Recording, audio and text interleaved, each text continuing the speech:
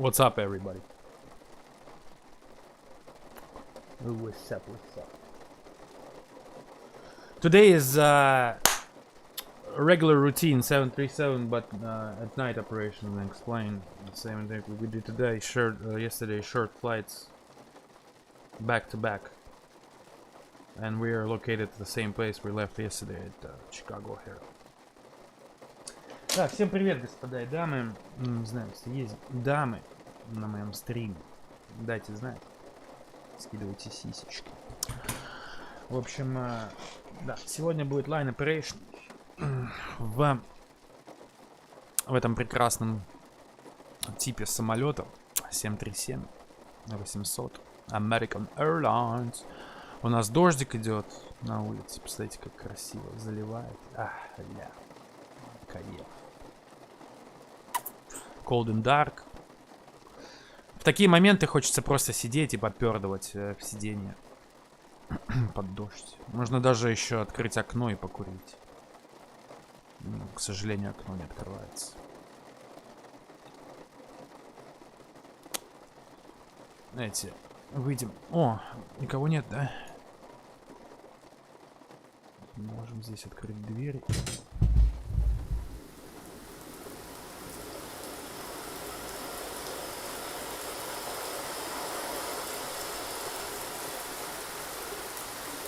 Каев.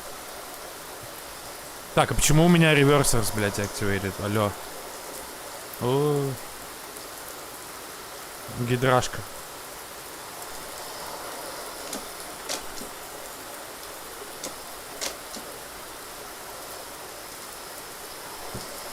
Что, дождь прекратился, что ли? Хуйня. Я хотел под дождем посидеть, покайфовать.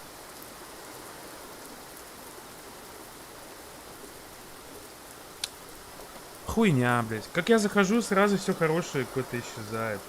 Уходят ATC онлайн. Заканчивается дождь, когда мне хочется дождь. Что за говно, блядь?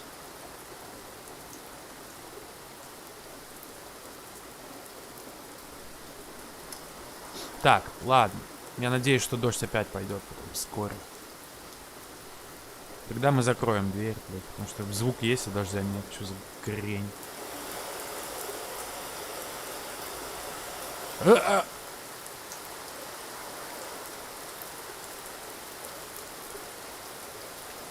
Блять, как-то закрыть ее надо еще.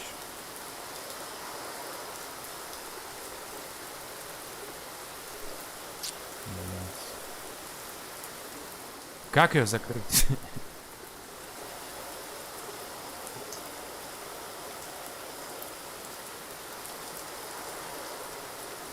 Бля.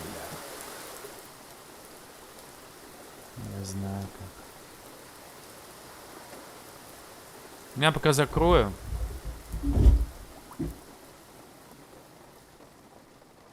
Самое интересное, я не знаю, тут как-то моросит он или что. Потому что дождя-то нет, а, блядь, звук дождя нет.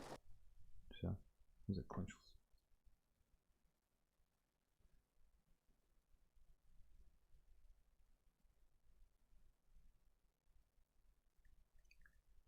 Сейчас мы подождем, пока народ подойдет.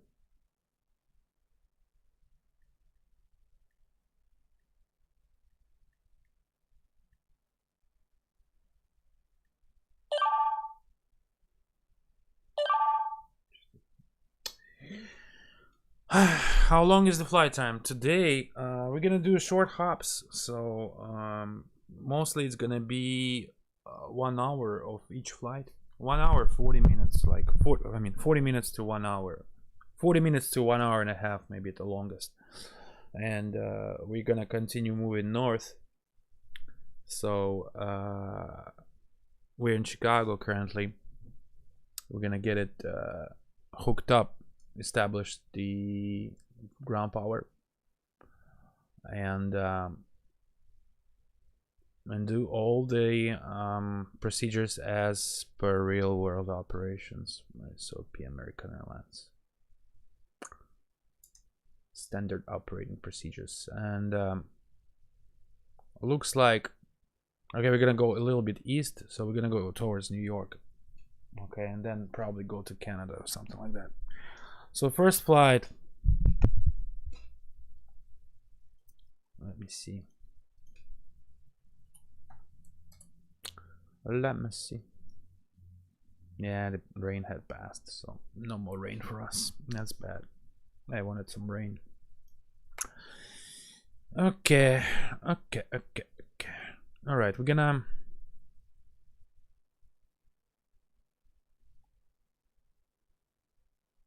Grand Rapids is too short. Detroit, maybe. Hold on a sec. Now we're gonna go to Cleveland because Cleveland is gonna have some rain later on. The first flight is from Chicago to Cleveland, Ohio. A shithole. I'm sorry who lives in Cleveland, but it is a shithole. Then we might, from Cleveland, we might go to Washington, D.C., Reagan, with a nice approach over there, and then from there towards New York or Boston or something like that, and then maybe to Canada. Okay.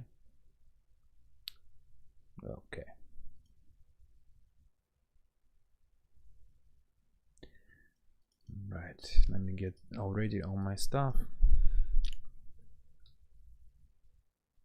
Get all my stuff ready.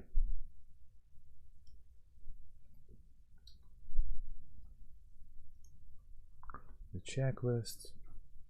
All my flight bag. Flight bags.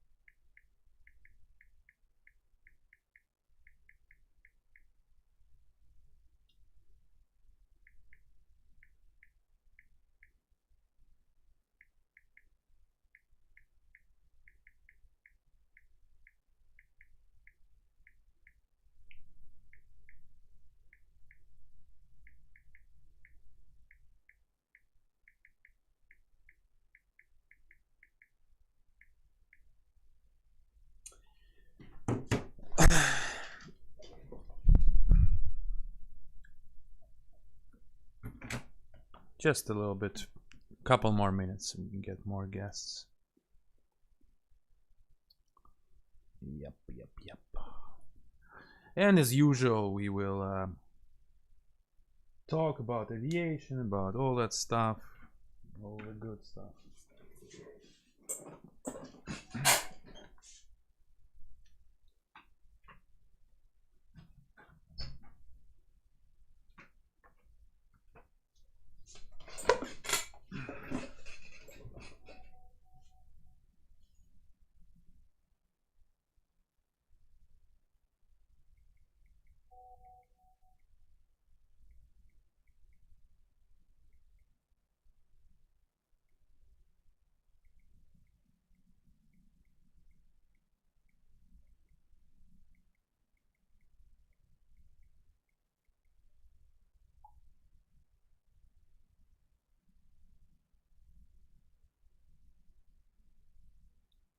Hold on a second.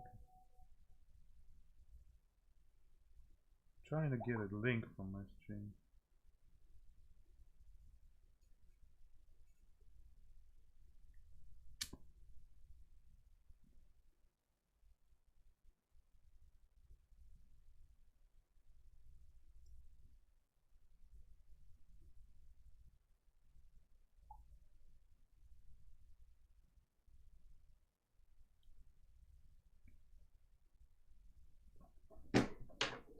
So I know you hate the new MSFS, but will you be making sound packs for anything so far in the game? Yes, I will. Matter of fact, the first one is gonna be for CRJ from Aerosoft, but that's gonna be later. First things we need to publish the Pratt & Whitney Neo for A321 for Tollis, and as well as I got an IAE sound pack for the flight factor, as well as some other stuff. That's the first priority. Then we'll get going with other stuff. Like I said, I'm planning to escalate a little bit the issuance of the sound packs and get going real fast, because I've lost a lot of time in this year. Haven't published fairly anything new, just a few sound packs and expansions. So soon we're gonna get going with the new stuff.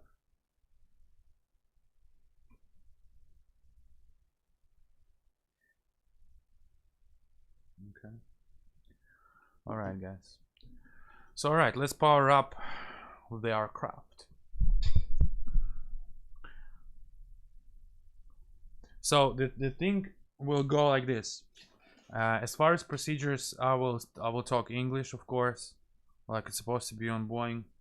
And if you have any questions, I'll also do English. If you have direct questions, I'll also answer. But usually I do my stream in Russian, so in the meanwhile I'll speak Russian and English, so both of them.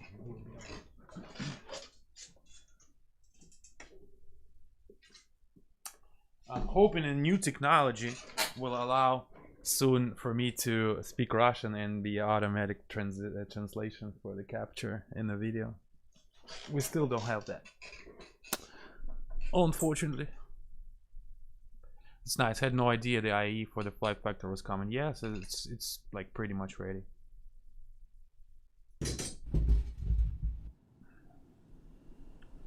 Okay.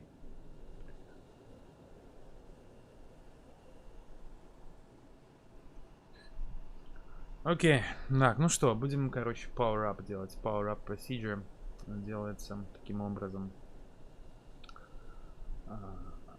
Включаем battery.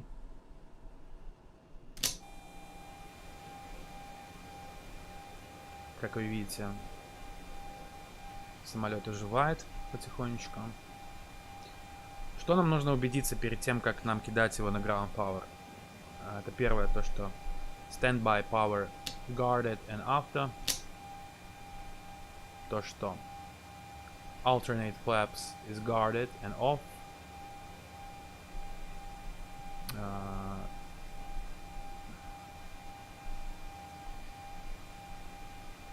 Windshield wipers off and park position right here. Electrical hydraulic pumps are off, and we have 6 lights for the gear indicator. 1, 2, 3. 1, 2, 3. Okay, we have all of that. The master, the cutoff switches are off, in off position. The parking brake is set, and the all the levers are in correct positions. То есть у нас flaps up, здесь speed brake у нас down. Как я вам показывал, он почему-то загрузился в такой позиции, что у нас реверсорс, вот эти вот каулинг открыты, поэтому нам нужно сейчас запитать его. Когда мы запитаем на землю, запитаем электрические эти самые насосы для гидравлики, чтобы обратно это все задвинулось. Но первым делом, перед тем, как мы на питание его кинем, делаем здесь вот тест. Так вот. Squeeps. И карго. Окей. Все, можем кидать на питание. Наземное. Смотрим ground power. 114 вольт, 396 frequency до 4 вольт. Кидаем.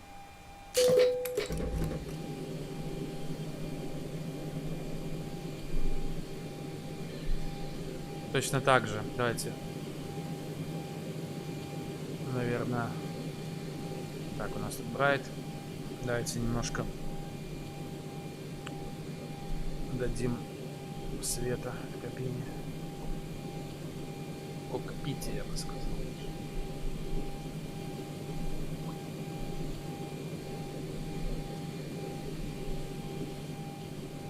В принципе, дали свет. Здесь тоже.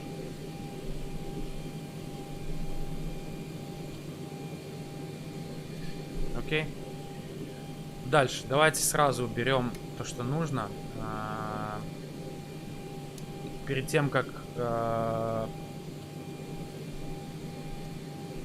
мы будем давать давление на гидравлические помпы, нужно связаться с землей, чтобы никто там не был, никого не прищемило. Может, кто-то был бы сейчас возле reverser callings, да, вот там вот. А они сейчас задвинутся обратно, и кого-то просто отрубит руку. Ну, понимаете, поэтому для этого нужно связываться.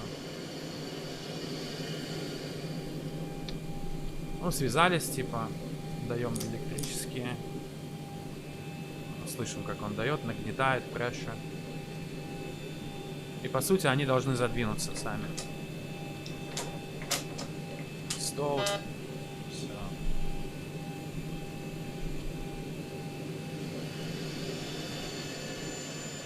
Вот видите, они задвинулись. Отлично.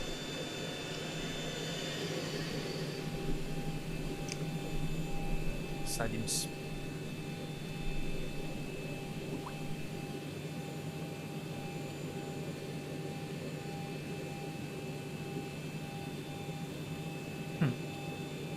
Потом подойдут, Алена. Обычно кто-то подходит. Спасибо.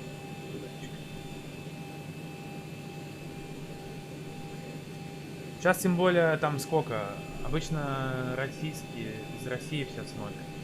У них понедельник, утро. Ну вот, так ты наоборот посиди и типа тогда поймешь. Я же все рассказываю. Должны научиться нормально летать.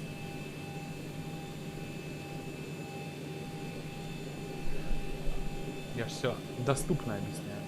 Надеюсь. Если есть какие-то вопросы, задавайте. Так, ну что, часть процедуры это,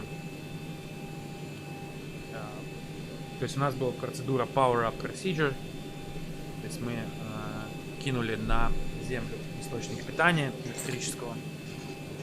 А дальше у нас идет так называемый Preliminary Cockpit Preparation. Для чего он делается? Для того, чтобы самолет легально мог находиться на земле и все системы, которые нужно, работали, чтобы бортпроводники там уже своими делами занимались, чтобы салон охлаждался, кабина и так далее. Ну и основные системы проверки. То есть, ну, что мы смотрим? Circuit breakers, естественно. Вот они. Вот они. Кстати, вот для них еще здесь Circuit breaker light включен. Смотрим огнетушитель в зеленой полосе, да, у нас стрелочка стоит, то есть нормально. Escape ropes открывается, смотрится здесь. Здесь все stowed. Еще фонарики должны быть, но их почему-то нет. И так далее. Общий такой осмотр. Ну и начинаем с верхней aft overhead panel. Leading Edge Devices тест просто показывает все поверхности, которые отклоняются на крыльях. Тест делаем, нажимаем. Дальше начинаем инерциалочку нашу подключать ARS, чтобы самолет знал, где он находится. Align. Должно загореться DC. И здесь он DC. И оно потухнет сейчас. И вкидываем в nav. Загорается Align. Точно так же здесь вот эта крутилка. Мы ее сюда на Heading Status. И он показывает 7 минут до того, как полностью вся инерциалка закончена.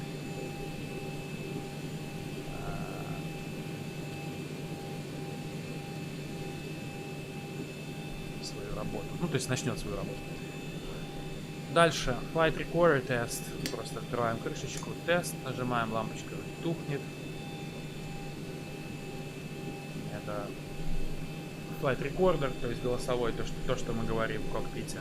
И заодно сразу тест. Опять она off. Make Airspeed Warning. То есть это Overspeed Warning. Клакеры вот эти вот. И Stall Warning.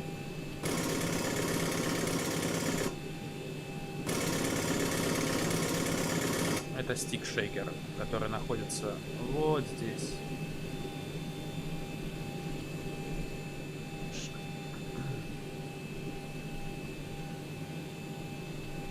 А вот тут он находится, стик-шейкер. Вот тут вот. В случае, когда самолет столит, автомат-система отклоняет сама штурвал вниз и начинает дрожать штурвал. Для чего это сделано? Этот шейкер сделан для того, чтобы вам создать впечатление, потому что большинство пилотов, не большинство, а все пилоты, прежде чем сесть на такой большой тип, они проходят через... учатся на мелких самолетах. И на мелких самолетах у них, когда происходит стол, есть небольшой баффет. Баффет — это когда чуть-чуть начинает трястись штурвал, когда самолет срывается. То есть это сделано для того, чтобы вам создать впечатление по вашим ощущениям, что сейчас будет стол. Он сам может не трясти штурвал, потому что большие поверхности этого баффета может не быть. Но эта система, она создает вам видимость и ощущение, что самолет сейчас будет столить. И это не настоящий стол происходит, это происходит до. То есть стик-шейкер, он происходит до того, как будет стол. То есть, когда уже срыв, тогда уже поздновато, как говорится. Поэтому он это делает немножко загодя.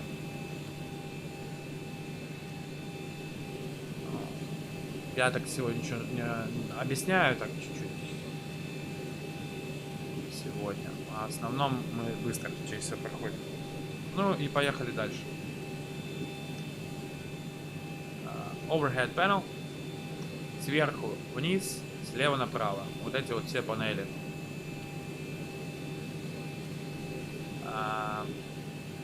Каждый свич что делает, и каждая панель что делает, я расскажу в полете, потому что это будет занимать очень долгое время, если я буду сейчас просто все это рассказывать. Поэтому я буду конкретно рассказывать про те свечи, которые я нажимаю. Знаете? И чтобы вы поняли, что происходит. Здесь нам нужно убедиться, что flight controls, они вот эти вот standby, они все guarded, closed. Здесь никакого нету огней, никаких low quantity, low pressure, standby rather on. Спойлера, ял демпфер горит оранжевым. Мы его включаем, гаснет. Navigation. Здесь все должно стоять по центру. То есть, видите, кто-то баловался. Все должно стоять normal. IRS, VHF, map и FMC. Displays тоже auto, тоже normal. Engine valve closed, spark closed. Все это горит. Не ярким синим огнем, потому что яркий вот здесь справа. То есть она находится в своем нормальном положении на данный момент полета. И температура топлива у нас 18 градусов по Цельсию здесь показывает. Дальше что? Кроссфит, перекачка топлива из левого в правый бак и либо с центральный и так далее. Проверяется. Ставится на открытое, valve open, выбирается и потом гаснет таким синим потухшим огоньком. И опять выключается на 5 valve open и closed. Здесь проверка идет fuel pumps, включаются fuel pumps. Все они тухнут, то, что они сейчас начинают работать, насосы топливные. Ну и выключаем заново. Проверяем вольтаж, ампераж по аккумуляторам. Два аккумулятора, battery bus, это басный аккумулятор, сам аккумулятор, standby power и rectifiers. TR1, TR2, TR и тест. Остается battery bus. Здесь у нас ground power сейчас висит. Тоже смотрим на инвертор, на тест. Видите, по нулям. Standby power остается в APU, потому что следующее, что мы будем запускать, это ВСУ. Тут уже мы все закрыли. Ground power у нас стоит. Идем вниз, дальше наверх, сюда. Cabin utility IP pass. У нас все, кофе может уже готовиться. Дальше emergency exit lights. Они заармированы. Гаснет not armed switch. Проверяем, чтобы наличие было attendant chime. Проверяем window heat. Включаем его. 4 зеленых загорается. Нажимаем наверх overheat. Overheat detector. Опять выключаем. И опять включаем. Таким образом он ресетит. Проверяем probe heat. Все эти паки 4 слева, 4 справа тупнут. И выключаем их. TAT тест тоже.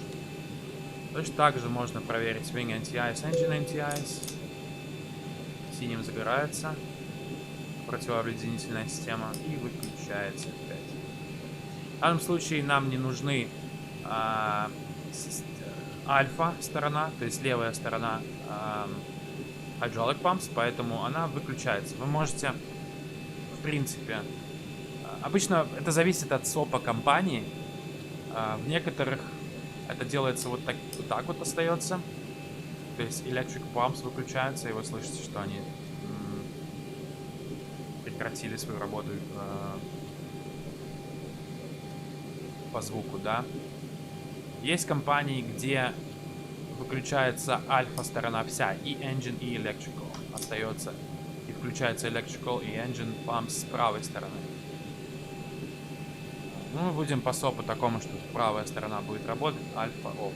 На данном отрезке. Pressure у нас должно показывать 0. И самый cabin climb тоже 0. Trim air включается. 15 градусов. У нас сейчас в кокпите по Цельсию. Recirculation фэны включены. Паки выключены. Isolation valve включен. APU bleed пока выключен. Engine bleed включен. Здесь мы будем выставлять наш flight altitude, но сейчас он не нужен. У нас preliminary опять. Из-за света включается logo light, wheel well. Это то, что в нише шасси. Да, свет, чтобы делать walk around. Ну и, естественно, position light на stay. Взлетать будем слева. Этот рейс, поэтому ignition у нас будет работать на левой системе. Все. Если еще там, допустим, провак сейчас обычно может пойти проверять, делать walk around, включаются все огни его стороны, кроме landing lights. Чик-чик-чик. Он все смотрит, все огни. Ну, предположим, что он пошел.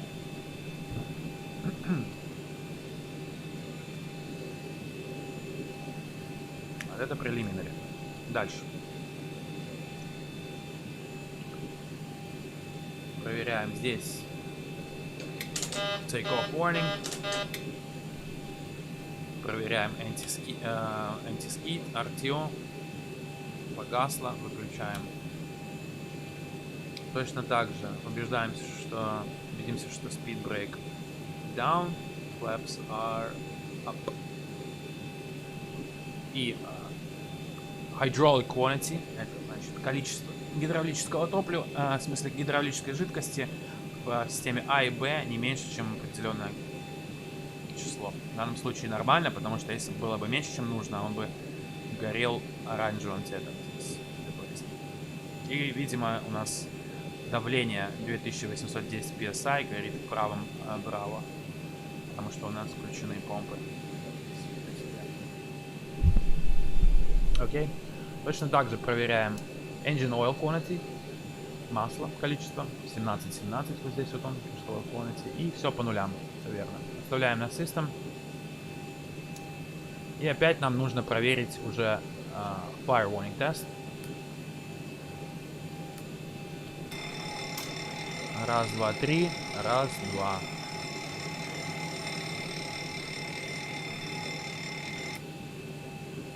Сквибы.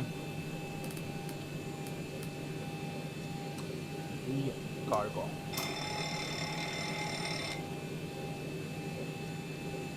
Все, дальше садимся сюда. Oxygen mask test. Oxygen flow.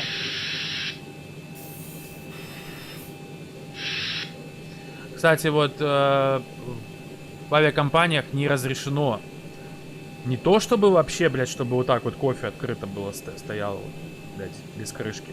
А вообще в этих пластиковых стаканчиках нельзя, чтобы было. Это очень строгая хуйня. Потому что если разливается вот сюда вот на пьедестал, как обычно, то может замкнуть, и потом очень дорогие починки будут самолет. Поэтому только в таких в термосах можете носить кофе. Я не знаю, кто это вообще сюда поставил, нарисовал, еще и без крышки. Ай-яй-яй. Ай-яй-яй-яй-яй. Так, ну значит теперь мы легально на земле находимся. Прелиминари у нас завершен. И давайте получим свой... Что там было, блядь? Получим свой flight plan.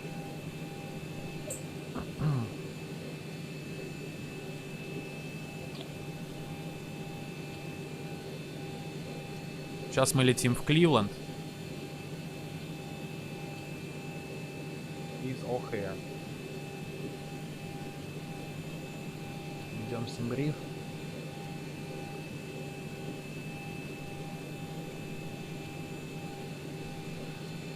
Сейчас я вам зашарю его, чтобы вы видели.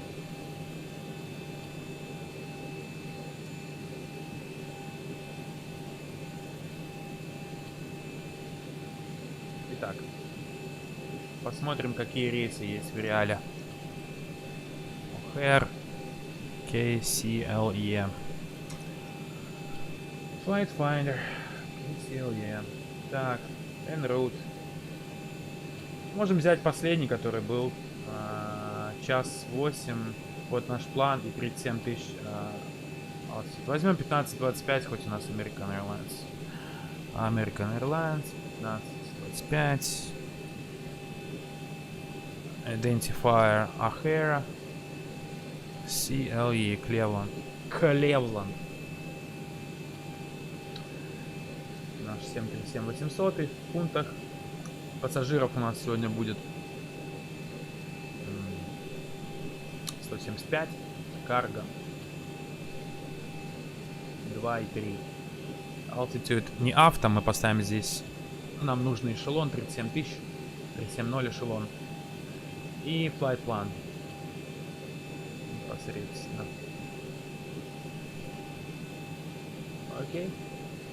Здесь сразу можем посмотреть погоду, если есть Sig Weather. Significant Weather нету. Радарчик. В Кливленде будет, может быть, дождь. Ну, саму погоду мы еще посмотрим сейчас позже. Давайте сгенерируем flight plan. OFP, релиз. Вот так вот он выглядит в реальности. В зависимости от авиакомпании, у них там каждые свои. Ну, это вот тип. Такой вот тип лидо называется. Давайте сразу посмотрим еще раз погоду, чтобы мы точно знали, что нас ожидает.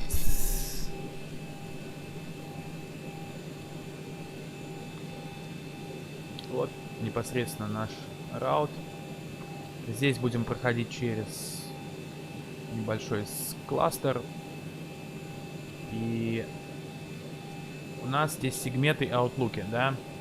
То есть Outlook 2, вот Convective Outlook.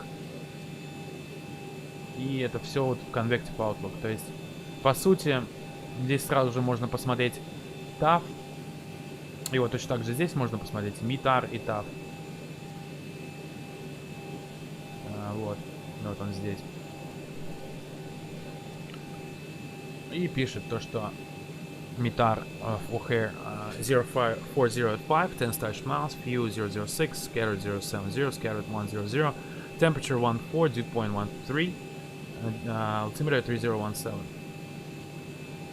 И это нам говорит о том, что сейчас аэропорт в East Operation, то есть работает на восток. Ну, из этого полезное мы сразу что вычленяем. Это вычленяем. Смешное слово. Берем из этого то, что мы будем взлетать на восток. То есть АХР в основном работает либо на запад, либо на восток. Так расположен аэропорт, так ВПП расположено. И altimeter 3017. В Кливленде, то, что у нас по факту сейчас 3107, 10 miles, view 035, scatter 085, overcast 110. Temperature 20, dew point 17, 3014. И у нас alternate это Детройт, в котором, по сути, немножко хуже даже, чем в Кливленде. Опять-таки есть TAF у нас. Видите, будет падать видимость, будет ливень, то есть SHA array. Broken 040, broken 200. И потом будет variable 20 gust 30 for stashed miles. Это, кстати, 24.00, 24.02. У нас сейчас 02.36. Так, значит, 2. У нас сейчас Zulu время 2.36. Значит, TAF у нас показывает, что в 00 до 0.2 это variable 20 gust 30. То есть то, что сейчас происходит, по сути. В 3 часа. Ну вот, в 3 часа по Zulu у нас 0505. Plus, это как раз когда мы прилетим туда, от 3 до 5. То есть будет тоже восточный работать на восток аэропорт. И тоже ливневые дожди. Scattered 008, overcast 020. Low overcast 2000 футов над AGL. Ну, above ground level. Что еще мы отсюда с погоды можем смотреть? То есть мы знаем, что у нас работает восток-восток. Да? Опять-таки.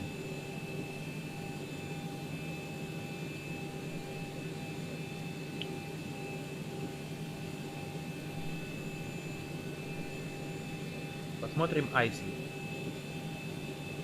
Обледенение. Да, есть. И там, и там. Их два, вот смотрите. Moderate icing between 130 and flight level 260. 13, от 13 тысяч футов до flight level 260 у нас moderate icing. И показывает где, в какое время. И здесь точно так же. И здесь multiple freezing level 070, 100 bounded by. И там координаты. Вы просто общую картину посмотрите. Moderate icing это значит то, что на снижении мы будем использовать anti-ice, engine anti-ice, if needed.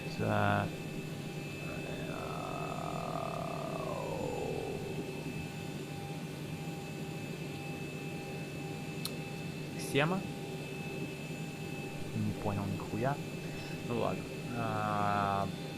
Turbulence. Удивительно, но нету турбулентности. Ну и все, в принципе, что нам нужно сказать. Можем satellite еще глянуть, но это будет просто облака, облака, облака.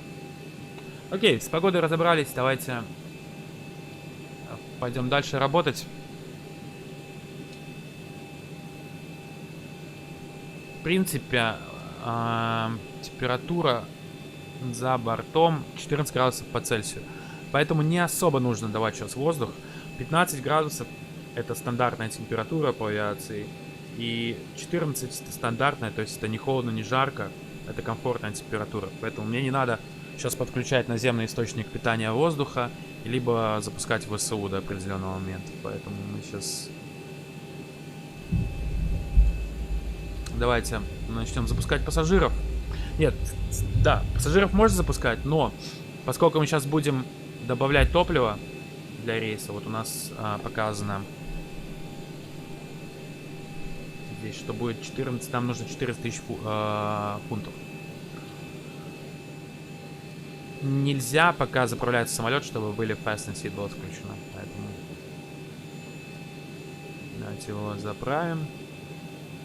14 тысяч 80.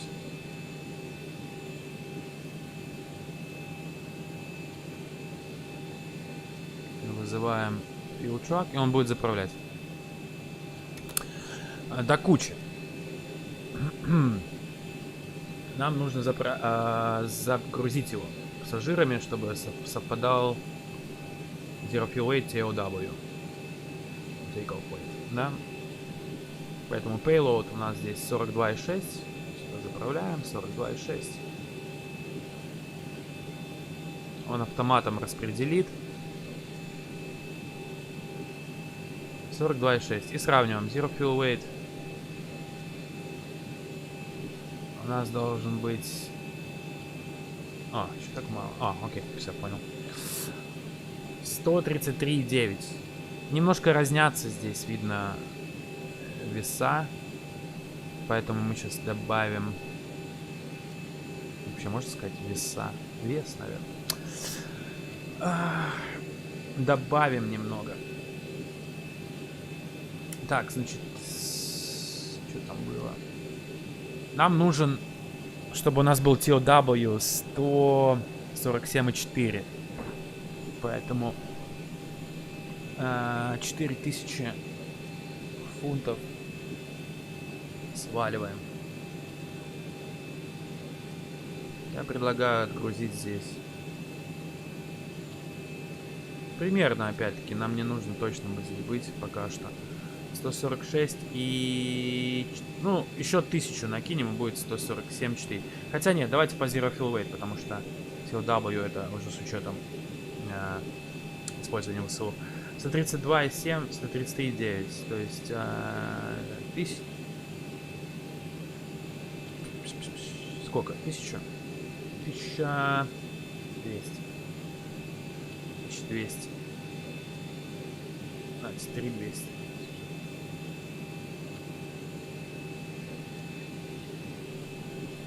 Ну вот, 133,9 совпадает 133,9 здесь.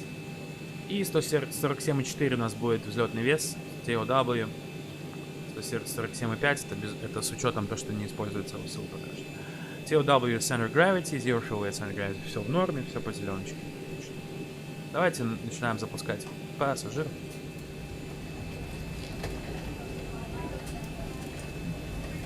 И у нас заправляется самолет. У нас заправился, да? Окей. Окей.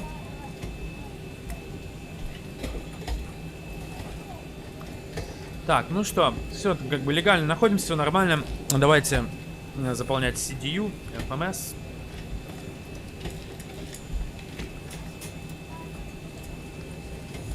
Даем ему понять, где он находится. Все, мерцалочка закончена. O'Hare, Чикаго, Кливленд, куда мы летим. Flight number, American Airlines.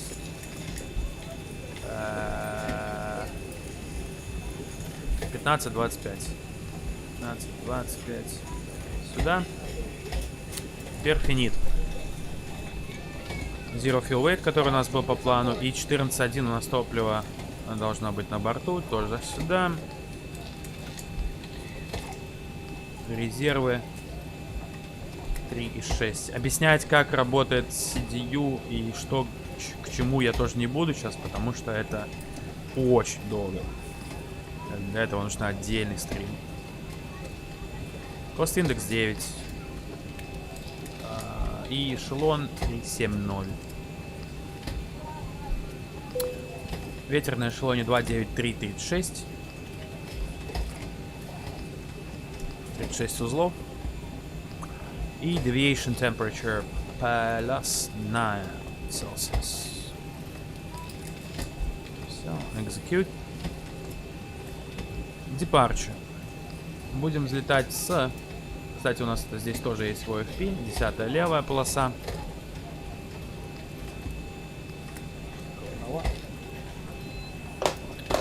Десятая левая. И раут дальше идем. To Duffy. Direct Duffy. Intersection. Direct Logger. Logger. Direct Detmer.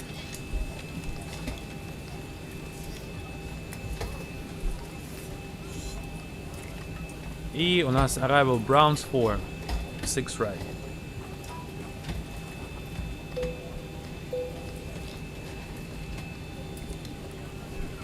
Right. Browns 4. Detmer transition. Seat descent. Disregard. Какой резерв fuel ты пользуешь?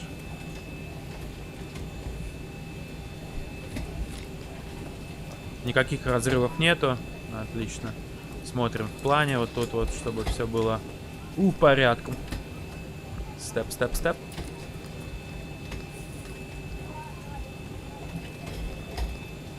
To arrival. Окей, окей.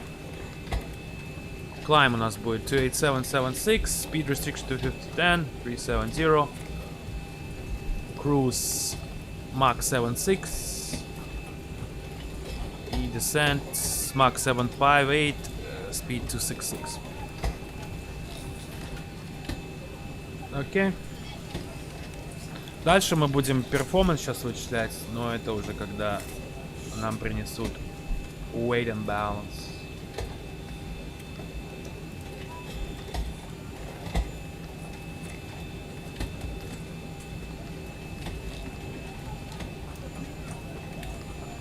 Окей.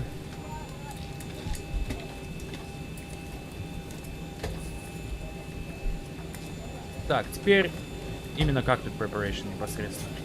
Все проверено, все сделано. Окей. Давайте ВСУ запустим. Для этого включаем left aft pump on, fuel pump.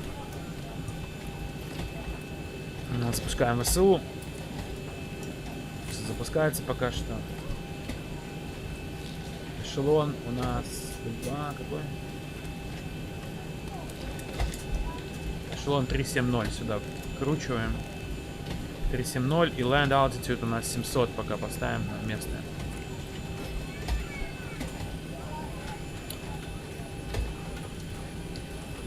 Так, еще что я сразу сюда вызову. Это navigation charts.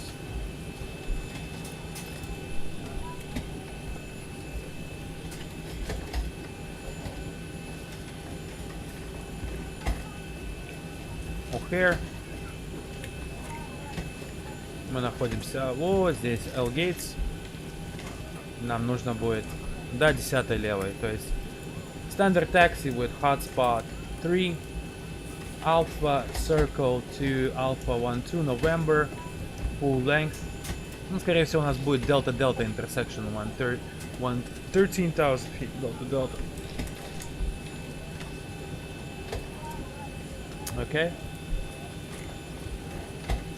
Runway condition is wet, потому что дождь только что был. И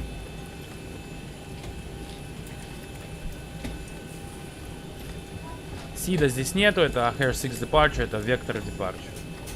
Expect radar vectors first en route, navigate fix, expect clearance request altitude 5 minutes, 10 minutes after departure, top altitude 5000, то есть поставим 5000 здесь. И включаем оба flight директора. Причем первый включаем тот, который, с с которой стороны мы будем лететь. То есть слева летим, левый включается, потом правый. Видите, горит MA здесь. Это Master. Сейчас вот этот Flight Director Master, то есть он слева. А этот Slave, он не горит. То же самое, если бы, например, включили с этой стороны первым, вот он бы был бы мастером. Видите, MA теперь там горит.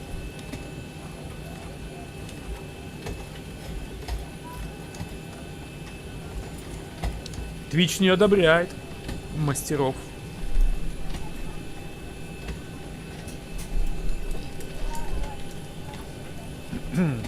Окей.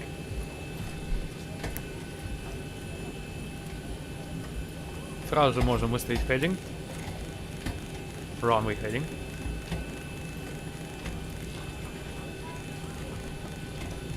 Просто вот так вот его параллельно кидаем. Мы примерно будем знать, что это 93. Мы сюда заходили прошлой ночью, последний, когда садились, и был... мы садились на запад, и был курс 273. Поэтому 9.3 это курс обратный. Все правильно. Ну, runway heading тоже можно поставить при большом желании. Вообще, это не заморачиваться, просто выезжают на ВПП и потом докручивают его прям по ВПП.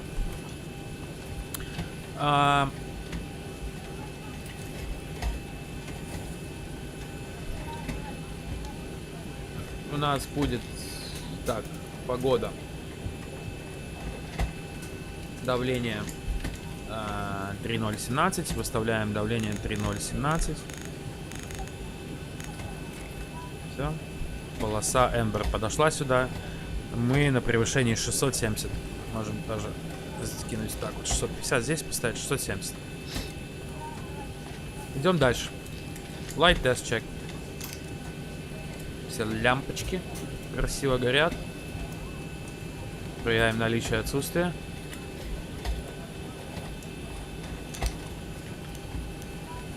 Вот этот тест делаем. Здесь тоже лампочку. Fuel flow, reset rate, RTO, and skid, auto brake. Здесь, смотрите, есть еще такая фишка. Проверить, горят ли вот эти вот правильно огни. Это так не делается. Вообще, по сути, в реальном вы можете оттянуть на себя чуть-чуть рычаг шасси, и они загорятся здесь. Тут такого нет. А, видите? Он загорается, ладно. Дальше. То же самое тут. Brake pressure у нас в зеленочке. GPWS проверяем. Take off warning. Wind shear. Wind shear. Wind shear. Terrain. Terrain. Pull up. Terrain. Obstacle. Obstacle. Pull up.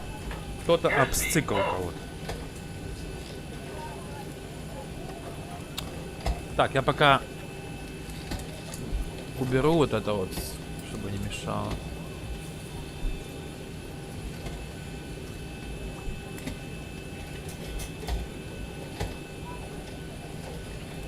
Пока уберу.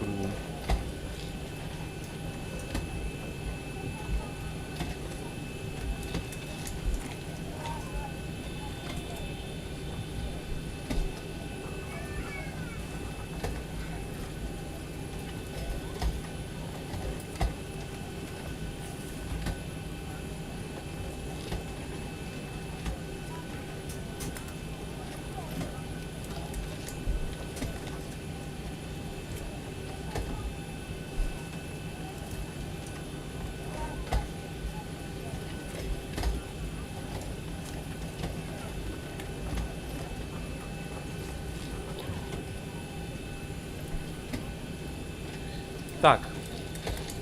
Ну что, давайте рассчитаем перформанс наш.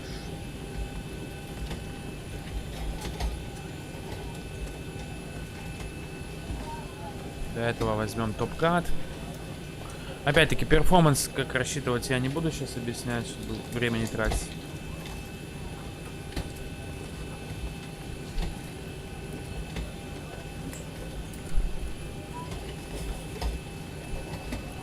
Расскажу только по факту, что будет. Так.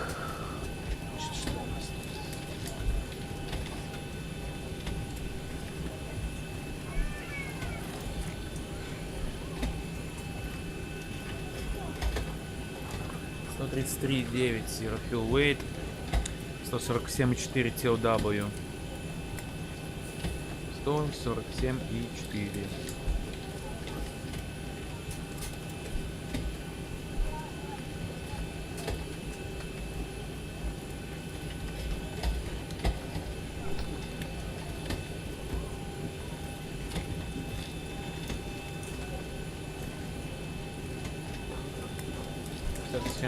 Так, take off. Runway 10 left. Update. Flap 5, take off. TO1. Air condition on, NTI is off. Compute. Так, мы будем взлетать с DTO1. Derate takeoff 1. Climb 1. По selected altitude мы обманываем самолет. Обманываем компьютер, это так надо делать. Иногда. Что сейчас 39 градусов тепла.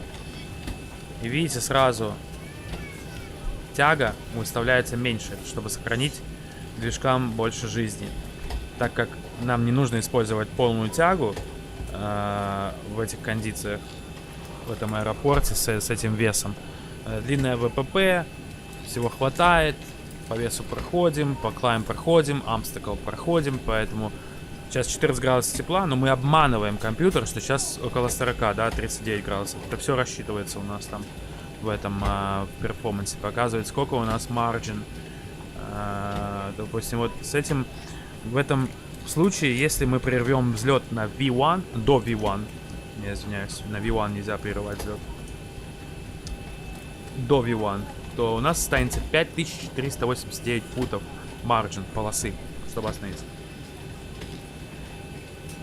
И тяга у нас 91,8% на 1.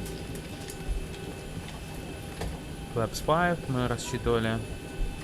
И скорости у нас в расчете здесь тоже показываются, но мы берем из таблицы 43, 44, 47.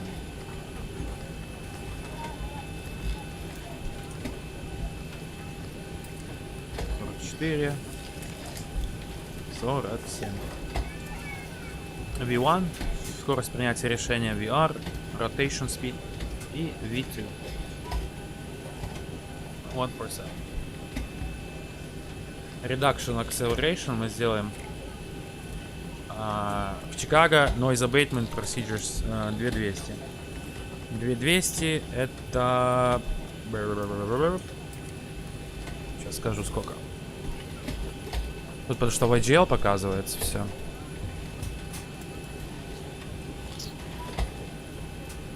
Берем, округляем 700.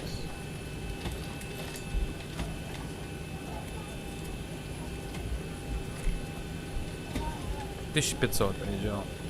То есть нам нужно здесь выставить 1500. 1500. Acceleration.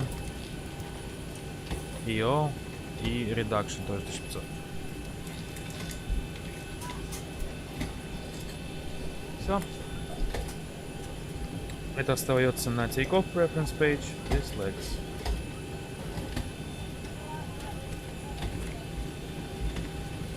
ВСУ уже вовсю питается. Давайте воздух взлетим.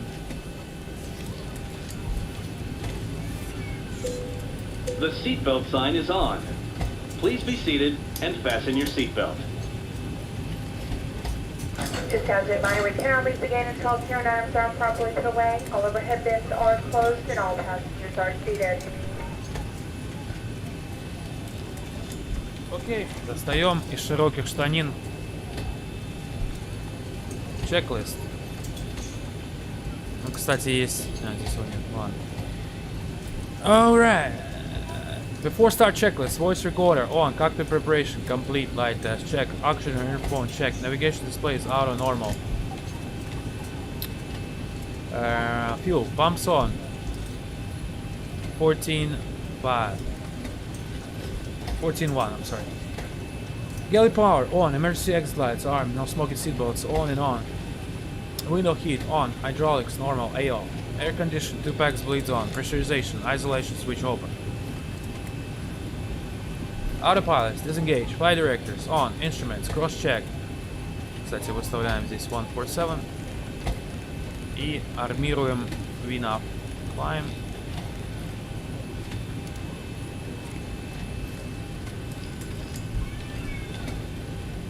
Auto brake, RTO, speed brake, down to 10, parking brake set, step trim switch is normal, wheel well fire warning check, rudder aileron trim 3 and 0. 0, 0, 0. Gear pins, side, clock, set, takeoff briefing is complete. Will be completed during taxi. Briefing сделаем. Руление. For takeoff checklist complete.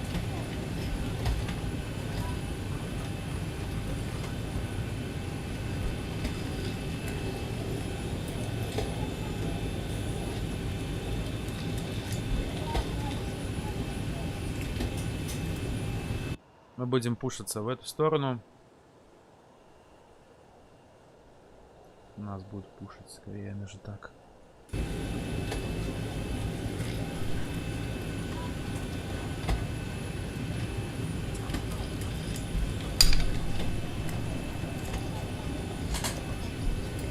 Окей.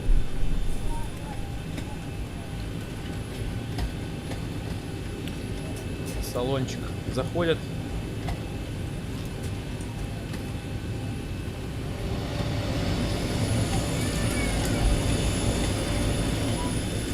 Как мои шлюшки.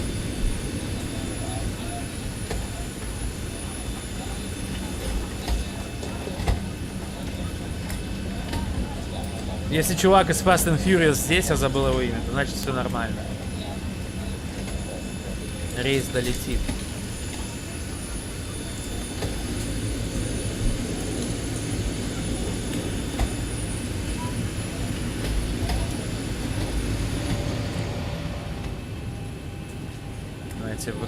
Эти самые. Закроем двери карго.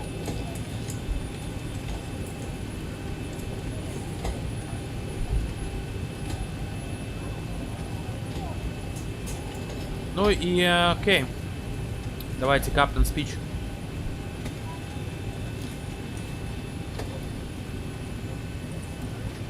Captain Speech нужно обязательно делать так. И вот так.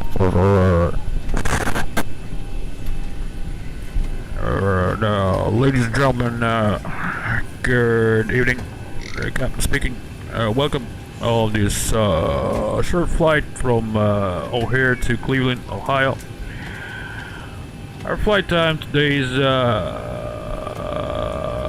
51 minutes. Currently on schedule, waiting for the all passengers to board and ground people give us a push. After that, it's complete. Should expect a pretty smooth flight, maybe a few bumps on the way up and descent. And weather in Cleveland currently is temperature 64 degrees Fahrenheit. Winds from northwest 9 miles per hour. Visibility 10. And ceiling at 11,000 feet. Few clouds 800. Light rain, so get your umbrella. On behalf of myself and crew, thank you for choosing American Airlines, and we will update you on any information we can get earlier on schedule, and have a wonderful flight for you, smooth and safe. Thank you very much. Хуйня.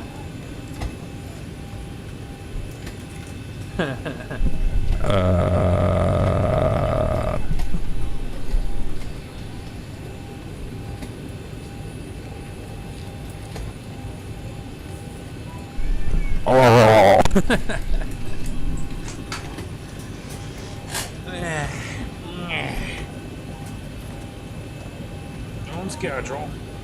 On schedule. Ladies and gentlemen.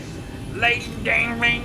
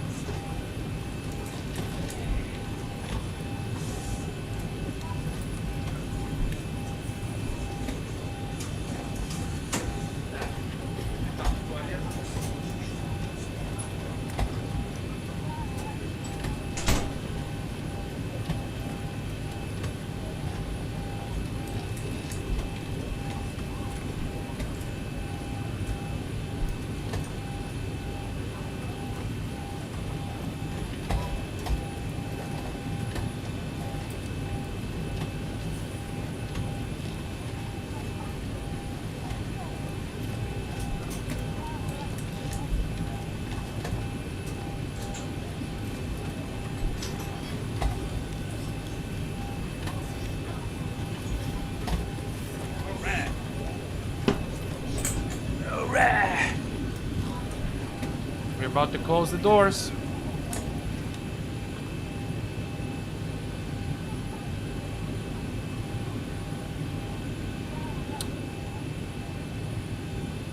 Ladies and gentlemen, the boarding door is now closed. Flight attendants prepare doors for departure. Cross check, fare price straps, stand by for all call.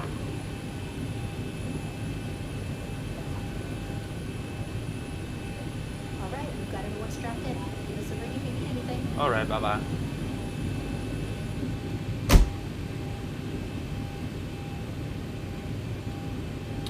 Okay. Push back. Procedure. Clear for stop, push back procedure. Start sequence is 2, then 1. Сначала второй, потом первый запускаем. Please lights on. Alright, before start checklist. Before start, push checklist. Papers, aboard, FMC CDU set, N1 in EOS box, set. 908. And 143, 144, 147. Fuel. And pumps on.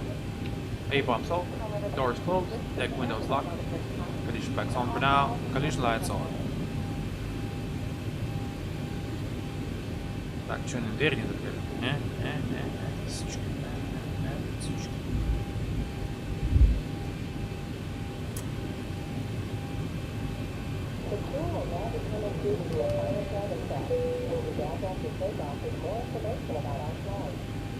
Okay, clear to push.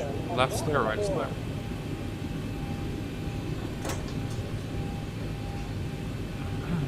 Поехали. Попутно ветер. Yeah, the door's closed now. Right here. Oh, they're not ready again. Come on.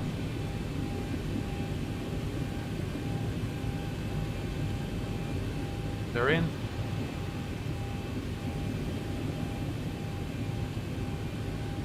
No? No. Чокс. Я думаю, это чокс.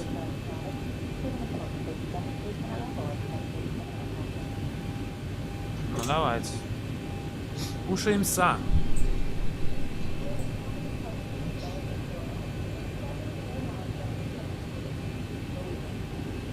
Поехали. Start sequence 2, then 1.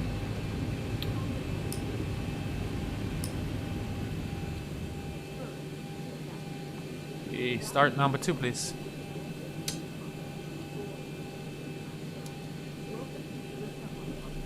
Time. 0308.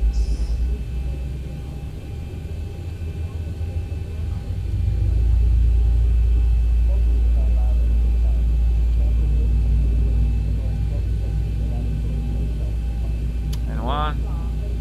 Fuel on. Fuel flow. Oil pressure. EGT. And 1.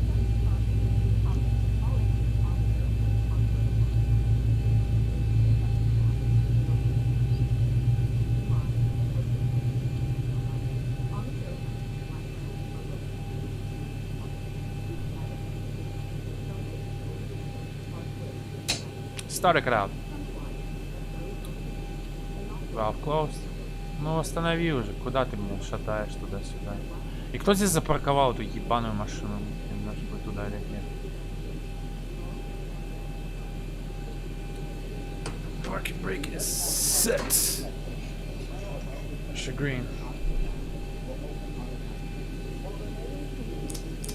Start number 1.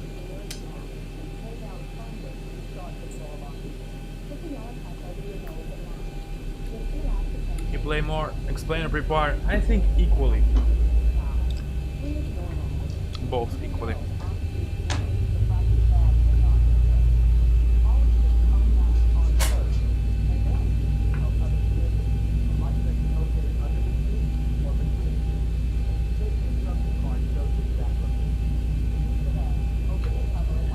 Max motoring, fuel on. Can signal for disconnect.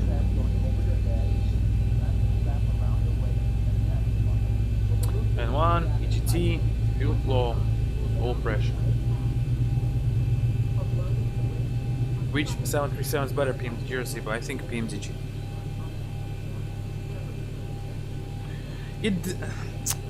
It both has its own better things and worse things. But system-wise and just plain, it's better, of course, PMDG. Okay, we got both engines started.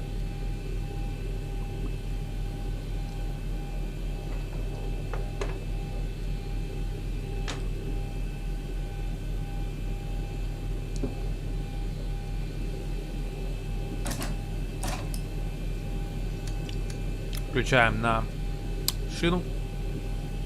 Prop heat on. Включаем воздух. Отбор от движков. ВСУ включается. Ignition continuous.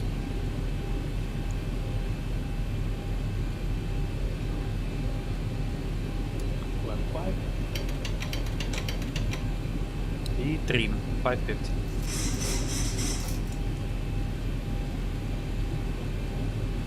Ставится на TA, transponder и flight control check. Pull up, neutral. Pull down, neutral. Right, neutral. Left, neutral. About that, I'll tell you in a minute. Once we take off, so we don't waste time. We got plenty of time on cruise flight to tell about. So let me take off first, and then. All right. Recall. 6-pack. Normal. Before... Так, after take off... after start checklist. After start checklist. Electrical. Generators on. Window heat on. Prop heat on. NTI is not required for now. Truck pumps on. Aircon packs on. Trim air on. Pressurization. Isolation switch auto. ERM on. ABU bleed switch off. ABU off. Start levers. Item 10. Ground equipment, remove shoulder harness pass. Recall. Clear. Lights, camera action. Right's clear, left's clear.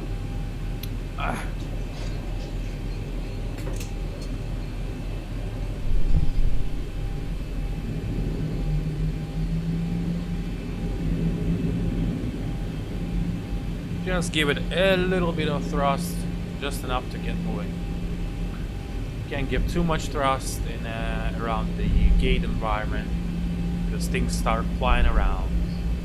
Cars, people, cones, cows, you name it. Все съебали. Что-то, блять, сука, не снился, видел.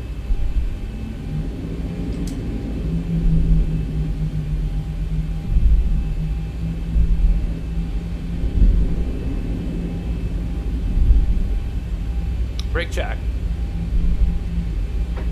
Pressure green.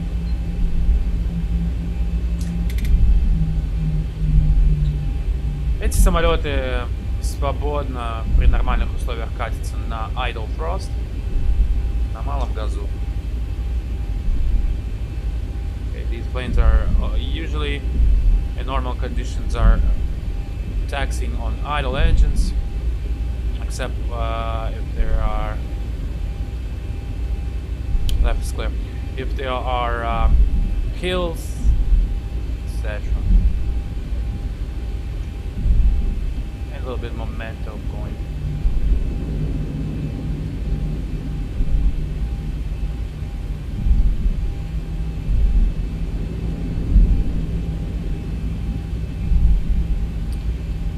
Taxi checklist.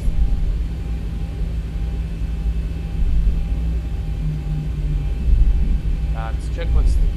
Recall, checked. Flight controls, checked. Flaps, 5, green light. MCP, set 14793 5000 VNAV arm. Both FGs on trim, 00525, 550, so. Takeoff briefing, review during taxi, cabin forward, receive, cockpit door locked. Alright, for the takeoff briefing, we're taking off with on the runway 10 left. Delta Delta intersection. Runway condition is wet. Normal taxi instructions for the flap 5, 550, 43, 44, 47 speeds, 1500 reduction acceleration.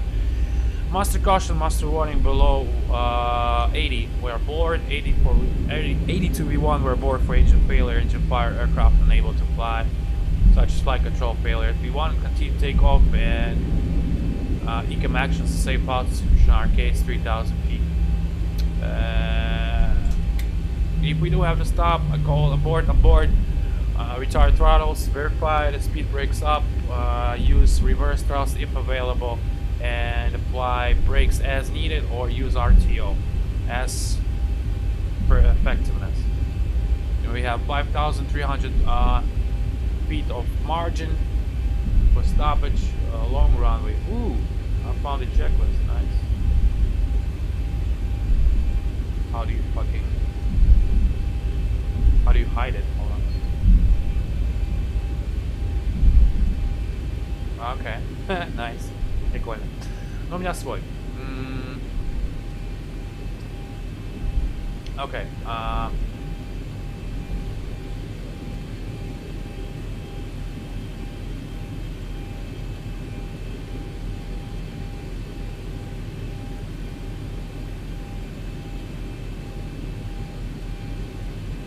Alpha 15 November.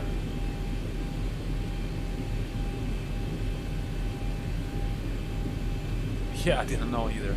I just happened to click.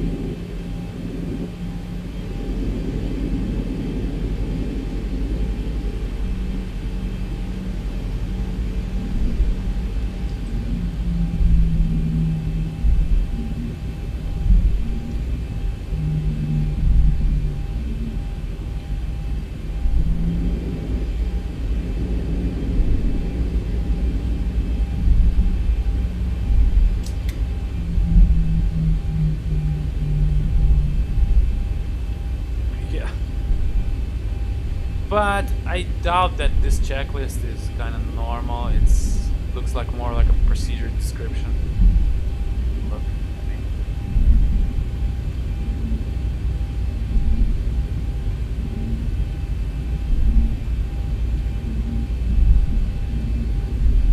It's not. I'm using the other one, which is kind of because this one. Okay, I mean.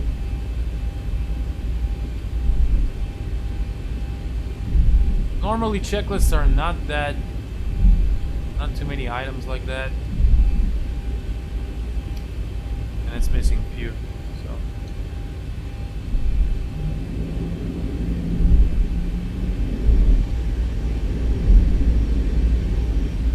and ladies and gentlemen, our number one for takeoff, cabin crew seats for departure.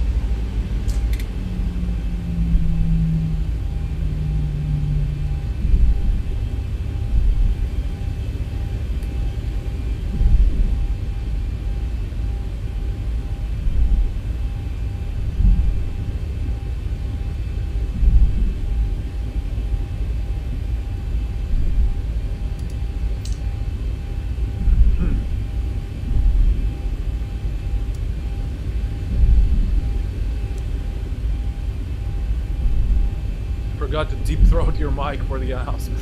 Yeah.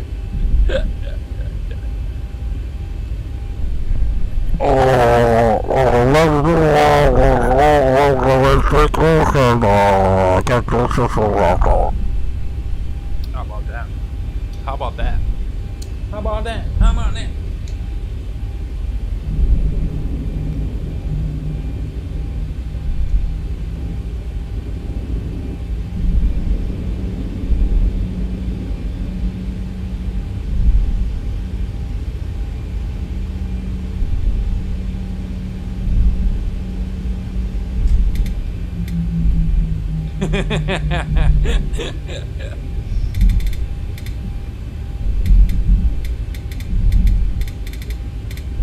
Yup.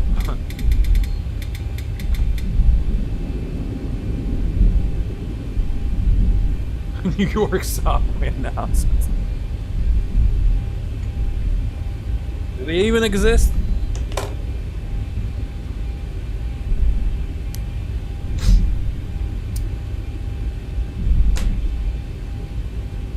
It's a gotcha announcement.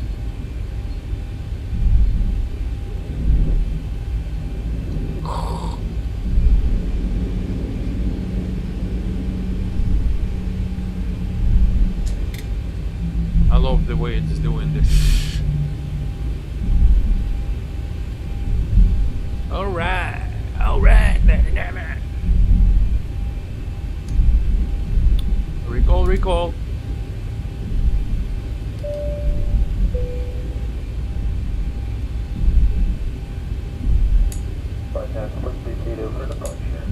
This sounded the same.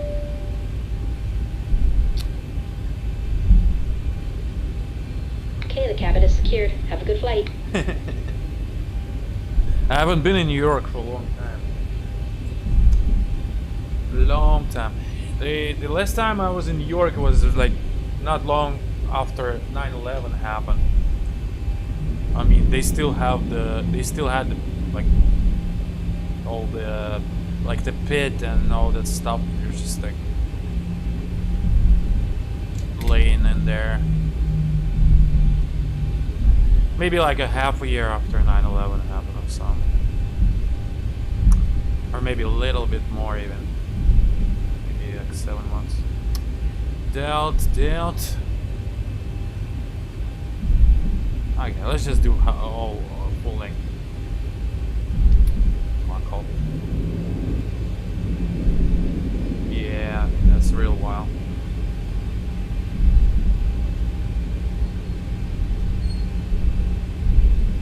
I can't believe it's almost what? It's 20. It's not almost. Wait.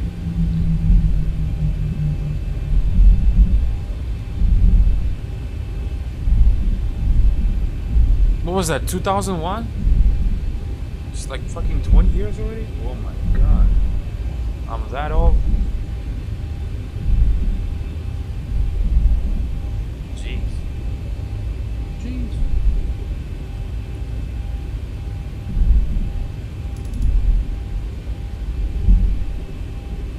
Before takeoff checklist. Recall check. Start switch is continuous.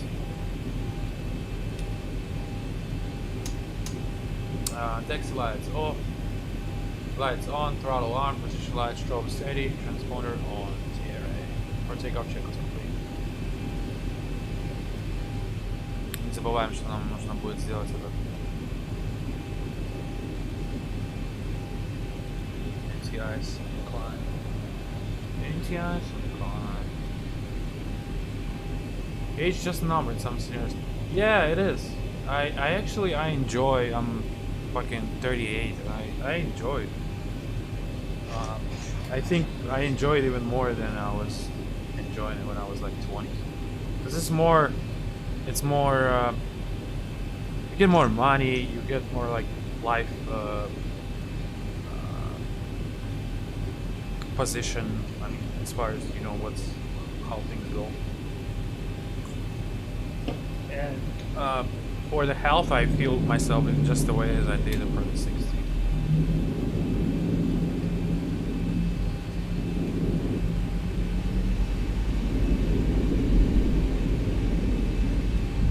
Clear approach. One to your left.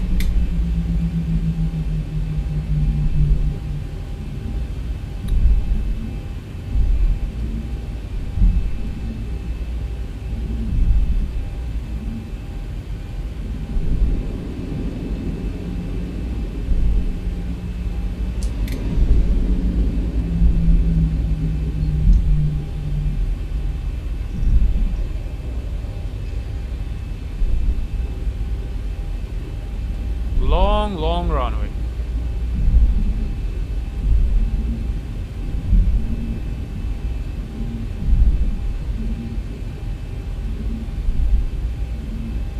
On your left, confirm.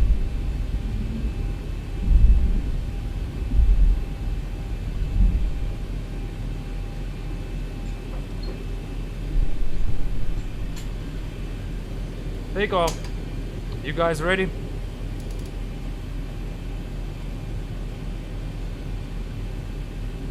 Time.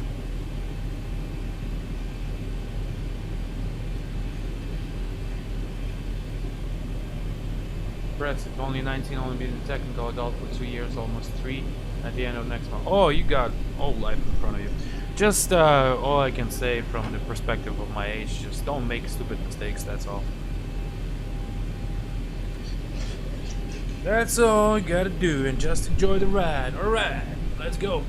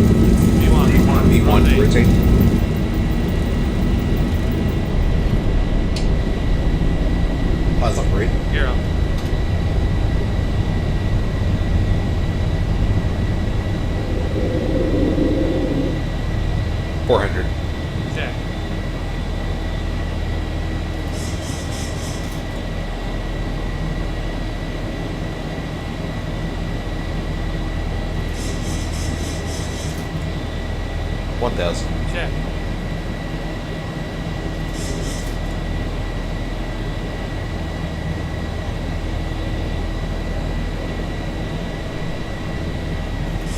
Cross climb.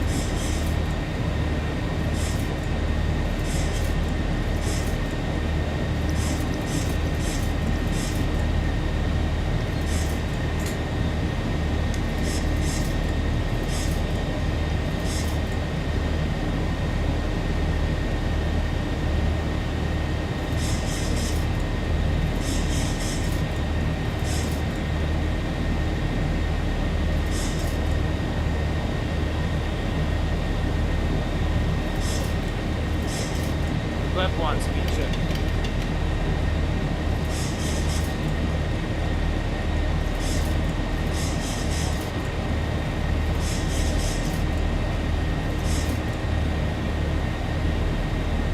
Left stop, speed check.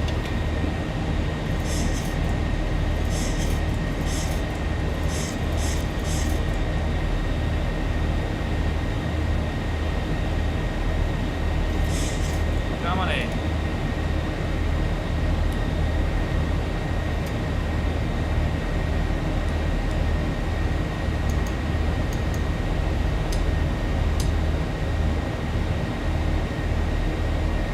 Thousand to go. One to go.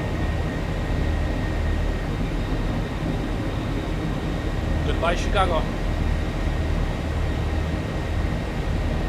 Chicago. Level out at 5. Ooh. Turbulencia. Where's my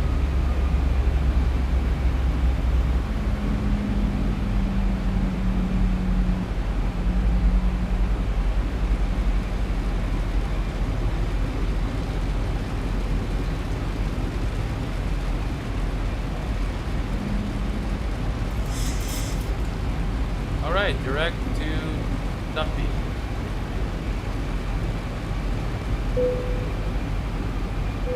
Well now. Why maintain flight level 190? No, I believe I don't have failures. I don't know how good they work, so I can try next flight, but I'm not sure if they work good or not. After takeoff checklist.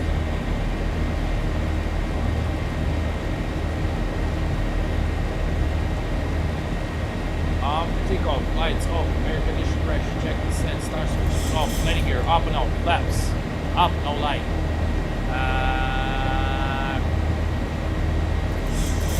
Auto brake off, smoking seatbelts off and on.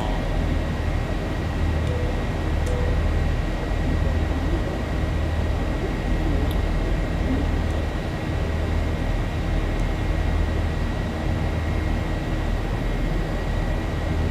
Lake Michigan in below us. That's why it's so dark. Quite choppy.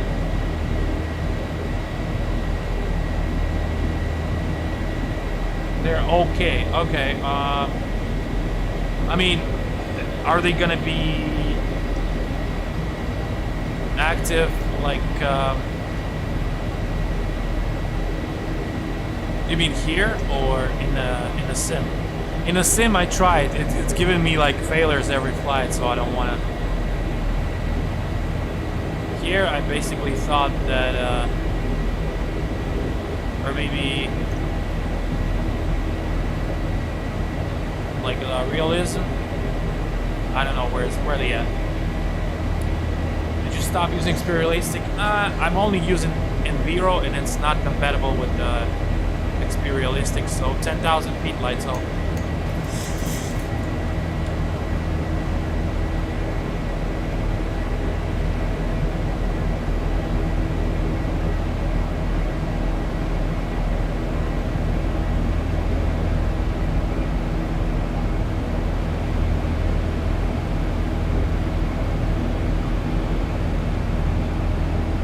Alright, let's do some NTIs, engine NTIs here. The icing conditions above 13,000 degrees level. I don't know where they are. The Zibo, I only fly Airbus. Okay, well, the failures at Explain, like default failures, I tried, and they're giving like right away. As soon as you turn them on, they're like they'll fail you like the engine, or you're like a fucking seagulls at cruise level. And so they're not quite. I mean, in reality, as you know, you can fly with no failures, no serious failures for the rest of your life. As such as small failures, something can be enough, you know, something can happen, but it's not that often, and they're not critical. So I don't want to use them. In PMDG, I have available failures, and they're all turned on forever. I've been flying for NGXU for already like since the release date, and I never had any failure. So I maybe used it real good, did not allow for the failures to happen, but no serious failures. In Mad Dog 83, I had failures also turned on. Only one time I had something happen, like I don't remember what it was, but not critical. Yeah, it wasn't critical. Yeah, Mad Dog is the shit. I like it. I think Mad Dog is one of it's probably taking the first spot of all aircraft that is.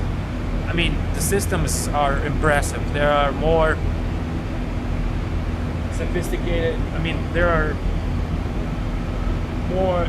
This aircraft, the MD-80, I think it's the best as far as systems throughout for all the models in the sim.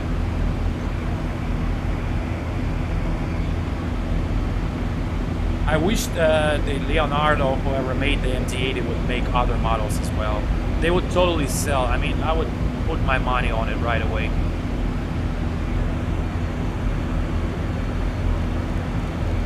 Flight level 370.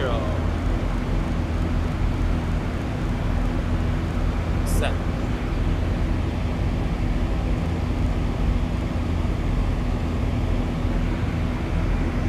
Approaching transition altitude.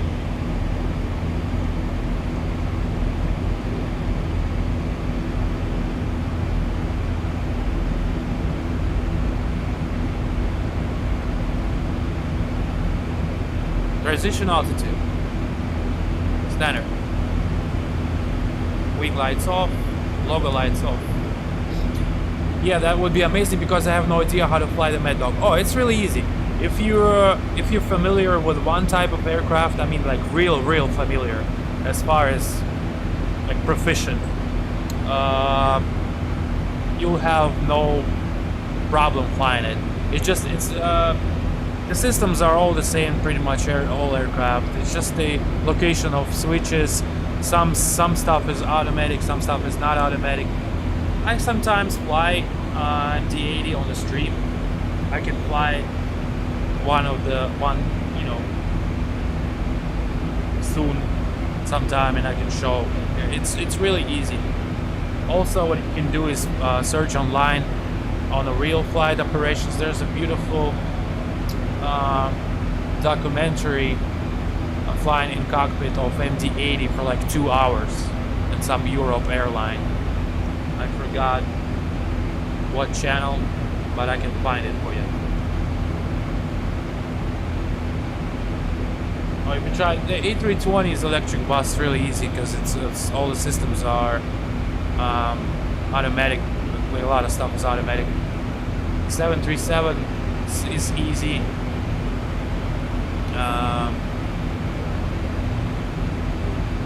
At least for me, because I've been flying it for forever. And I flew all these types at the full motion sims. So I flew 737 multiple times. I even have it logged in my flight book and my pilot log. Yeah. Let me see how in my logbook how many hours are logged. Some of them I didn't even log because I was flying with the crew. I was training from Russia, and I had a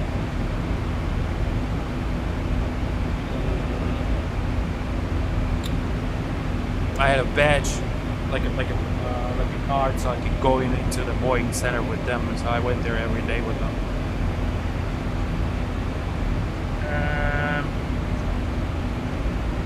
Okay.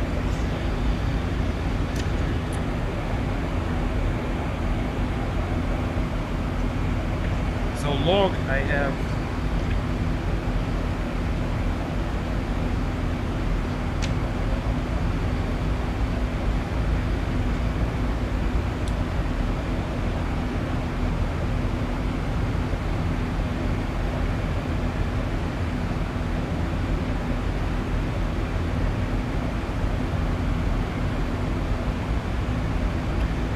okay, 1 hour here.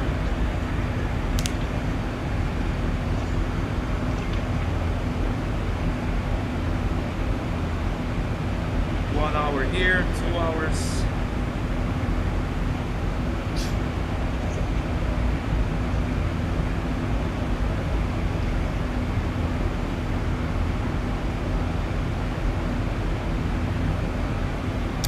Well, surprisingly, I only have 2 hours logged in the pilot logbook, but I got plenty much more. I just happen not to be logging.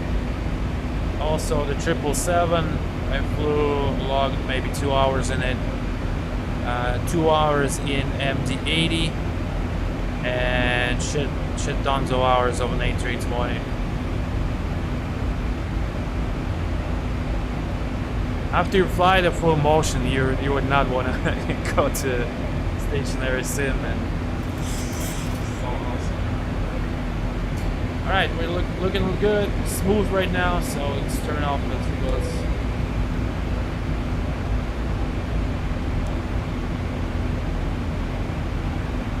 Yeah, the MD-80 is simple. It's just there are a few things that are working a little bit differently than, for example, like a 737. It's just more manual stuff over there, but it's really fun to fly. Now let me throw you a link for the video of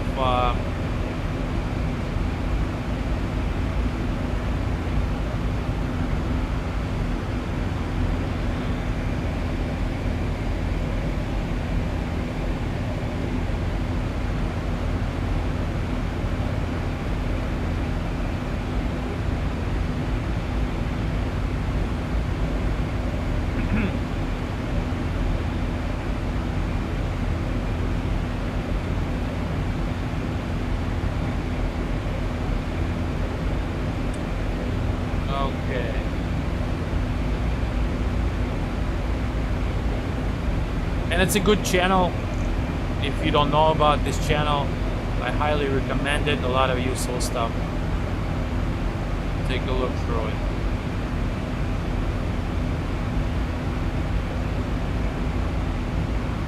Oh my god, they've been posting a lot of videos. Oh, there you go.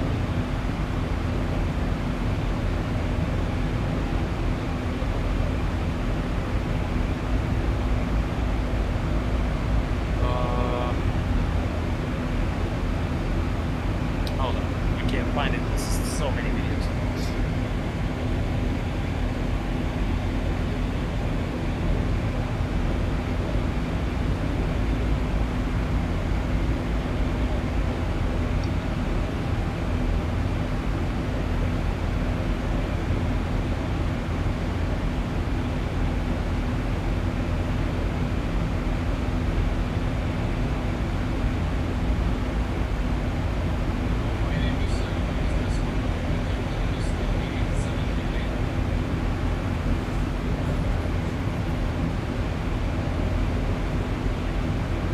There you go.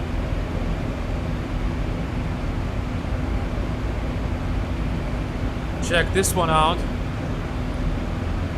And this channel has a lot of good stuff.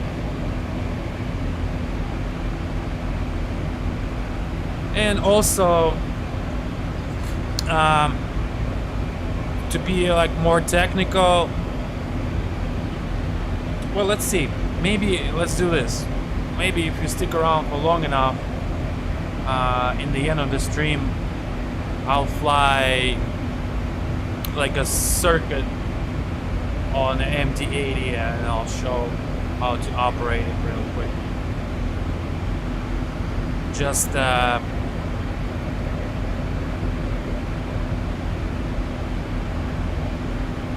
enough so you can do the normal flights A to B, but I recommend just getting an FCOM and read an FCOM for all of that stuff. It's really nice. This aircraft is really fun to fly.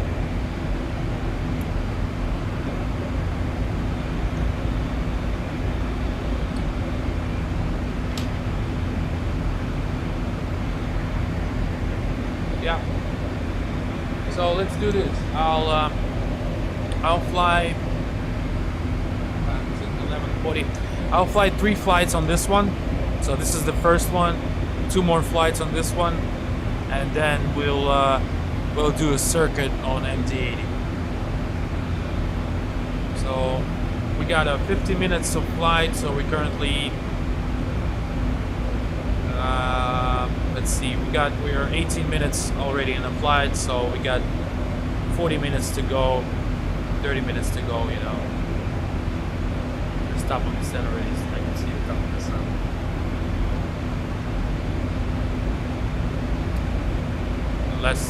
Less than 80 miles, 70 miles, 60 miles.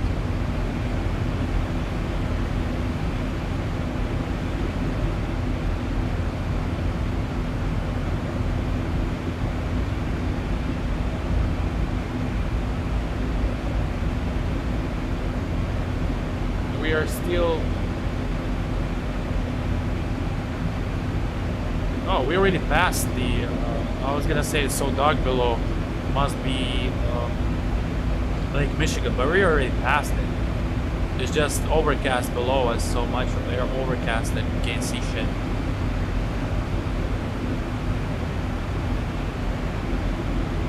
See that?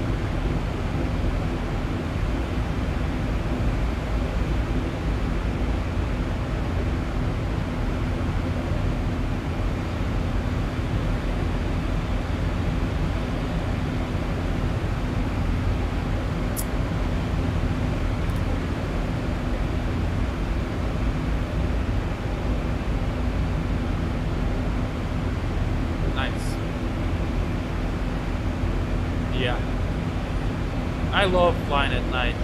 It's something about flying at night that is beautiful.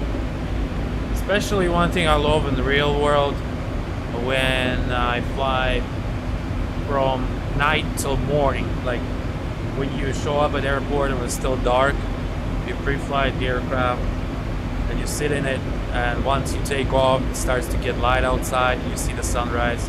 I think that's the most beautiful part about it. Let's go out and see how our passengers doing there.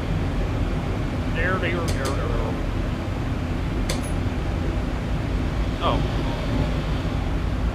probably most of them are sleeping. So let's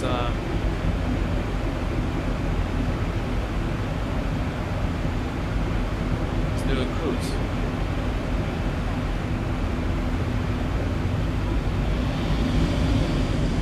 Hey, baby. Baby. Oh, okay. I can see outside. I was gonna say, I was thinking already we got a shitload of icing on the windows, but no. I see it. So we passed the clouds. Okay, good. But here, no. That one looks like it's completely iced out. See from the window here. No, it's the same. Okay, good.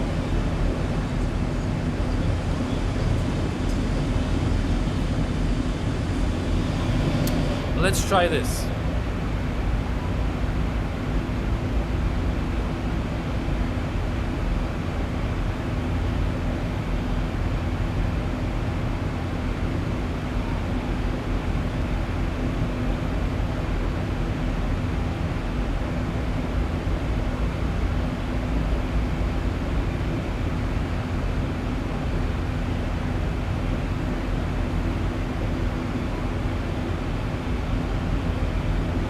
Okay, well, my settings are good, I think, here.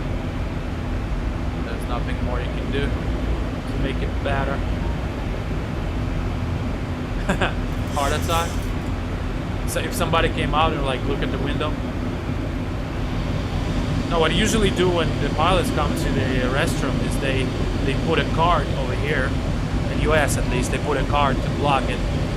And flight attendant, senior flight attendant should come and sit on the captain's or whoever's coming out, sit on the next seat, on the empty seat, and put the mask on.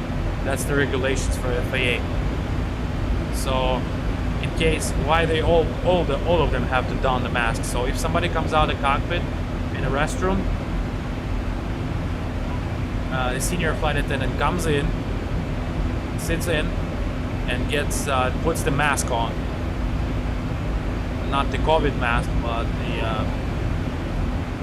oxygen mask. That's in case if the rapid depressurization would happen, or somebody get incapacitated.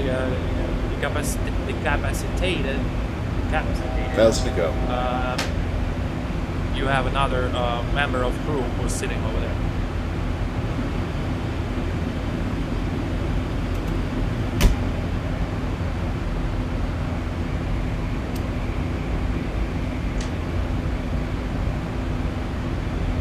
Right, we are almost at the cruise level, so let me see the arrival.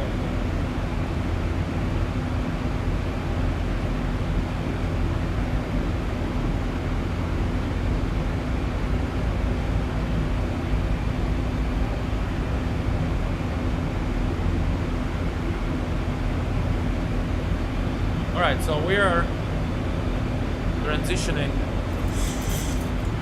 to Detmer. Then we go to Chop, Fry 280 below 240 above, McCoy below 210, Rita 280 190, Roson 17 above, winds 14 above, Gully Browns 280 14 11. Mach 7 above, Kilo 76,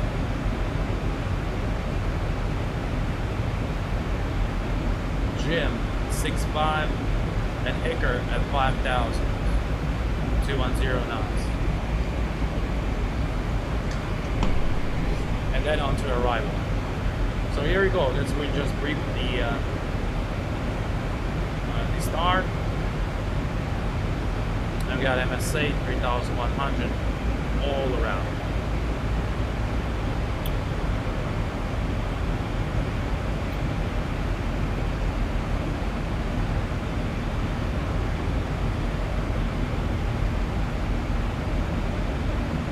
Do I have a Discord? Not yet.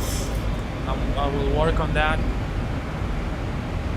Currently, all news come to Facebook, Blue Sky Star Facebook.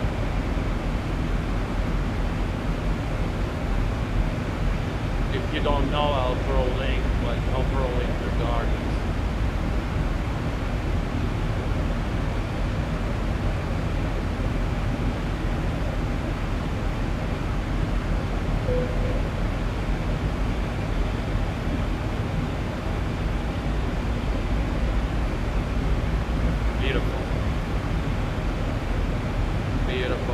Alright, we don't need the engine anti-ice anymore.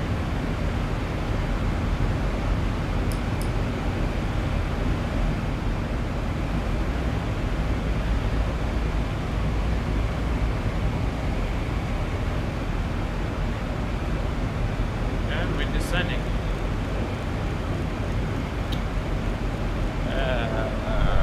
Ladies and gentlemen, Captain speaking. We're starting to descend for the destination Cleveland. Currently on initial descent. Should take 20 minutes from now. And the weather on descent looking good. Perhaps a few bumps as we experience rain and Cleveland currently. A few bumps below 10,000 feet. So we'll keep the seatbelts for you as long as we possibly safely can do. And then in about 10 minutes or so have to put them back on and for you guys to stay safe. Alright, and thank you for choosing American Airlines, and we'll talk to you on the ground. Thank you.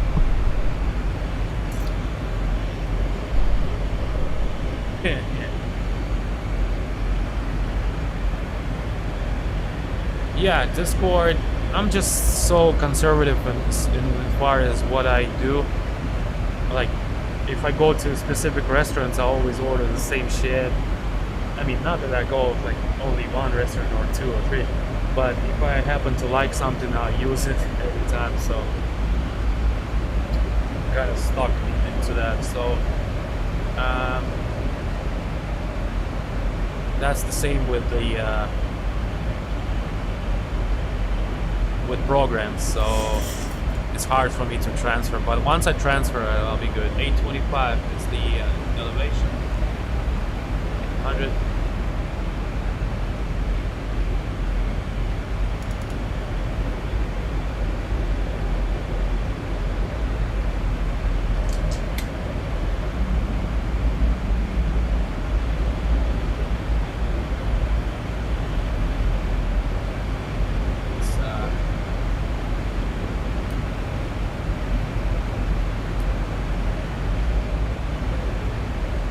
Nice. Look at that.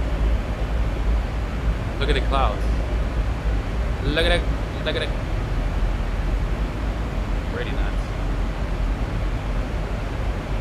Okay, I will. Perhaps I'll do it soon, because I don't like Facebook platform because of their political bullshit that they do, and as a platform, it's not comfortable as well too. So I'll have Discord within this month, I think.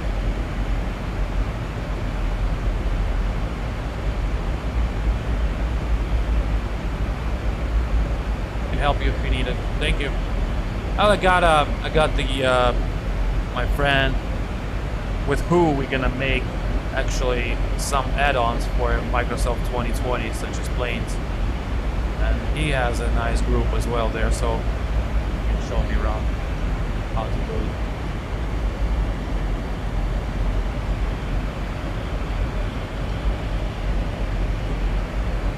Yeah, so we decided, me and some other crew, like good people that are really professionals in this sort of thing. All are real pilots as well. We decided to make the aircraft for 2020, and the first one is going to be Cessna 172, and then we'll proceed. The idea, our first idea, was to make a Lear 145. I'm sorry, Lear 60 for the Microsoft, because I have access to this aircraft, and we'll see. So when we're gonna make an add-on, we're gonna make it real nice with a real aircraft. We're gonna fly it in real world and check how the dynamics is supposed to be like and such. And the systems, of course. But first product will be Cessna 172 SP, I believe. I don't know about first or not. This is gonna take time, but we'll try my best.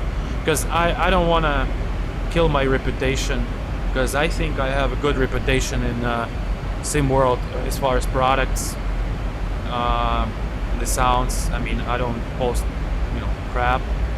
So I wouldn't post something that I wouldn't like. And I think totally right now what some companies do is just killing their reputation, such as Captain Sim. And then they continue killing it by what they did before a couple of days ago or so. They blocked some liveries for a 777 that people were making, and you know how liveries are pretty much free. They blocked it and took the liveries to their account. I mean, it's so crazy. Oh, thank you very much. Does really mean a lot to me when people say that you're the best known sound pack developer. It really means a lot, because I really try to make it perfect.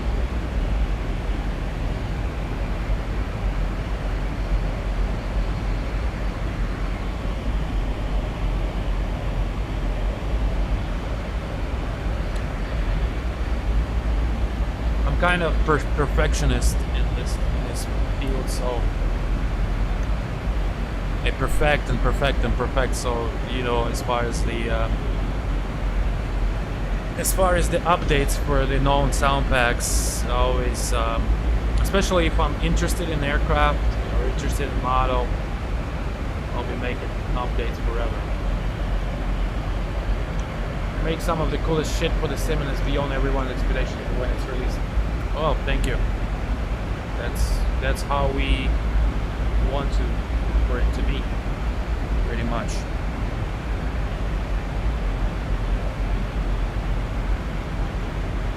And I can see, I sort of can see people's response, because I see the sales, I see the reviews, and in general, so I see that people like it. So we're gonna continue making good stuff for it. The only thing I lack in is the release dates, as everybody knows. I say the release dates, so I stopped saying about release dates. I don't say any release dates anymore, because I always fail to. And it's not that because I want to make it, but it's more of that I just want to make it perfect. I have good recordings on Neo, Pratt & Whitney that I flew specially and recorded some other stuff, mostly for the decibel measurements and some of the pitch measurement on the engine. So whenever I'm done doing that, it's gonna be Pratt & Whitney that you will hear in real life. I mean, it's gonna be awesome. There's almost everything you have so far, flight pack, toilets, etc. Very nice. I thank you a lot as a customer. 18,000 level position. That's, I believe, 3014 it was, but I will double check. Let's see.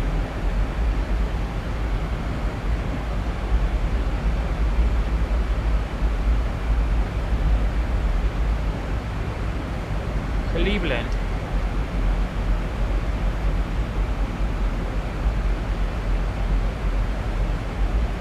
Flight factor. Yeah, you see with flight factor, I will soon have a huge update on that as well after the release of Brad and Whitney and Neo. Brad, Whitney, Neo, and IAE. So whenever I'm gonna do the IAE for flight factor, whenever, I mean, I have it already, I just need a full update for the aircraft. I'll throw the update for free as I usually do, and the IAE will be just a regular expansion price.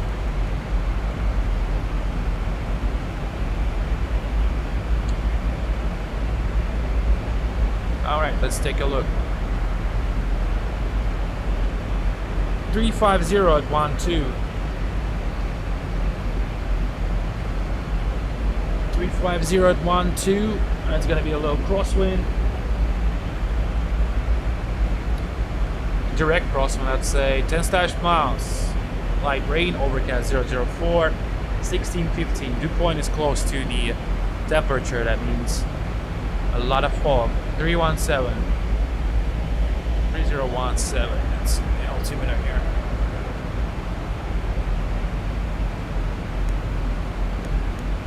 Let's see the approach. Okay, so we briefed the star. Oh, actually, at my new place, I'm gonna have a cool, nice bit rate, so the quality of the stream would be much better. Okay, so we're currently here. We briefed that part. Arrival. Runway 6 left.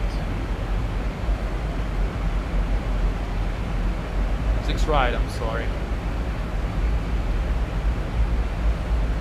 Doors.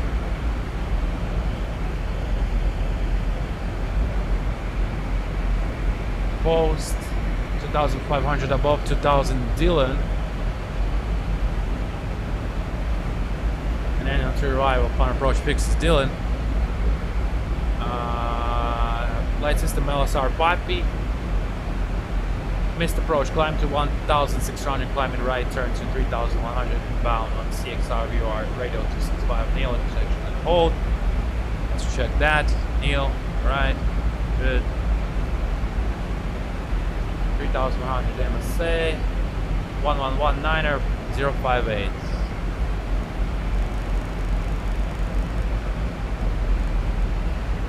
Sorry guys, I gotta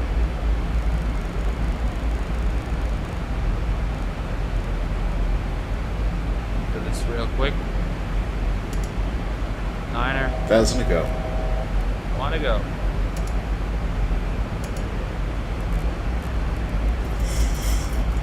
Triple 1-9er. 1,000. Now we're going down to 7,000 feet.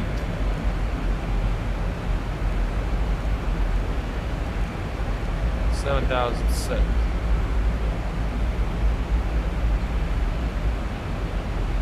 Okay. That's briefed.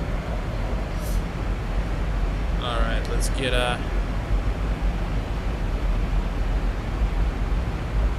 send cross checklist. Transition level, altimeter setting cross check. Wing lights on, logo lights on. Doesn't go to commercial landing, please.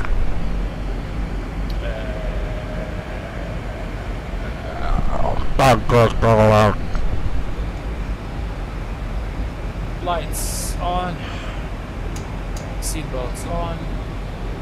10,000 check complete. NTIs. Engine NTIs on. Let's get a real shot, a quick shot of wing NTIs. The TAT is 10. Initially 9.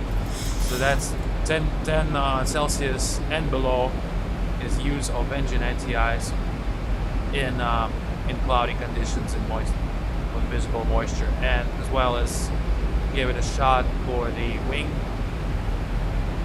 cycle for 1 minute.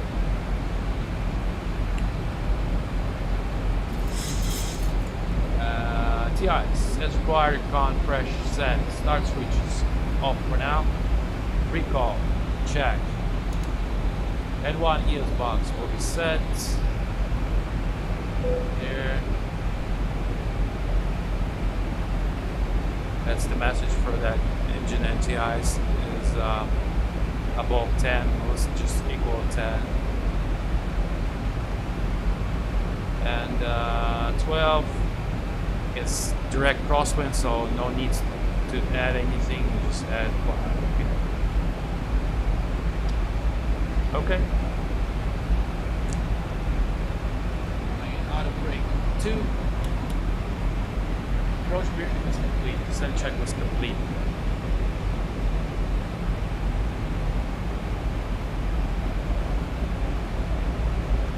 Oh, that sounds amazing. Looking forward to it. So what's the release date that will get pushed and pushed and pushed? I'm planning to release it within next week. The thing is that I'm moving right now, but I want to release it before the end of the month. So I just had a lot of personal stuff that had happened to postpone it, my personal life, etc., etc. So that's why it wasn't released. But now everything is good, so I'll release it.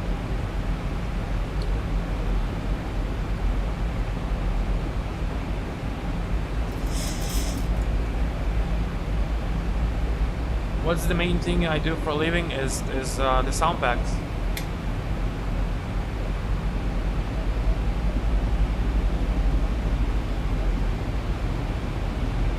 Thank you. Well, everything has happened already, so I got approved.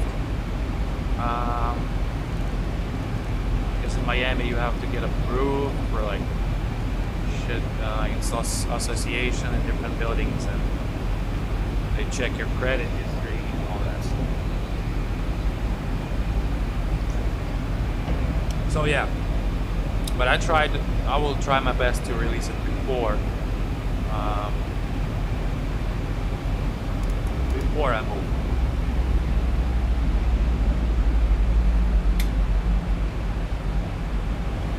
All right. Wing NTIs will turn off. Engine NTIs will stay for a little bit. Oh yeah, no rush. I know where it's at right now. There's a few things that I need to change there to make it perfect, and we'll get it going. So broad and wheat heat. Oh my goodness. Bread and wheat heats first, then the IAE for flight factor, and then we'll probably do a leap for tallest.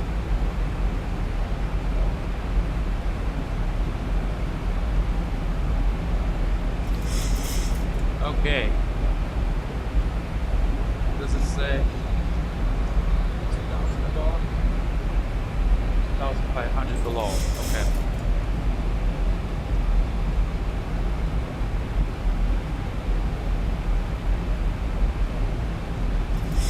Hitting select.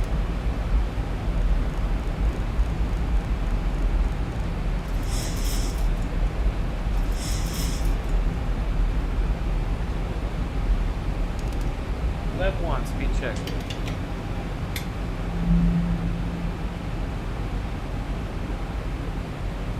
Speed intervene. Next speed. 2,000 set. 2,200. Vertical speed. 1,200. Flap flat.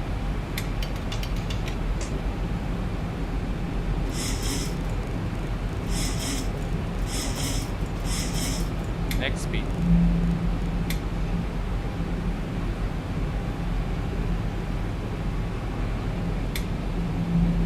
Nice. I gotta fix my PC, so my SSD got cropped. Oh, that's sad. Yeah, always bad when that happens. Let's do a smooth descent, 700 feet. That gives us a 3-degree angle.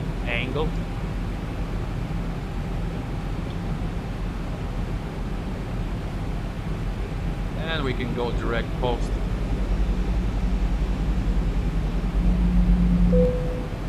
Execute LNAV, approach R.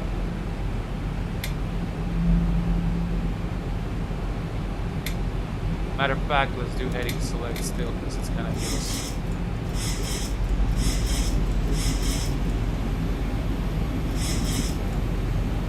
Alright, where's my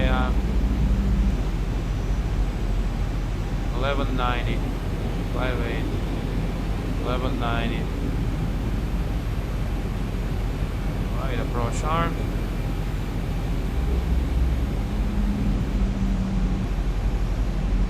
Oh, it's gonna be a fun approach.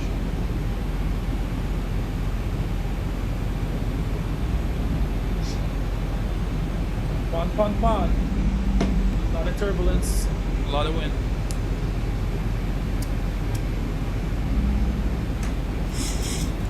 Alright.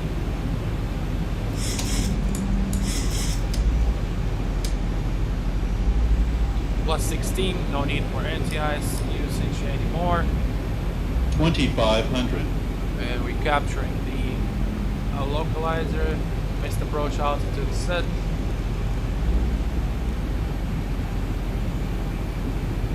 I mean, heading set. It's approach heading set.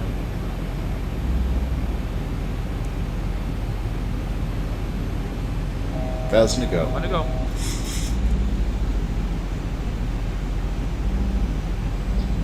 Lap 10 speed check. White dot speed. White bug speed. Radar.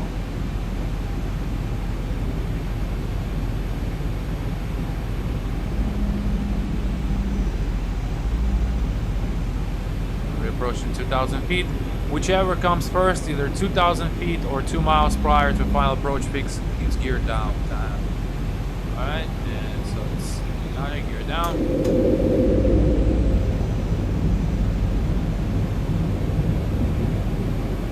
Left to G5.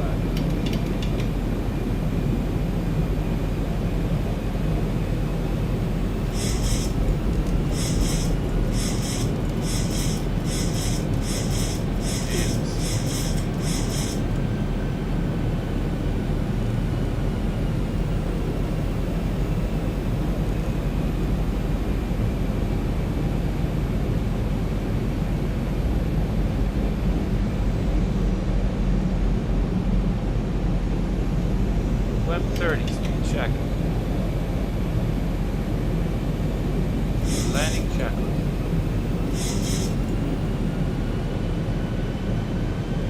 Start switches on.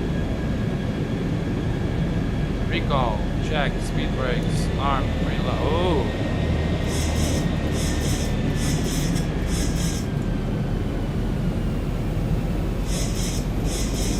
Landing gear down 3 greens, flaps. 30 green line. It's not me. Okay.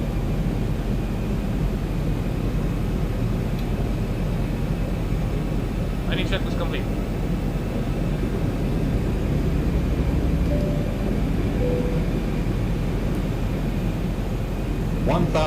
Check. 1,000 feet stabilized, Mr. Perch, altitude set. Throttle off.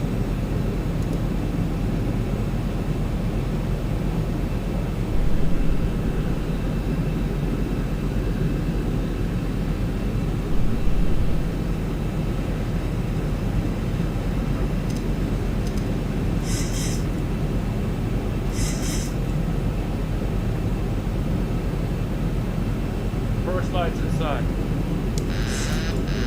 500.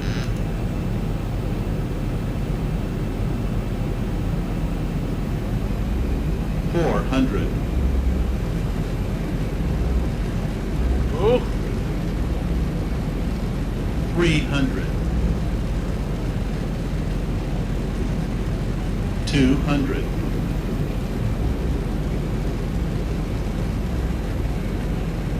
100. 50, 40, 30, 20, 10.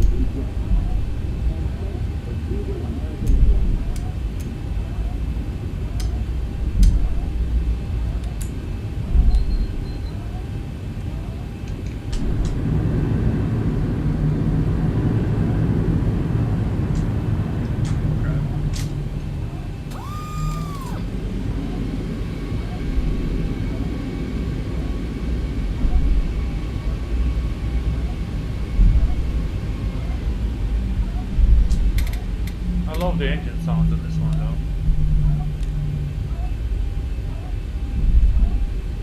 Oh, sexy. Sexy. They nailed it on the engine sounds there. Time. Chrono. DA.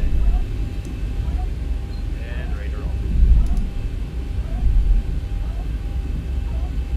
Pretty good landing to me, I must say. It was pretty choppy on the final approach. Pretty fucking choppy, I'd say.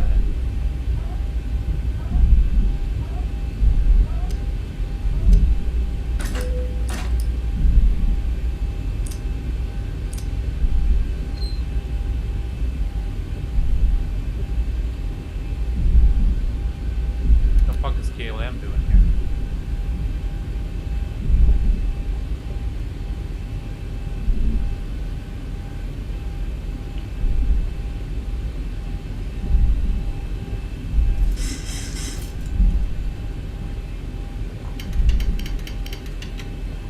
Did it, the flaps.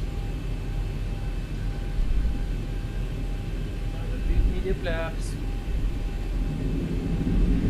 The one way I could tell I didn't do it right away is that the trim wheel went fast, because when the flaps are in position, any other than 0, the trims go faster.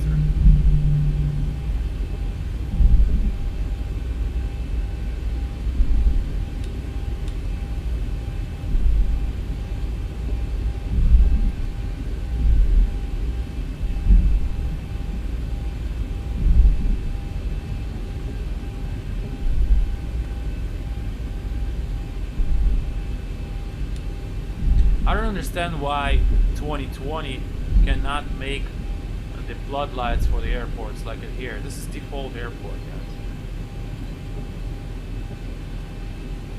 Where are the drops?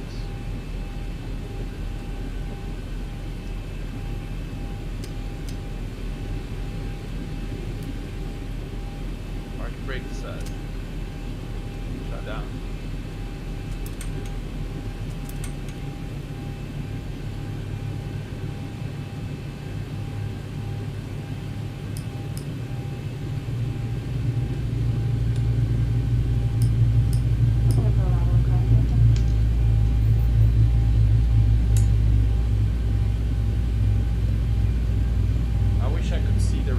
But I don't want it so that I don't spoil the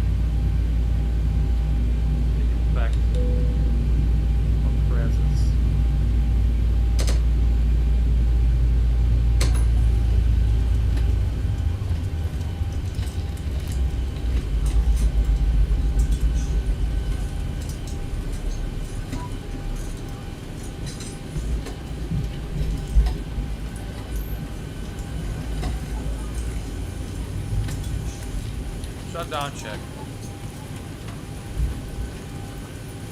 Parking brake set, electrical on, start leaders cut off, fast seatbelts off, ventricle lead lights off, window key on for now, CIs off, drug pumps off, fuel pumps left up on, aircon, two practical leads on, pressurization set, the latch switch open, steer lights as required, park check.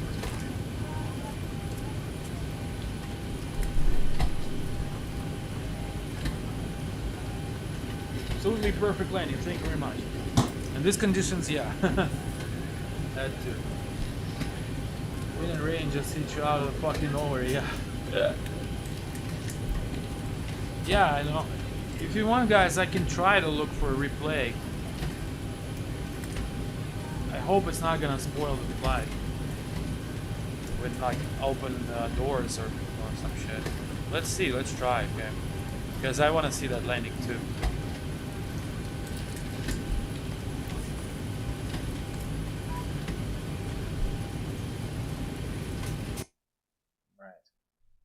Fingers crossed. Let's do it. 2,500.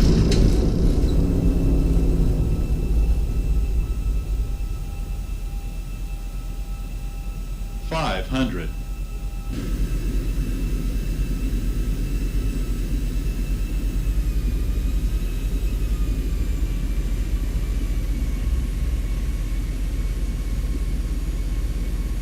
'Let's do it a little bit more. I like that view. Hold on.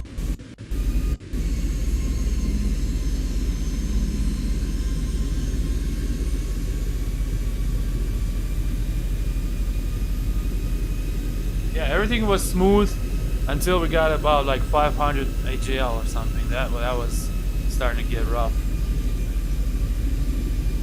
But you know, if you just keep the calm and control aircraft, no big deal.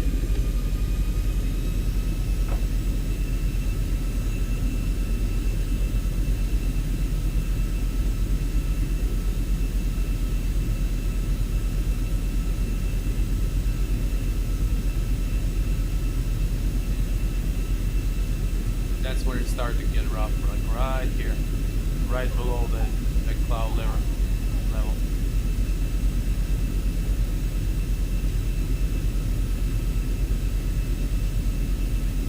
As soon as we popped out the clouds, that's when it started happening. They're here.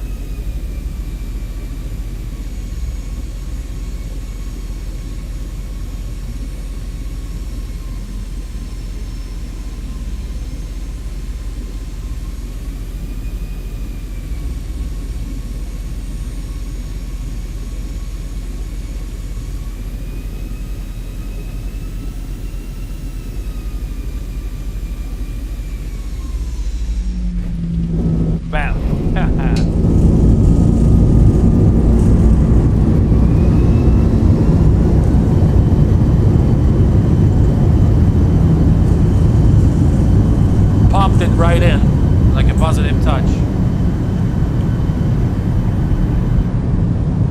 Let's do it a little bit from this position, like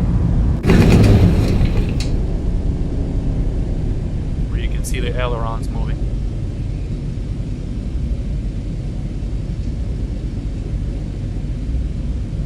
Damn, that flex on the wing. You know it.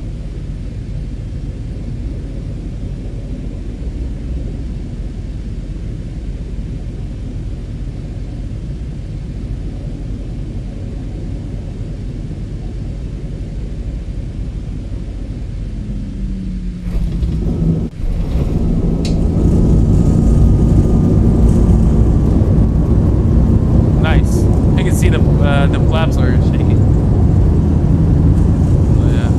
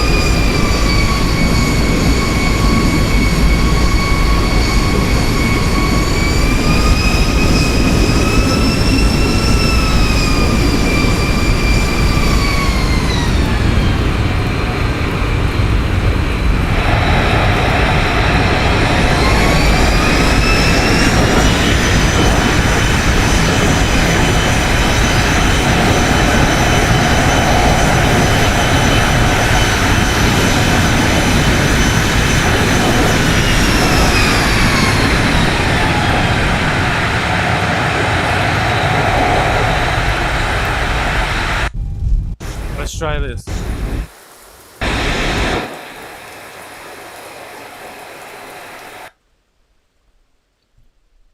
There you go. Hey, give me different.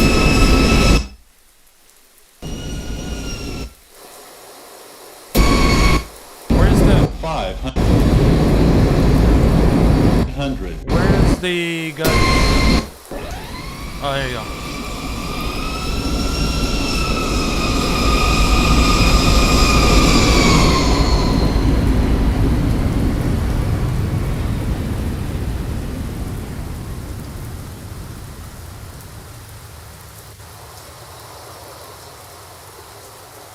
All right.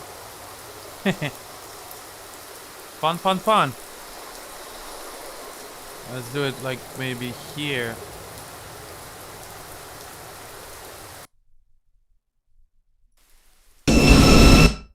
Oh.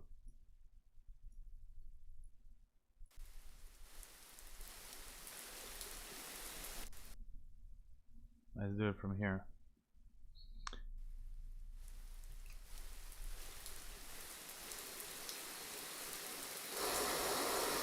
Yeah, the weather is fucking deteriorating.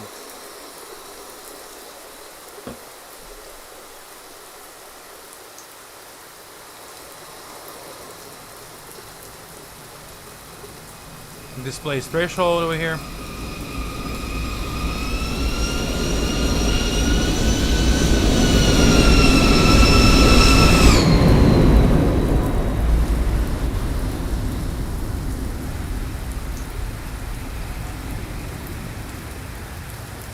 And the most important, keep the center line.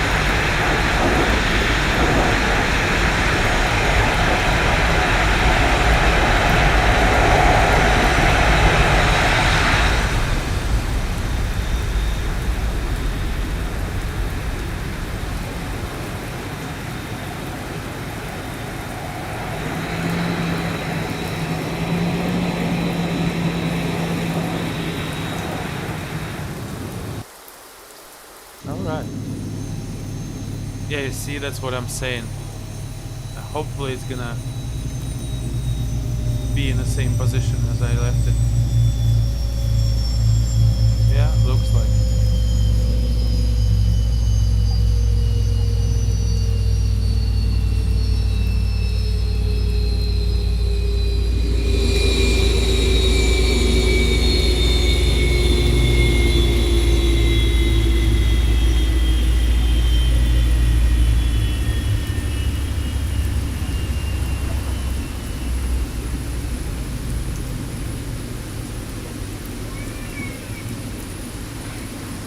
Yeah, the shutdown sounds not quite. So Yeah, the weather is fucked. Okay, I like that approach a lot. It was pretty challenging as far as keeping it center and everything. I liked it a lot.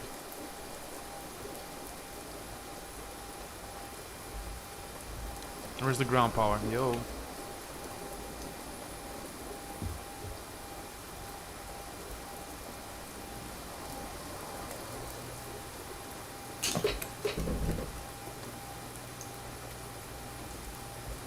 Alright, let's shut down the APU for now.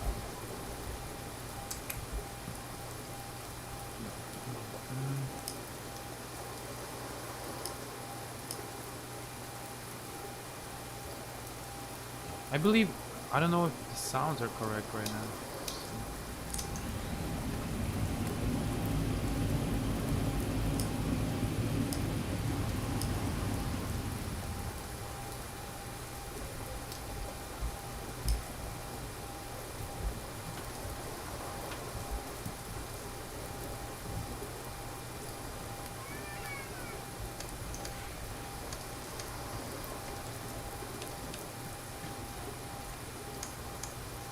Are the sounds okay? Looks like something is missing.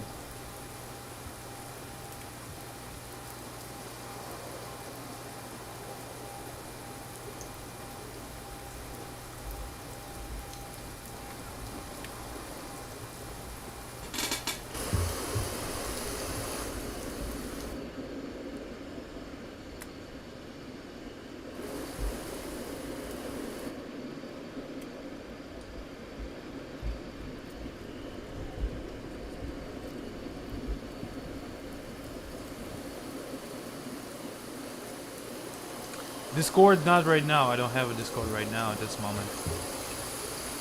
I just have a personal, but there's nothing to add there. I have a feeling like recirculation fan is not working. Let's check right now. 1 second.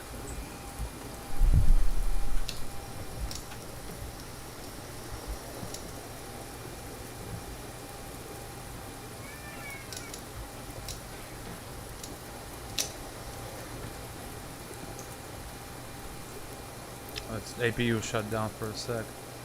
Let the APU shut down and then I'll check if everything is working correctly.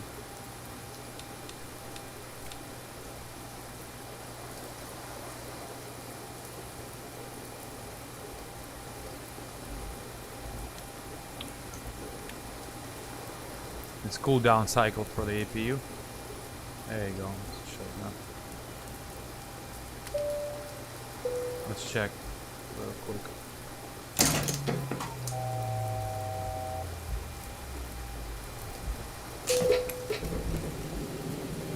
You see some... That's what I felt, like some sound was missing due to replay. You noticed right now? There's a recirculation fan start working. It wasn't working before. You see? So, you know,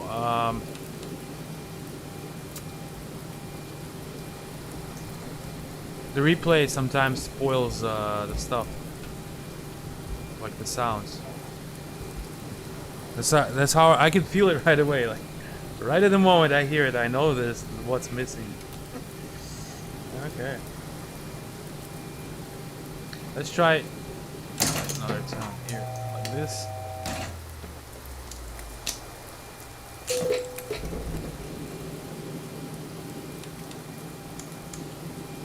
Okay, now everything is working good.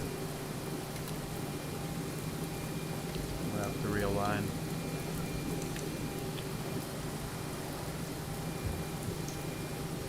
Okay, looking good. I love about that the dynamics of the aircraft, because even now you can see the wind is rocking the aircraft, and if you look closely, especially in the back, the aircraft will like rock a little bit. You see like the wings are, it's kind of like shaking side to side like in a real aircraft. If you sit in the tail, that's when you feel it the most.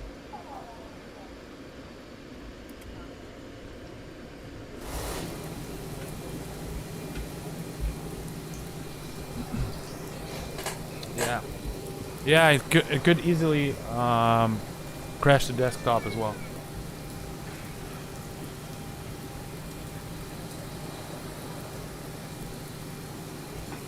Just a sec.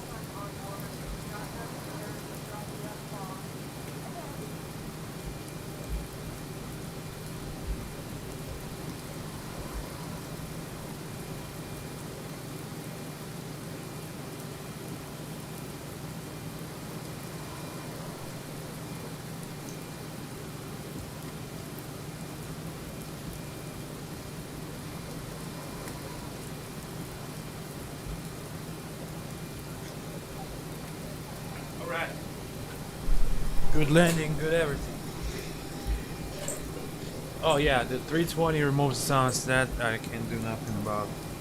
I mean, I could have transferred to Fmod, but it would require a lot of work, and I would have to, sell it separately because it's a lot of work. Completely rewriting everything, so that's the reason why I'm not doing it. And plus, Flight Factor, it doesn't have data refs as we know it. That's why we're using that F connector. And so pretty much when you replay it, data refs show nothing, and sounds are tied through data refs.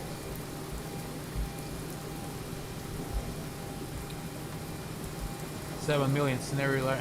Oh yeah, that yeah. Well, you see what I did? Okay, I used to have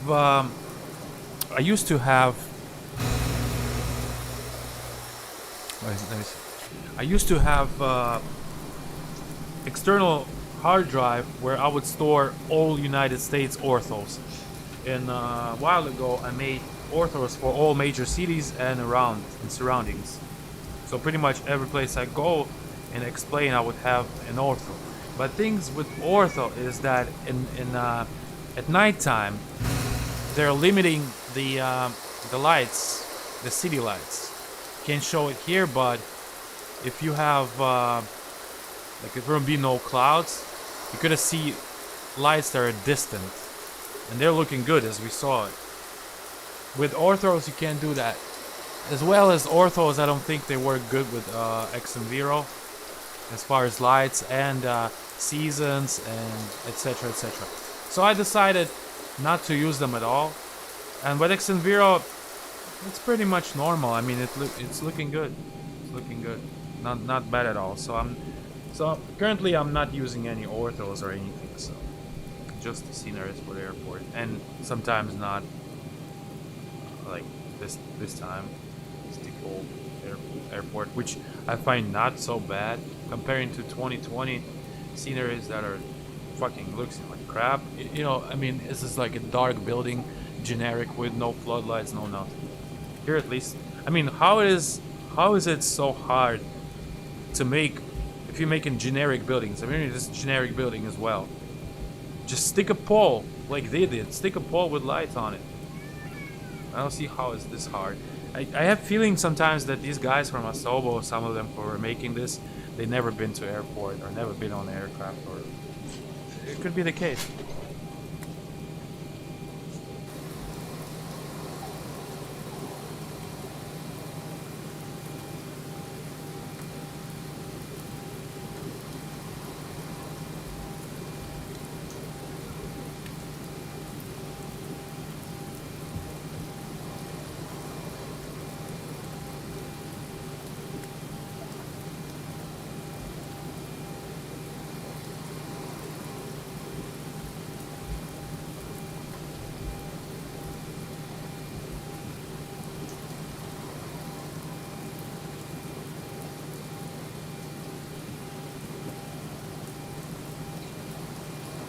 Alright.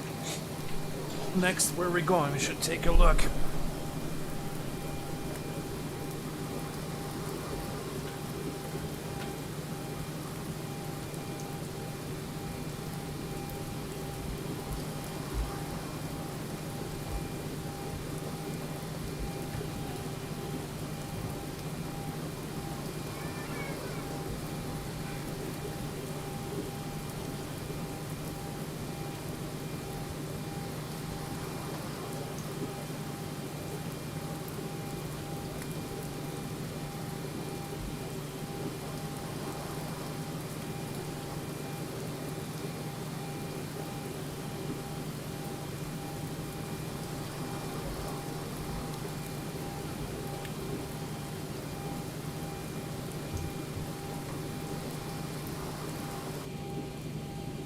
Oh, here's Ray.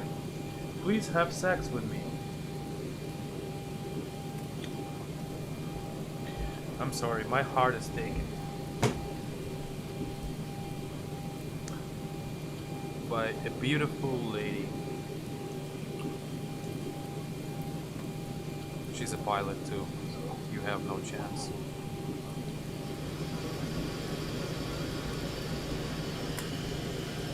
Yeah, I understand that Twitch is accepting this kind of that right now. It's the matter of progressivism, but it's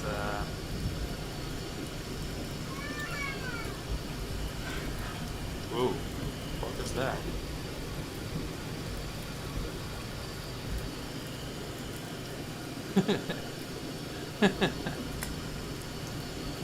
Rejected. You might find it somewhere on the channel where they fly an Airbus. Airbus. 300. Yeah. Well, in reality, man, or whoever you are, you can go and outside and find yourself a mate. Plenty people to fuck, I'd say. Real world. Alright, so where are we going?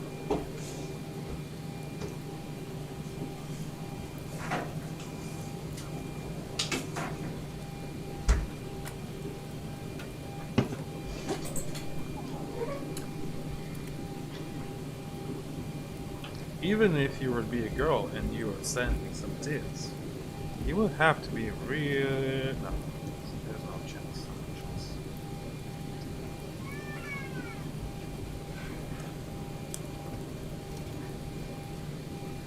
Imagine, just imagine.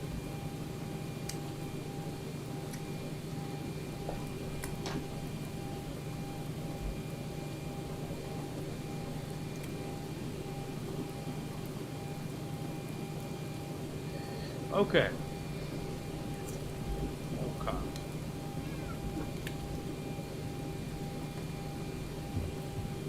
Let's see where we're going next. No, next.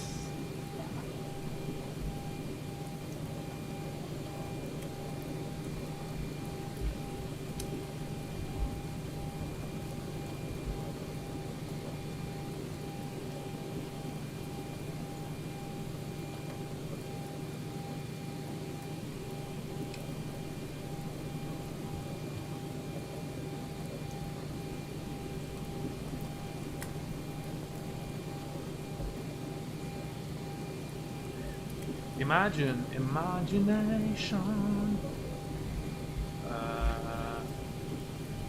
We're in Cleveland and we are going to, I should say, we're going to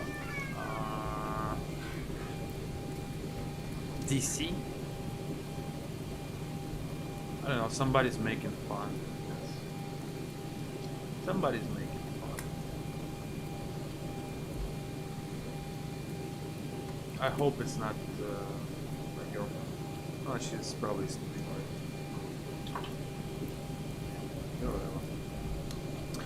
Okay, let's do it. While she's sleeping, let's do it.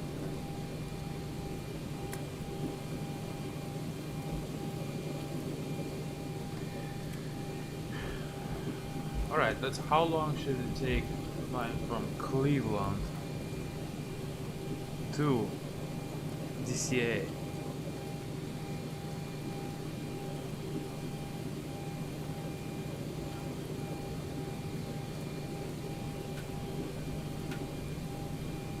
Oh, it's 1 hour 3 minutes. Perfect. Let's take that flight. It's a nice approach too. Let's see what's DC working. If it's working on the south direction, then we'll get that famous river approach, river visual or river. Yeah, it's north.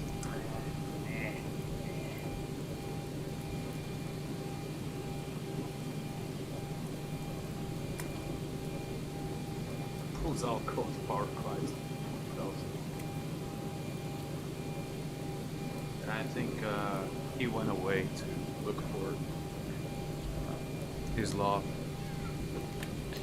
I was thinking we're going to DC, Washington DC, but you guys know how the famous river visual approach, or they got a GPS where you turn. It's kind of looking like this.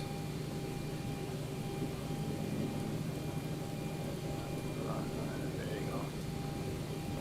See, like you follow the river and then you turn right in here. It's really fun approach. But it's only for the south operation for this airport, so currently it's in north operation, so there's none of that good stuff. Let's see here what I can make.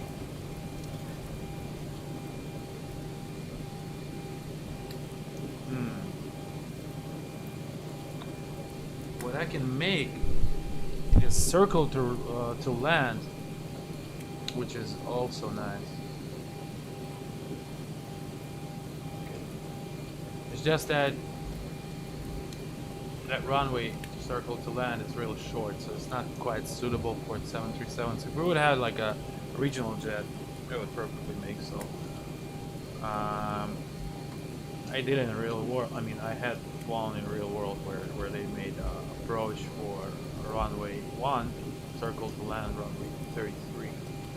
So.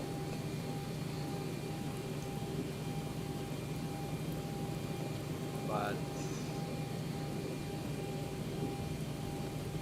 and out there the runways are not quite long in any case. It's like 7,000 feet of runway. So there, if we go there, we'd use you know, auto brake 3 and full flaps. Just positive touch the spot and vacate and Sierra or 33, something like that. So we can go there. Riga, yeah. It's just the airport is currently in north operations 310 to 11, so there's no way we can use the 19er.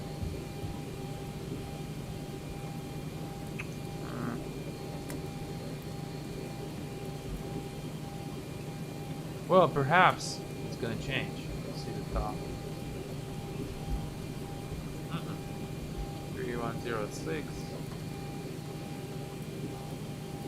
Well, 6 is acceptable tailwind. Okay, let's see. Let's try to go to DC, and if tailwind, the wind conditions will allow, we'll make the visual, I mean the GPS runway 19er approach through the river, like a river approach. Let's do that.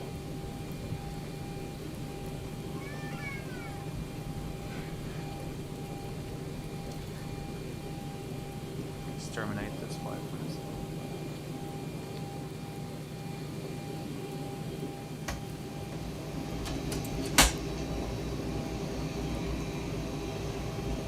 Custom scenery for that airport. I'm not sure. I might have the scenery that is like directly designed for the old city. I might. I haven't flown there for a while, so I don't know.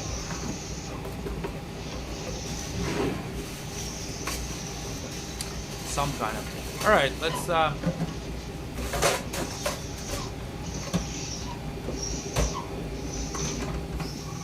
There's a lot of sucking going on in the background. All right, you fly. American Airlines. Let's get the lucky number 13. Cleveland.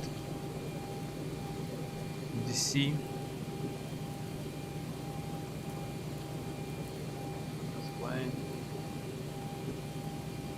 Let's make this one half empty.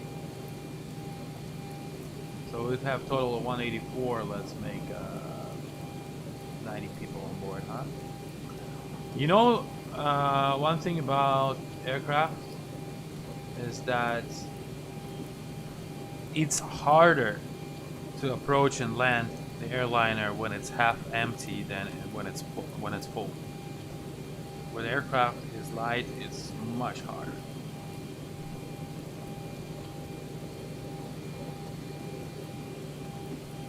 Okay.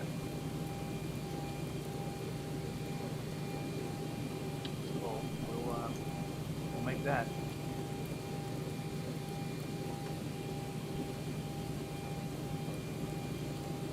Yeah, I'm not flying 2020 for a long time because in the latest update they did a mistake in the code and it's given the memory leak after like 1 hour of usage.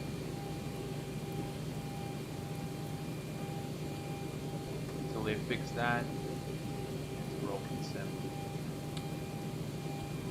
Alright, so we're taking off here, the rain had passed. Layers, no segments, no outlooks. Icy condition on the takeoff.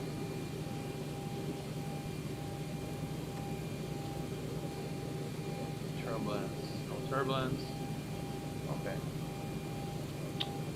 Alright, so we're looking at 13,720 fuel.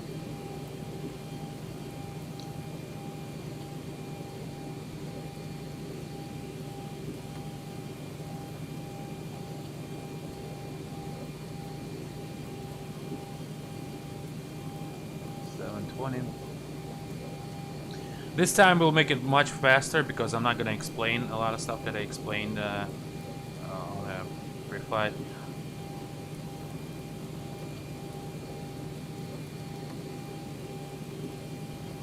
The reason I did it in Russian is because my girl, she said she was looking and she's right now staying at her house. And she's a pilot too, so she wanted to see how to operate this thing. Not that I showed her before, but not that I haven't showed her before how it works, but not this type of A320, but 737 she hasn't seen. So I had to explain a little bit. Nowadays we're just gonna follow SOP real quick, bam bam bam, get out and go. Let's see, payload 234.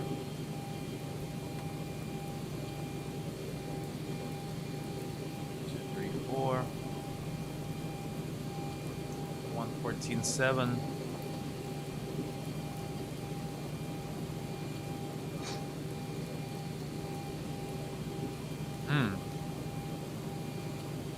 Would have to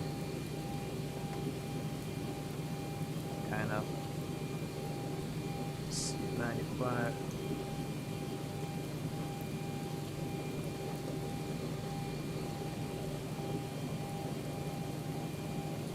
Too bad you can't enter like the zero fuel weight instead of like payload. I mean, it would be much easier if you would enter zero fuel weight here. Call the fuel truck. 127. Our takeoff weight is 127.9. Oh, okay. It's gonna get TOW is gonna raise up, but zero fuel weight, we still need a 114. So it's, well, it's fine. Let's just do this.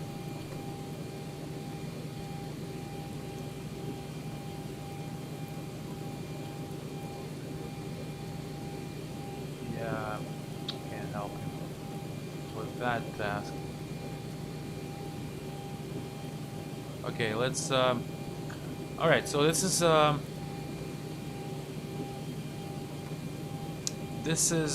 turnaround.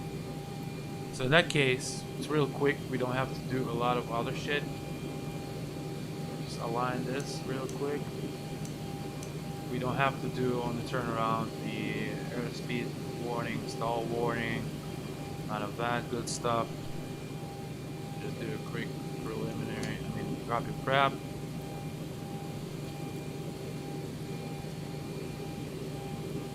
Belts are off. Supposed to be, and 370 is our flight level. Switch the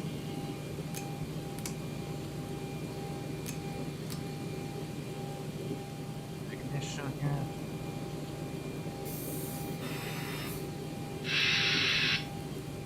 Okay. Go straight to here.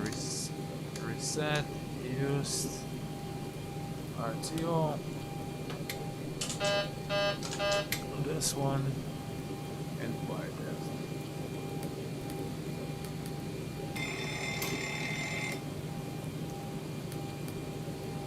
So as you can see, the turnarounds are real quick on that one. So we go here. FMC position-ish.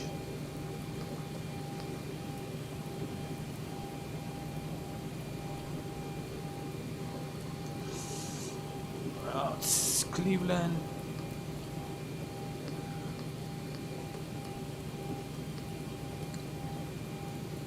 DCA.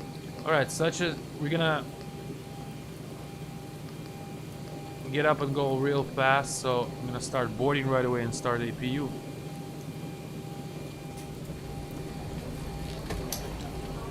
You can switch in between those, aft forward, so you don't do only on one pump all the time.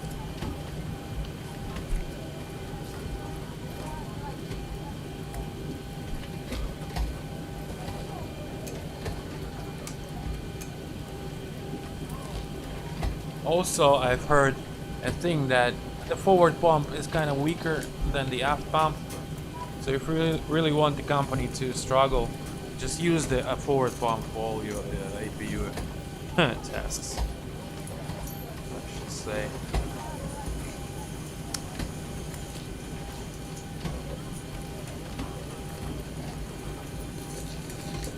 It's 13.7 fuel. Reserve 3.2. Cost index 13. 370.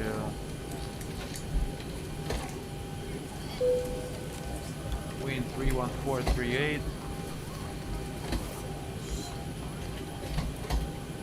She just say shit.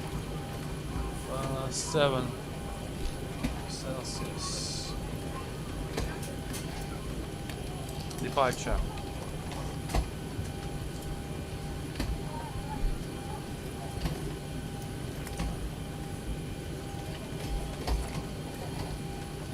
Departure. Okay. We will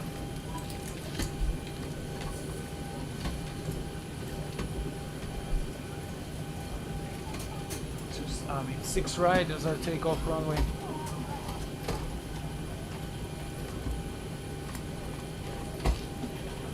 Six right. Kids 1. Nosma. Arrival. Freedom 5. Buckle. So let's do right now the R&B runway 19er.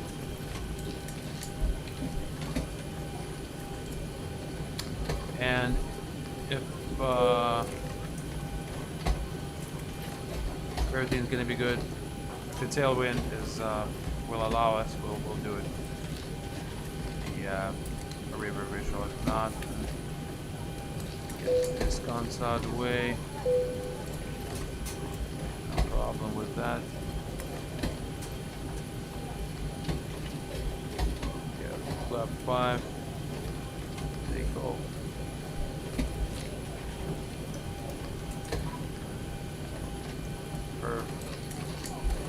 Okay, TO2. Sorry, TO1. Climb 1. Flap 5. Let's do actually flap 1. We were really light.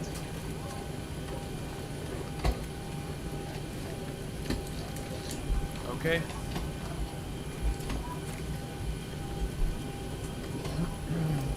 Let's wait until it initializes.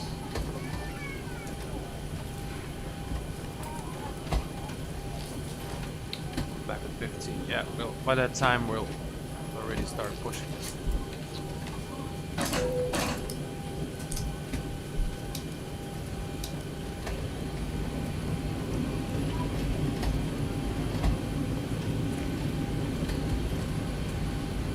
Till a line.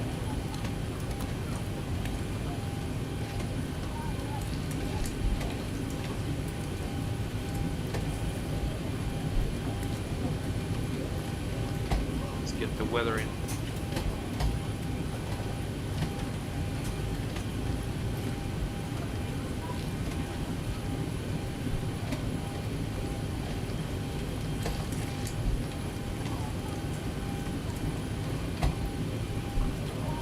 Okay.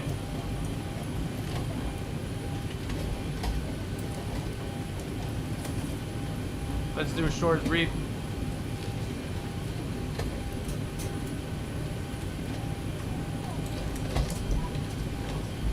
Short brief. Okay, we're located Concourse Charlie. Taking off runway 6 right, full length.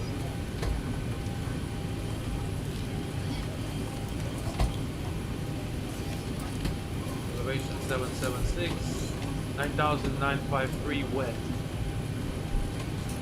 There's a hotspot 1, but we're not gonna get it. We're gonna get the Juliet 3 Alpha, Lima, Lima, all the way down, 6 right.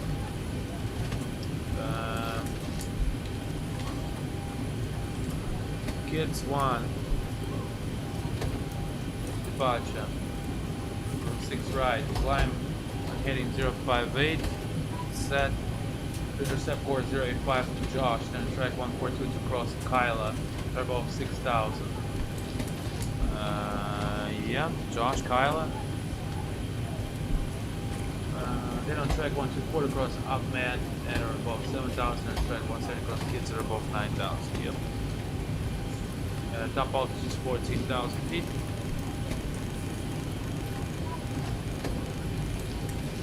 Set and one limit. There will be TO1, just plain TO1, take off, left 1, and CG. Where CG is not functioning.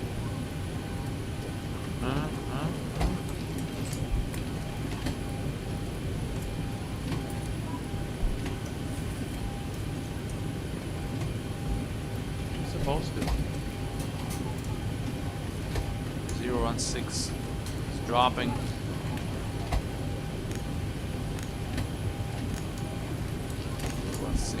Okay.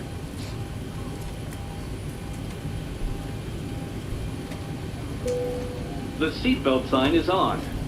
Please be seated and fasten your seatbelt. Discounted minor, we cannot leave again until current items are properly put away. All overhead bins are closed and all passengers are seated.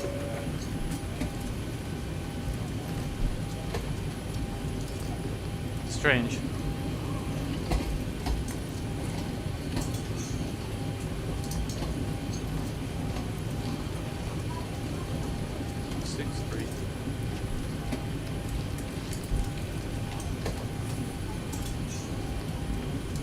475. Well, here we gotta change to wet. 1,500 without using the top cat. I know the runways are sufficient and we don't have any time. Runway wind, easy stop. 060. Well, actually 058. 058 and slash wind 05. Runway slope in handy. Check the slope for the runway. That way, what we're doing here, you can achieve your speeds and information using the second page. It will be totally accurate. So 6 right have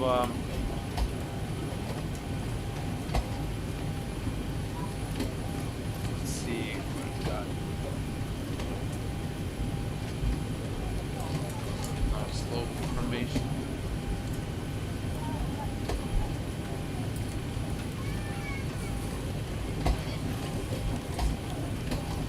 Let's get our slope information here.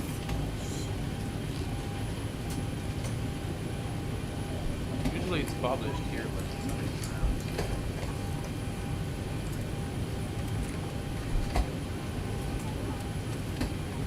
Okay.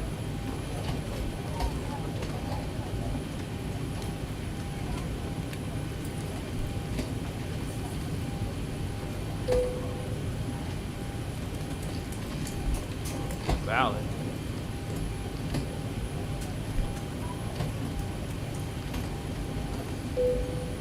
Ah, okay.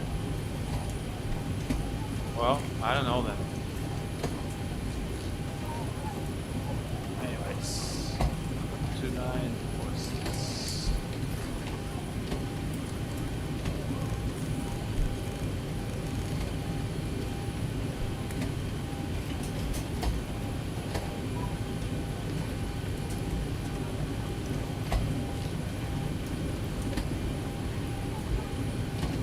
Okay.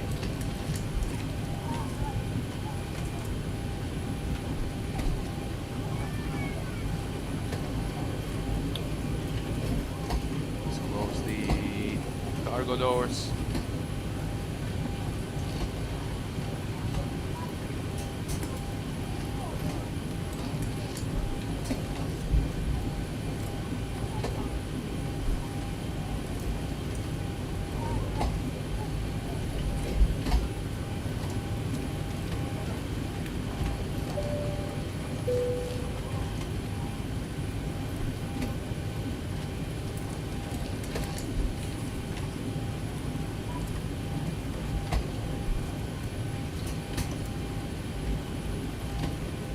Ladies and gentlemen, good night. Welcome this on board this 737 aircraft, flight 13 from Cleveland to Washington DC. Our flight time today is 52 minutes and we're cruising altitude of 37,000 feet. And currently we're almost ready with boarding and waiting for the ground people to give us service push back. We're currently running on time. Expecting smooth ride except the few bumps on the climb out and during landing. Weather in DC currently, Washington DC is wind 3 miles per hour from the north and few clouds 1,300 feet. I'm sorry, 13,000 feet overcast at 25,000 feet. Temperature 27 Celsius, 62 degrees Fahrenheit. I'm sorry, 70 degrees Fahrenheit. We have myself, crew take choose American Airlines, and we'll get going momentarily. Man.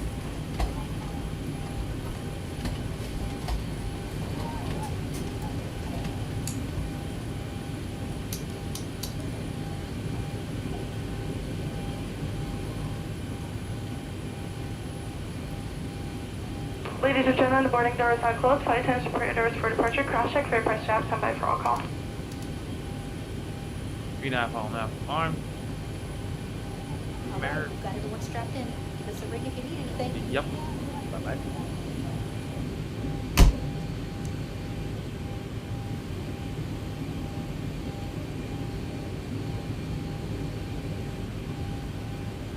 Okay, facing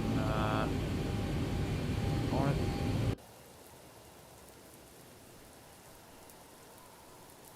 Bam.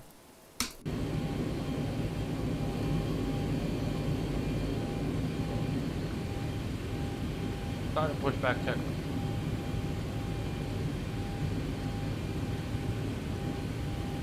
Papers aboard. CCDU set and 1 ES box set. Fuel pumps on, A pumps off, doors closed. Link windows locked. Station packs on, collision lights on. Before takeoff, before start check was completed.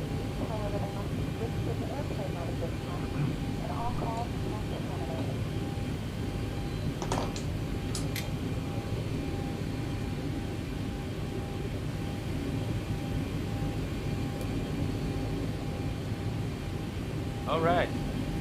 The weather is getting better.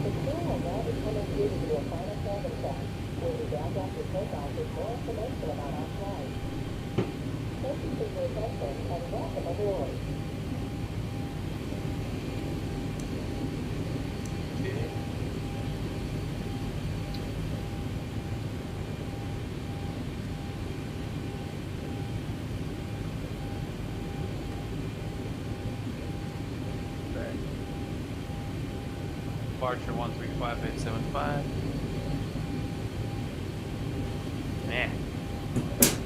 Блять, твою мать, ебал, сука!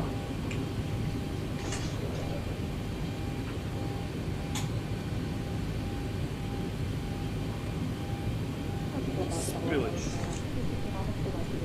Little spillage in aisle 5.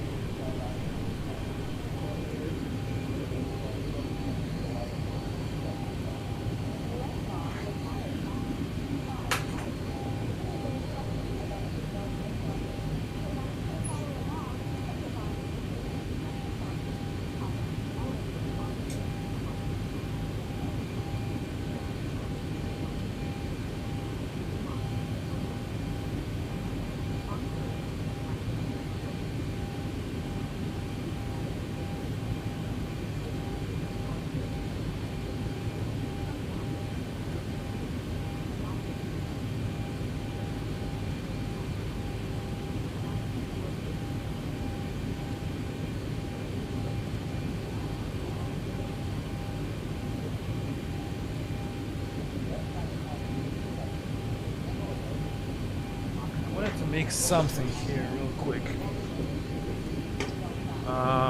They're probably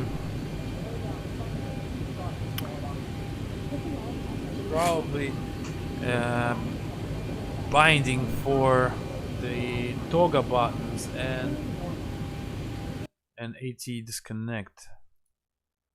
So let me see if I can toggle. Get a toga here. No, this is going to be AT disconnect here. Is there Zibo? No, no Zibo. Okay. AT.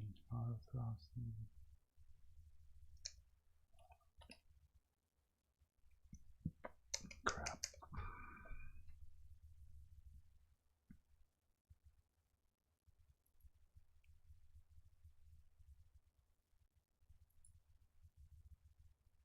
How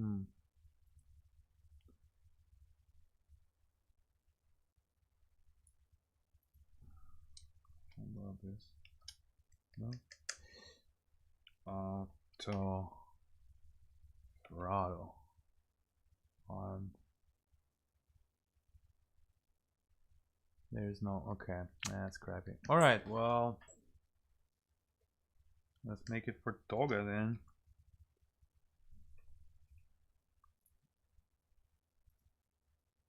Okay. Gauge Toga. Let's see. That will make it.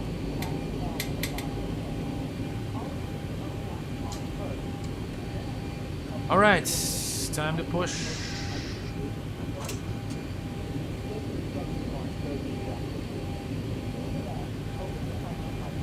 God damn it, the fucking door again. Don't they fucking doing it by themselves?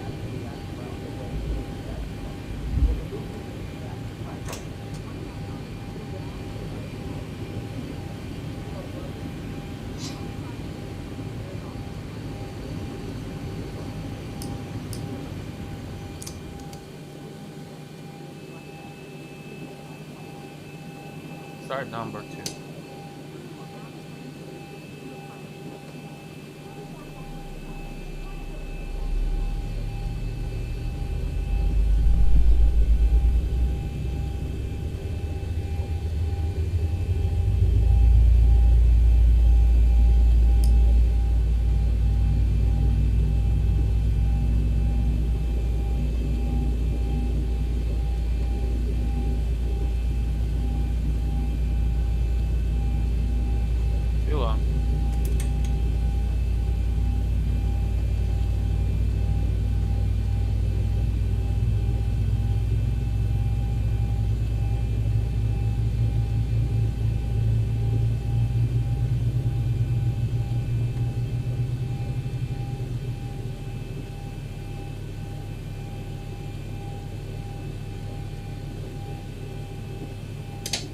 Start it out. Well, close.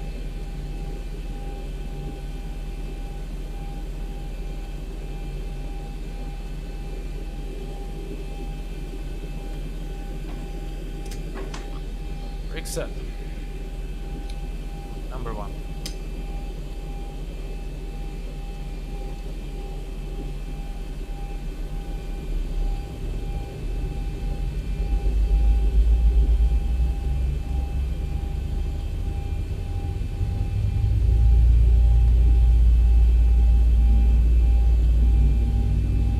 What's with the explain Austin and all these multiple cars that are just everywhere? Too long. Goodbye.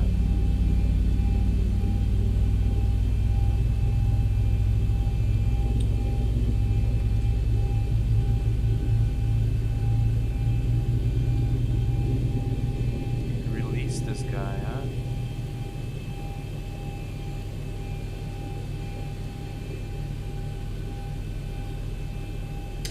Start to cut out. Close.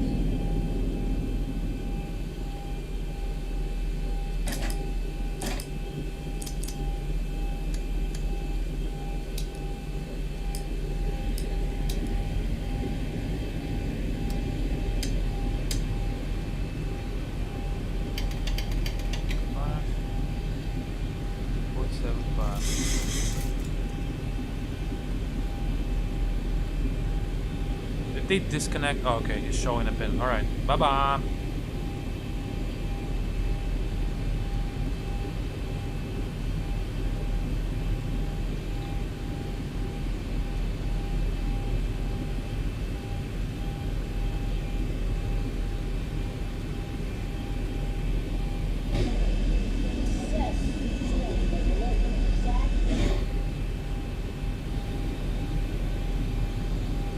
Alright, I'll start checklist.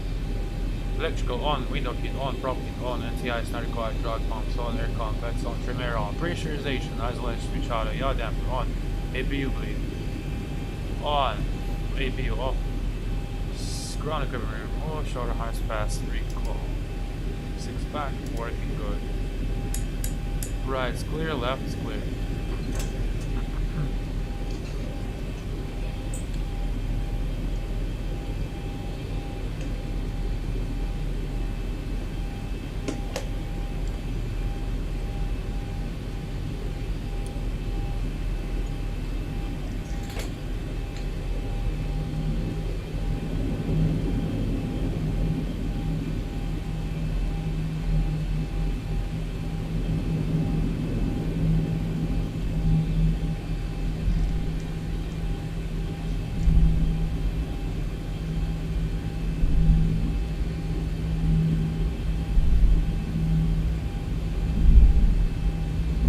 Check.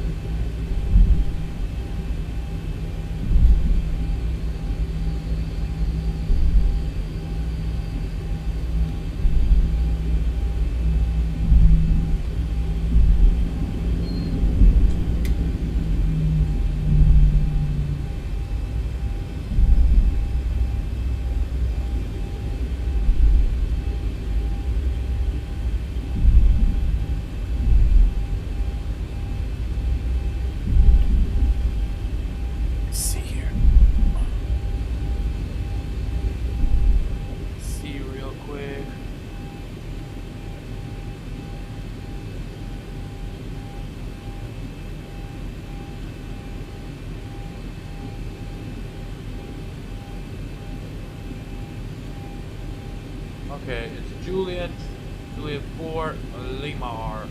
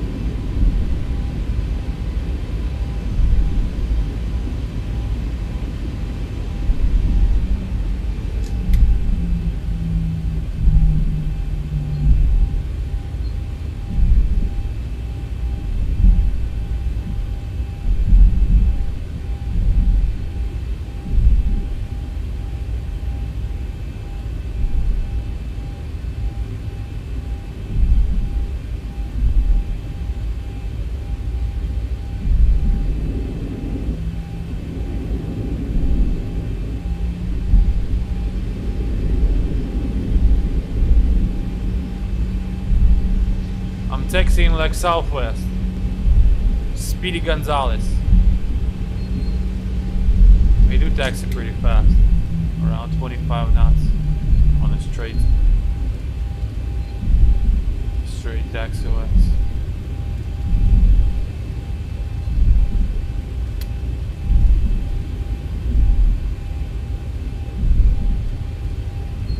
And ladies and gentlemen, we're number 1 for takeoff. Camera proceeds for departure.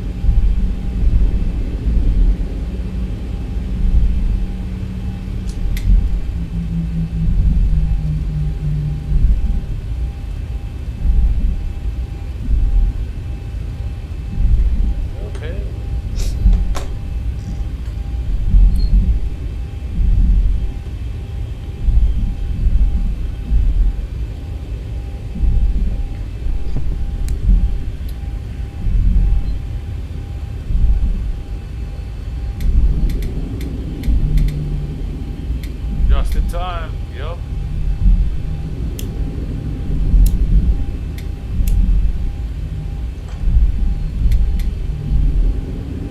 I'm showing the way that Southwest taxis usually. Not less than 25 knots on a straight taxiway.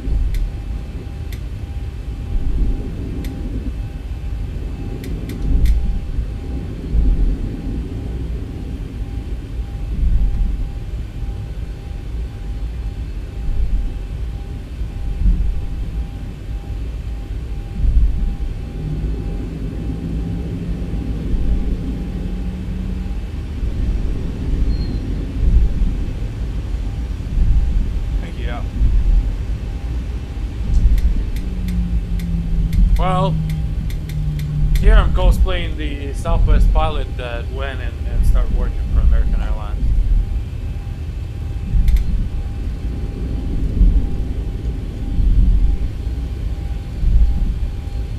Got furloughed.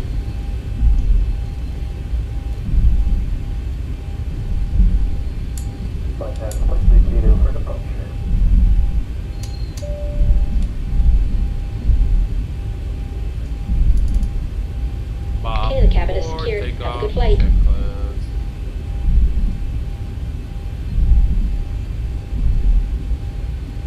For takeoff check, let's recall check. Start switch is continuous. Text lights off, lights on, throttle arm, position lights show steady, transponder on. For takeoff check, let's complete. Fucking break and toga.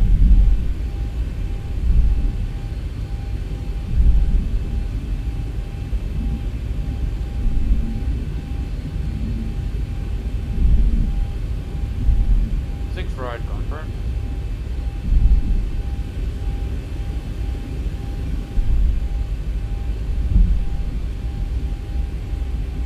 We're gonna line up and wait until I finish smoking.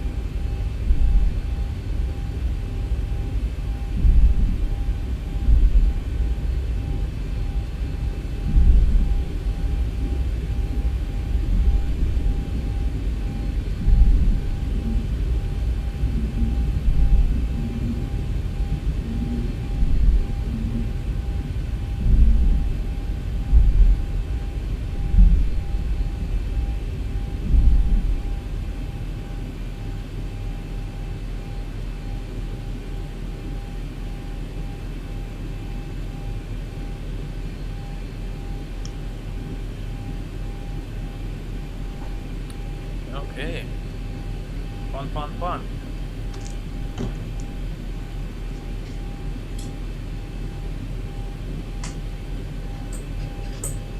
You wanna do the static takeoff or the regular?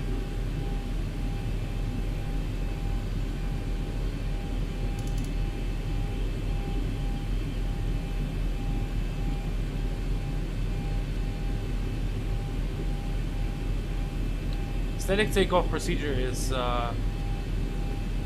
stabilize 40, then 70, hold brakes, release brakes on 70 and 1, and then toga. Regular is stabilize 40 and then toga.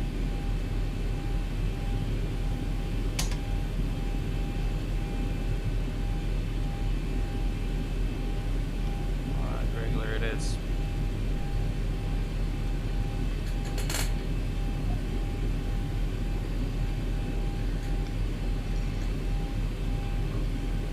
Let's do it.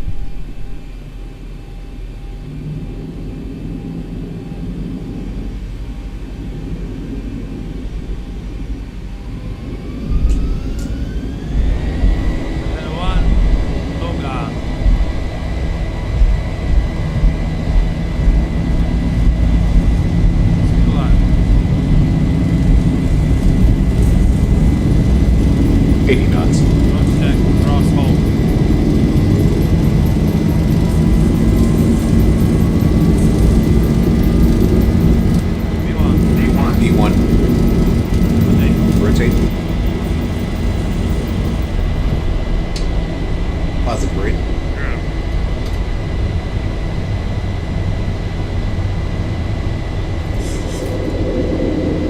$400.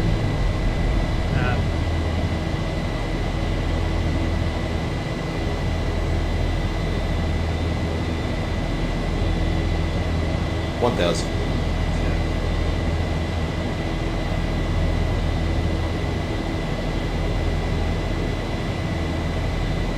First climb.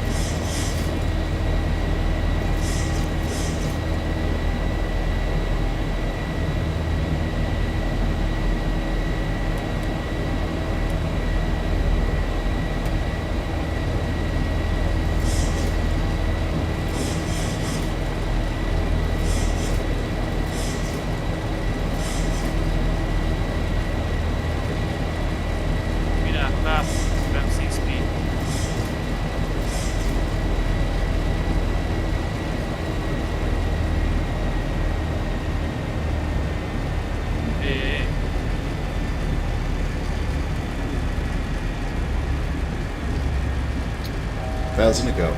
Oh, 6,000 below. Okay, that's fine.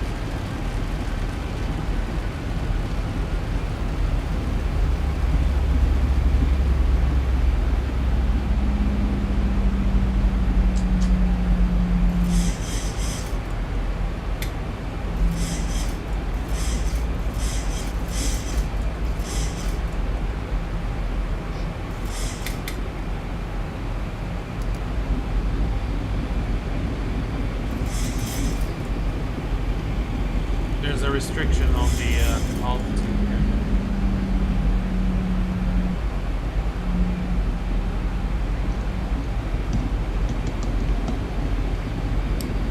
And here we go.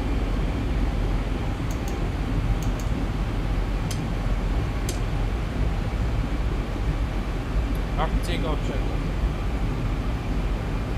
Lights off. Aircon pressure check and set start switches off. Landing gear up and off, flaps up and light, auto brake off, smoking signals.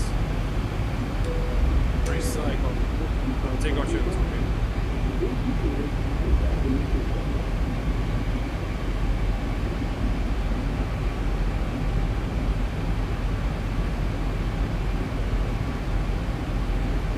If I would be the Boeing engineer, I would totally add like another color here for when you got restriction, altitude restriction. Let's say you put 14,000 for managed altitude and it's in the magenta, but you have 6,000 below restriction. I would totally have it in blue, for example, and have another marker here in blue on the 6,000 altitude. I don't know why they didn't do it. It's easy. You see, the pilots know what they want, but when people, there you go, L1 VNAV speed. But when engineers that are not tied to aviation start to doing shit like MCAS, that's when shit start happening bad.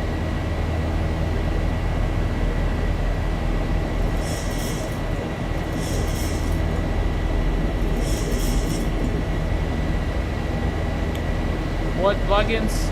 I don't have none. Everything I have is here. X and Vero.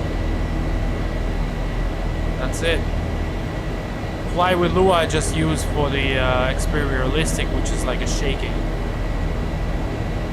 stuff. That's it. So no plugins.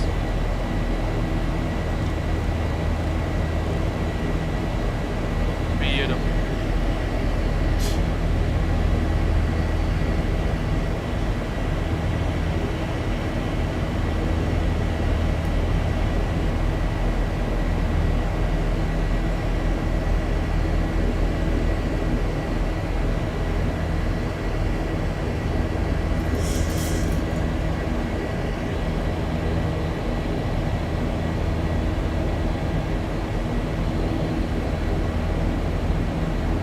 Nice clouds.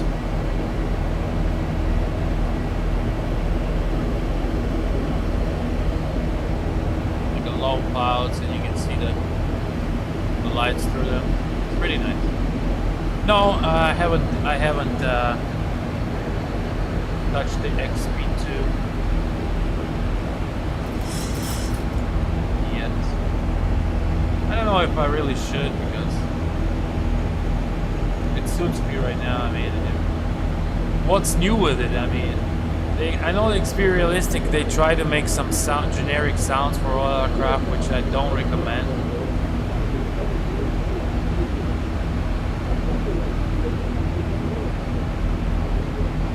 It's gonna interact with the sound packs. $5 off. 1,000 to go. As far as physics, is it good? Is it worth it?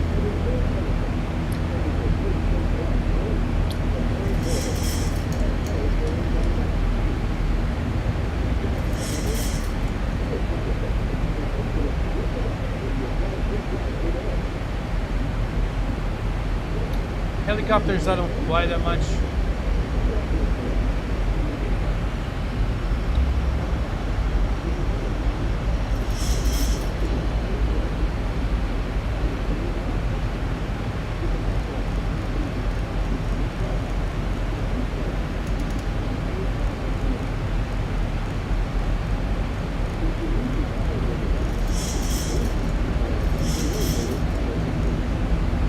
1, 3.5 speed, L nav.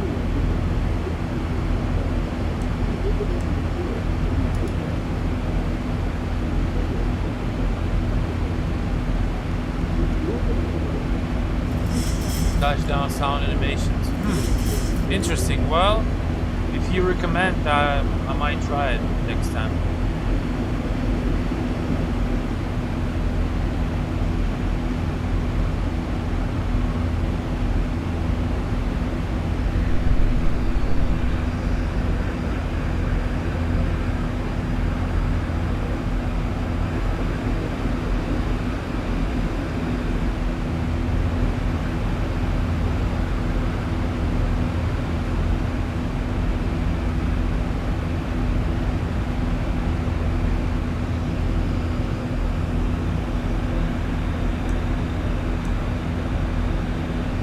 Yeah, I might try it next time. Sneeze at random times. I don't know about that. When I sneeze, man, I don't know.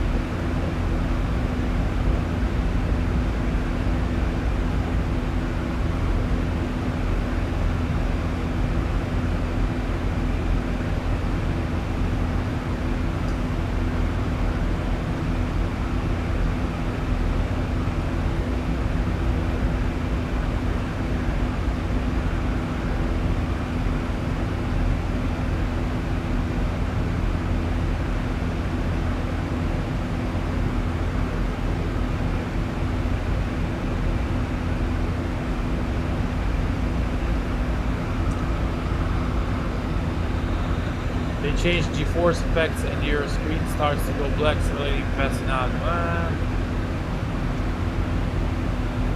Best part is no more fly with Lewis. Oh, okay, got it. Transition altitude. Well, I mean, I'm not kind of looking for this type of effects. I'm more just like a regular flight type of guy. If they change the physics of like a touchdown,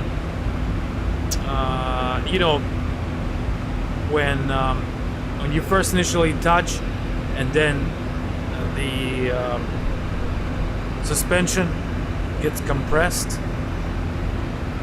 like the aircraft kind of like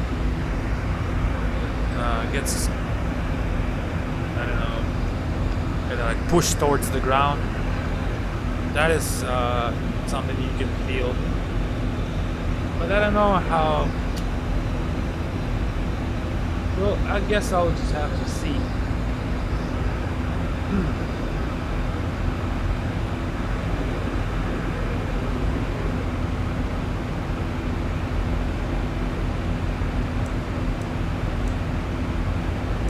Let's see the DC weather. If we can get a 1-9er approach.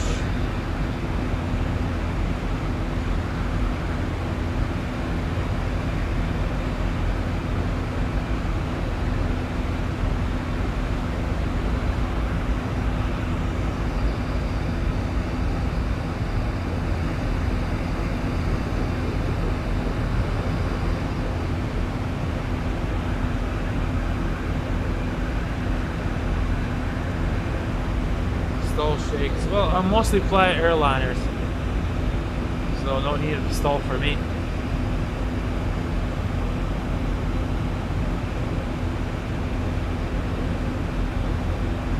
Okay, well, I'll try it.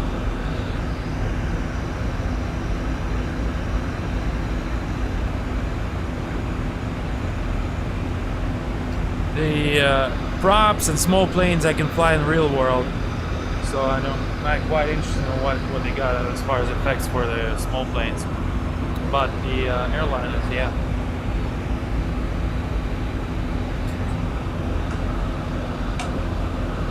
It's looking smooth right now, so let's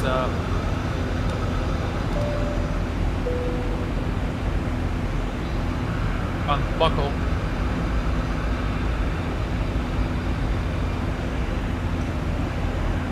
Okay, 010 at 6. Okay, that looks like we can do 1-9 approach so far, because this wind is insignificant for the tailwind component.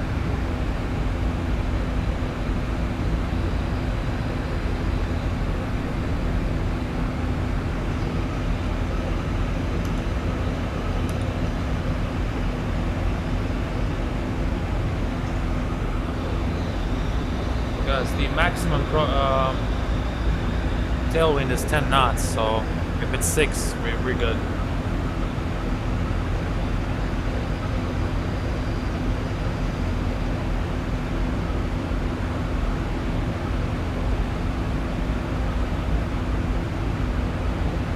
Okay, the coupon, yeah. So if I bought the first version, they'll sell it for what, $5? That's good. Good.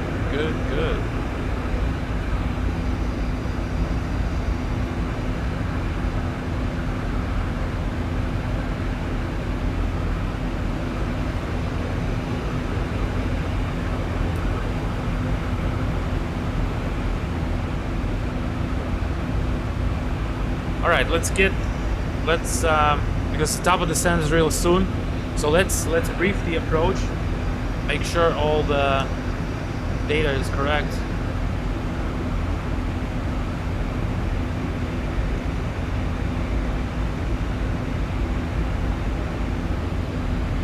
Gotcha.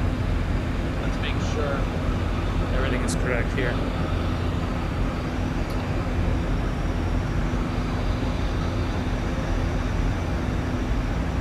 All right.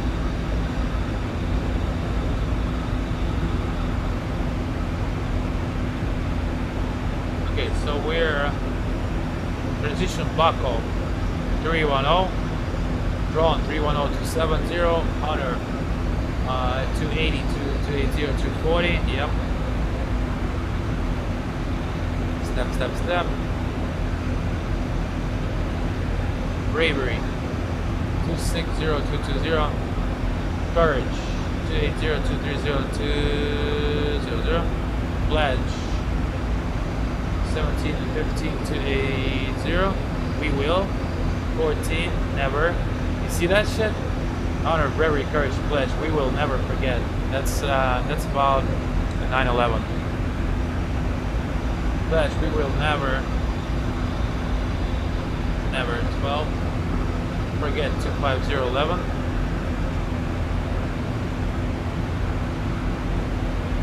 There are some stars in the United States that go like this. There are planing stars that go with a lot of stuff. I mean, this one is exactly about 9/11, but there are other ones. There are actual like songs, famous songs, or sports scenes. I mean, you name it. There are planing stars like that. Let's September. Oh well, this is not a Sydney. This is September 11th. So September 11th, always freedom. Always freedom. Stand together. Stand together. That's what I like about the United States aviation in general. They're taking real serious. Real fucking serious. Okay. And Fergie transition and then onto the arrival. Gotcha.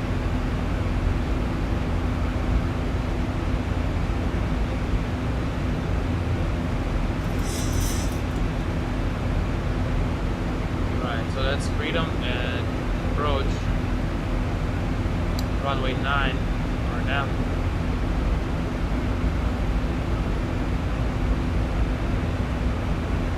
double check that it's the RNP approach. Required navigation performance. Required navigation performance here is 011 with MTA 4901, and we go as far as Darek, and 2600 race, 1700 above, Sitok, which is FAP, 1500, Bonby, Jubal, Verso, Pyro, runway 19, and it's always a good idea to get a fix for, because the way that the approach build is really hard to tell when it's good altitude. But you can use the 2000 rule, which is whatever comes first, such as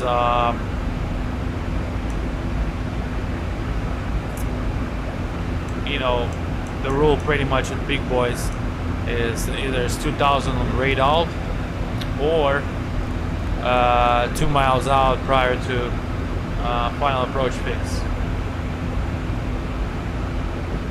And this point is going to be a final approach point, which is I believe it should be around 5 miles or so. Do 4 miles.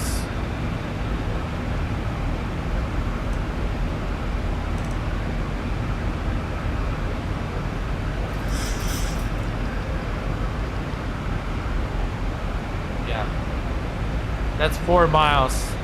On this arc, we should have already been configured with flap. Well, at least, I mean, gear down. And 3 miles out is actually it's, yeah, there you go. Oh, okay. 3 miles out, full configured. That's full configuration. And altitude here is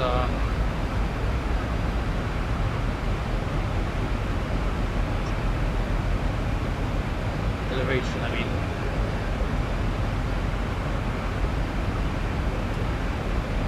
Is 13. Touchdown zone elevation, so it's close to 0. So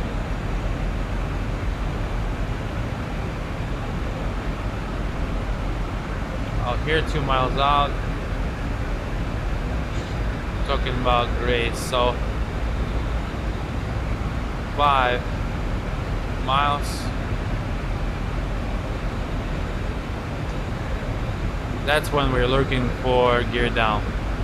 Gear down, and that's full config. 5 and 3.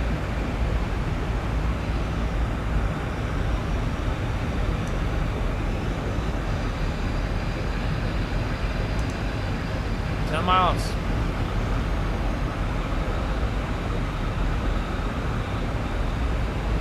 And we'll do full manage. We could do like even 3,000. It's gonna make it. So we don't need to do anything. It's gonna take us down.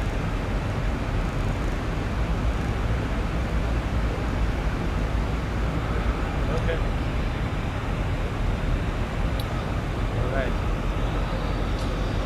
And we'll brief the approach later.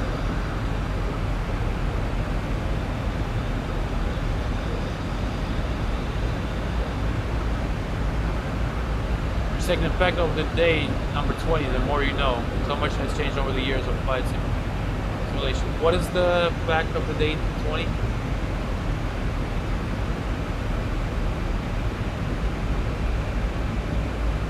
I missed it.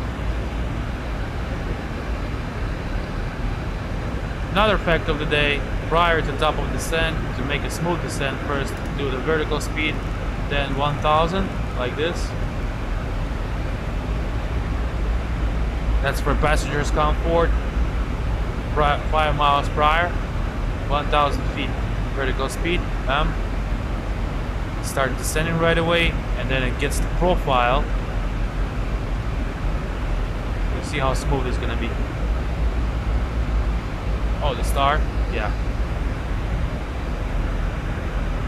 And here it comes. Here it comes, and you just press Vina.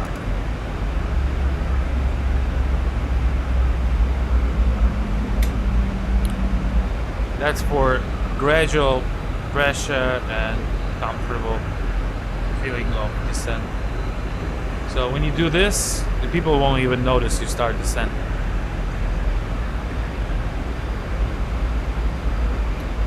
The first vertical speed prior 2 miles or like 3 miles, vertical speed down 1000, and then be done.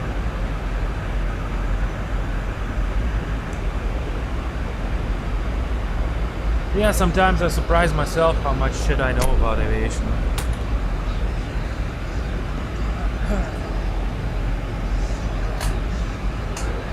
It's all somewhere in the back of my mind. Like when I see it, I remember it. Off of the head, I can just, if I see something, I'll tell.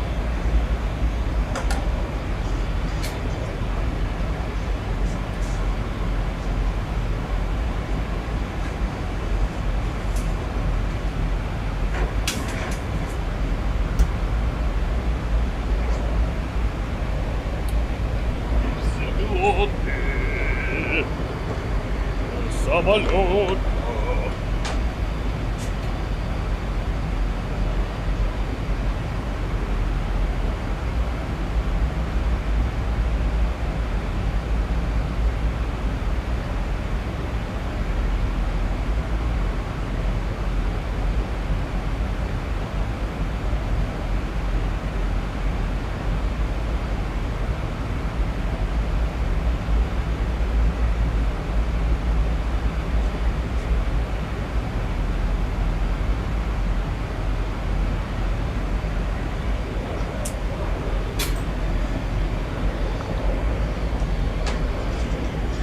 Have to learn how to fly the 737 professionally. TMC no singing. I get banned for no singing. Oh my god. Yeah. Maybe we'll start to get banned for playing games because it's fucking intellectual property.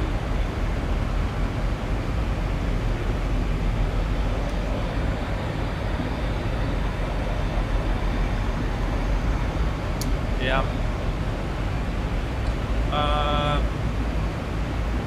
Or go to jail for 16 years. How about that?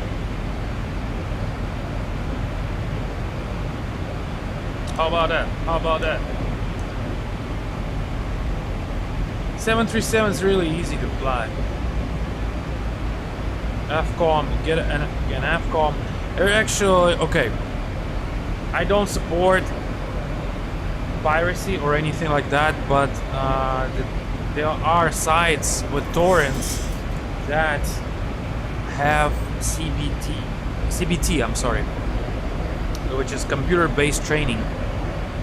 So here, I'll show you. It's gonna help you to learn a lot. Let me share this. You'll find it yourself, but this is what it is actually good for. So we go to this side, and right here you just have to register it right. 737 CBT. You see? United Airlines Boeing 737 Classic. No, I think they're wrong. Oh, there you go. That's maintenance CBT. They're supposed to be okay. That's maintenance CBT, but they got computer-based training. Let's see if they got Boeing. I mean, I'm pretty sure it's illegal too, but there's plenty. There you go. Boeing 737 and GCBT. It's computer-based training.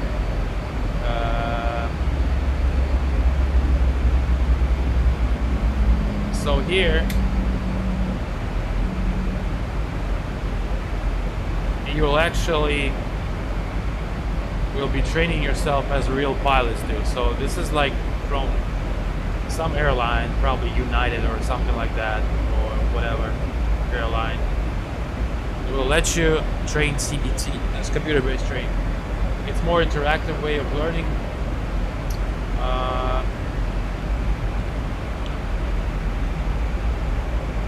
That way, and of course read the FCOM, FCTM, QRH.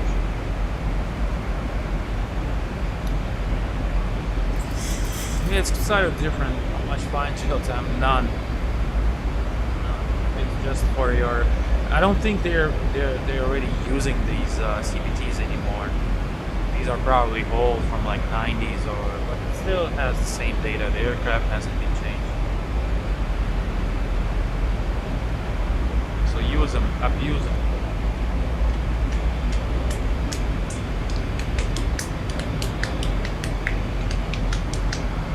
And of course the regular docs.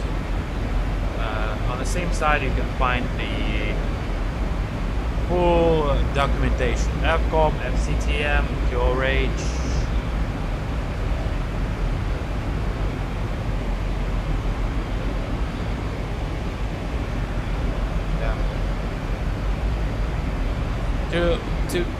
To be proficient in this kind of stuff, of course you have to read documents, but the mentality of flying is the most important thing, okay?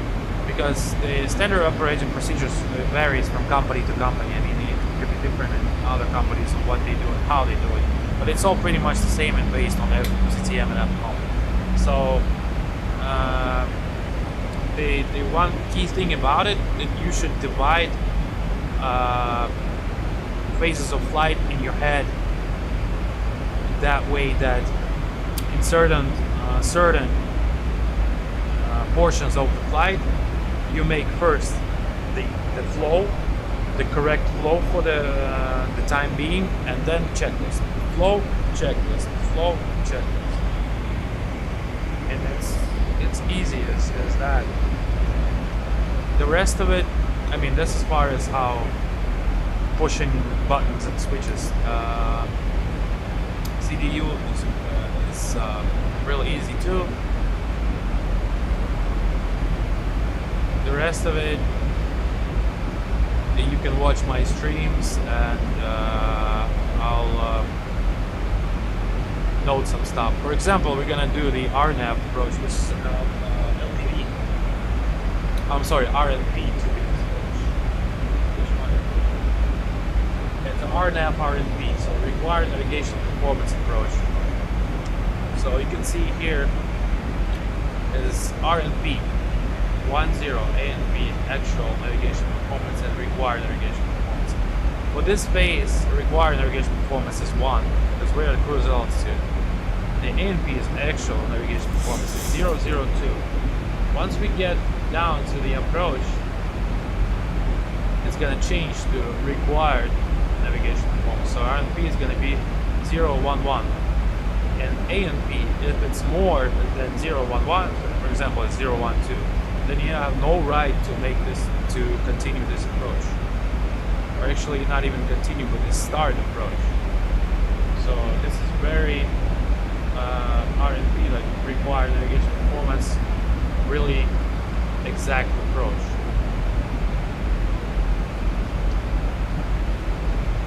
So, but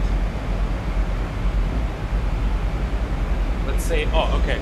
So let's say if you have RNP 3003, you can still continue this approach, but your decision altitude would be 550 MDA instead of 491. It's the same as, so your minimums would be,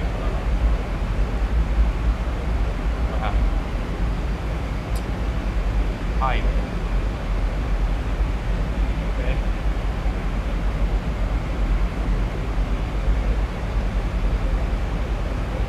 Also, there's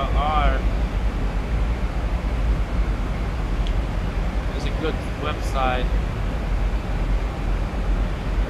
for the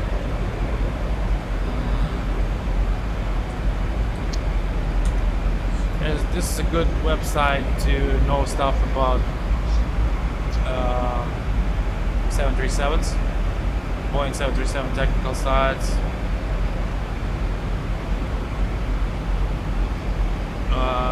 Just general information, a lot of good stuff.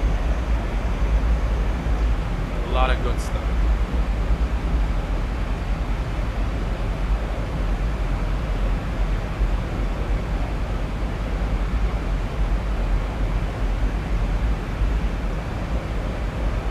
Just go through it. There's a lot of useful stuff here. What else?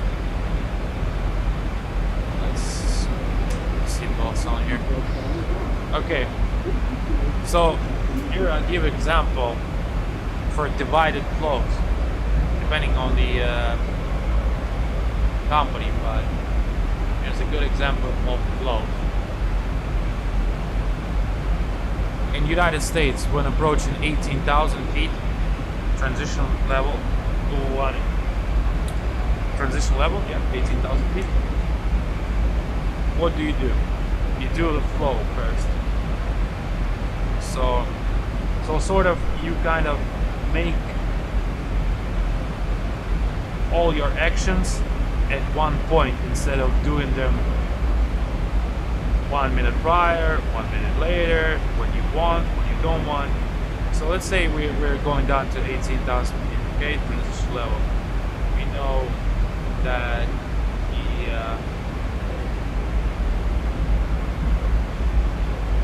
the C altimeter is 3002. So bam, we hit standard 3002. Make sure all three. 1, 2, 3.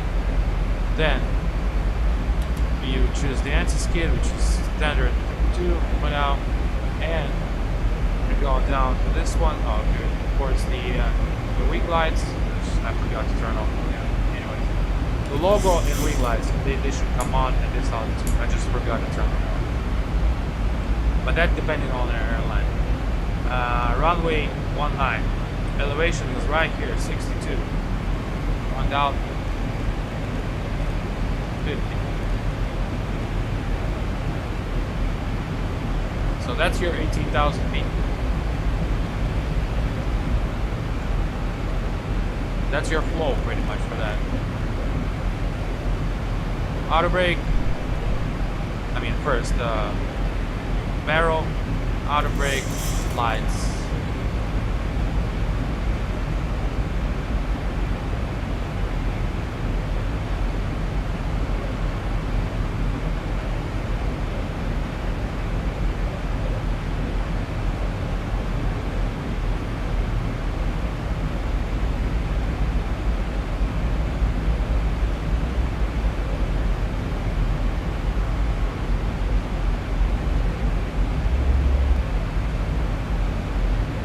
Then you can just sit and chill.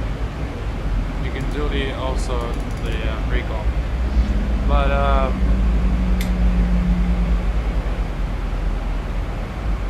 what else? The next flow will be at 10,000 feet.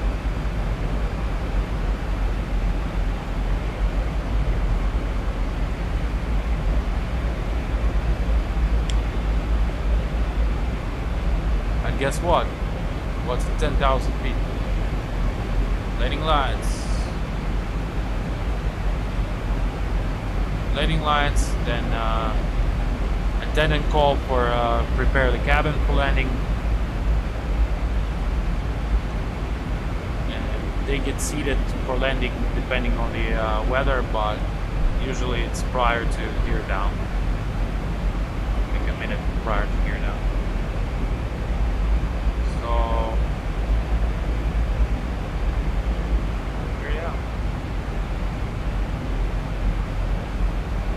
10,000 feet lights, and then it's notified.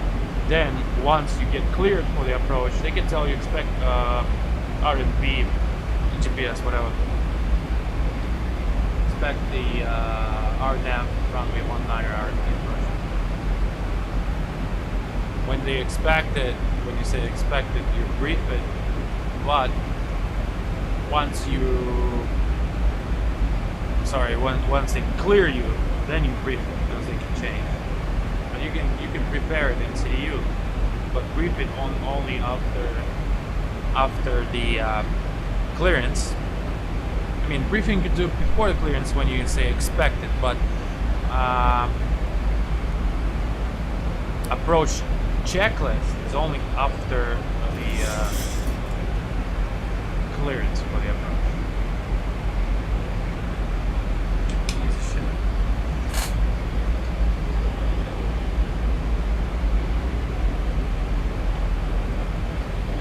And pretty much everything like that, so you have a certain time for everything. That way you never forget anything. It's all in order,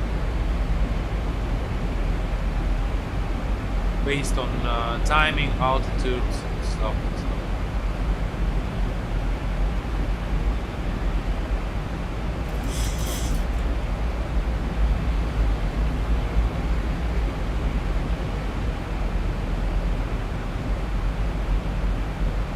So yeah, we're approaching like around 10,000 feet.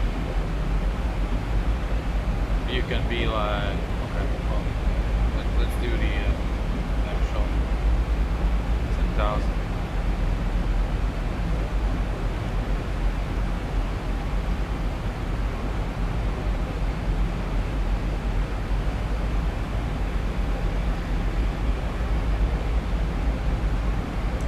It's gonna be a fun landing.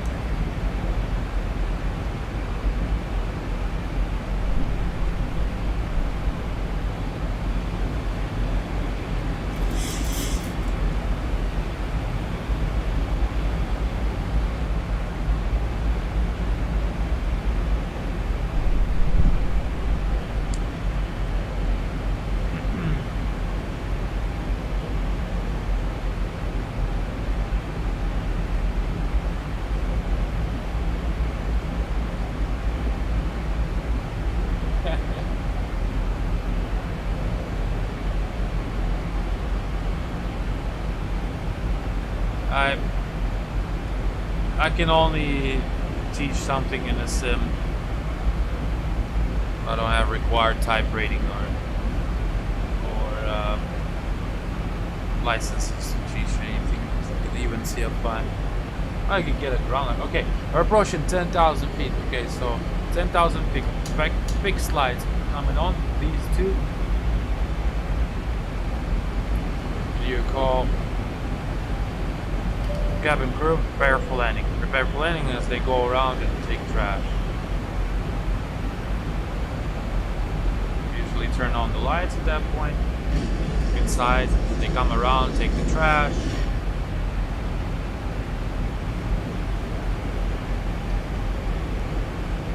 That's how you can fly beautifully in a sim. You know what I mean? Just as they do in the real world. That's 10,000 check.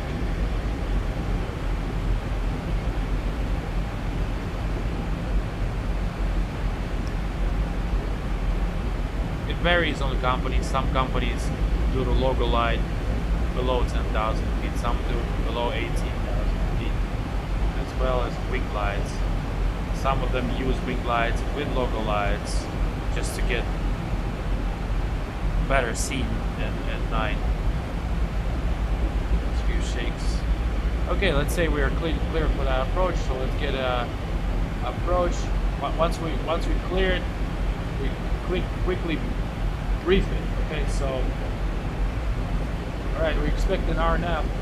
We clear for RNAV runway 19er. RNAV approach, final approach course 187. Climb to 3000 final approach track to runway 19er, then direct back. Hold, continue climbing hold to 3000. MSA for runway 19er is 2600 feet. FAP is signal 1500. RNP is 011. We use the 491 MDA. That's we gotta put it on.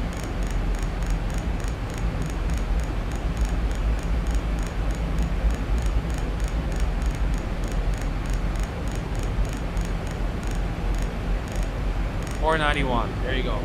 MDA said 491. RNP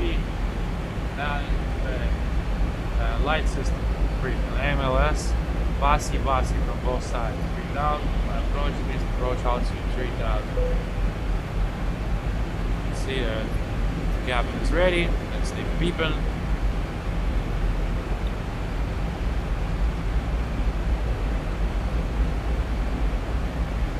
Be kind of fast.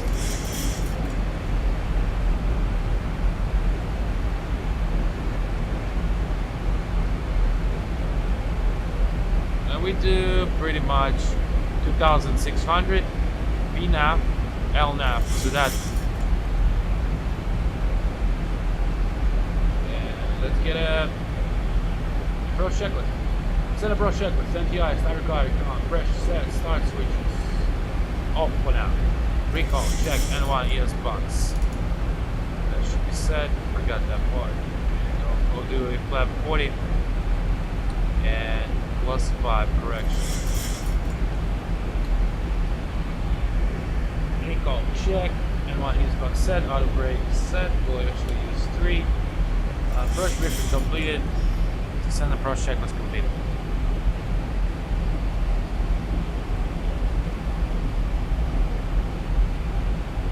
And it's good time to get flap 1 speed check.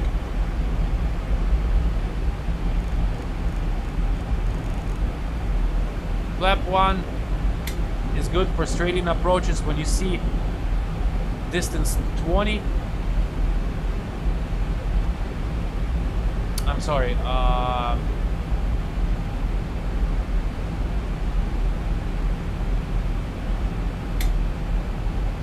Distance 12 to your touchdown zone. I mean, to your runway. It's a good time to start with the flaps because this plane wants to fly a lot. And with the type like all LNAV GPS approaches, it's kind of better to consider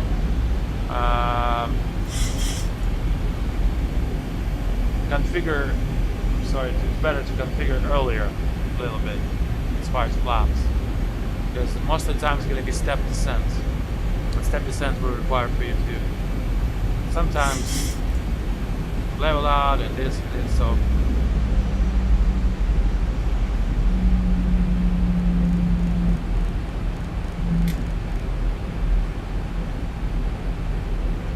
At distance 10, this time, it's going to be a good time for the flap 5.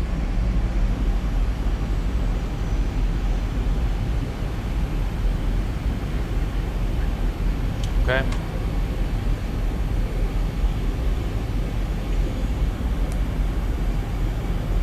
Here's the distance 10, flap 5, check.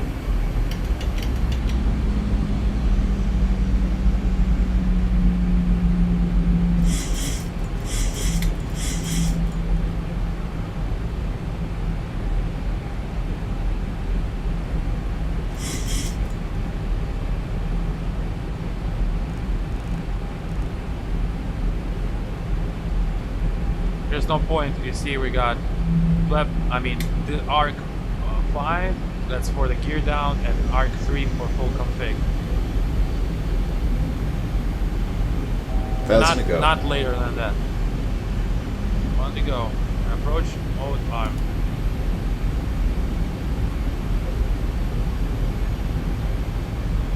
In this case, should be LNAV enough path. There's no glide slope. It's supposed to be either FOC or glide slope, and well, let's see how it's gonna be.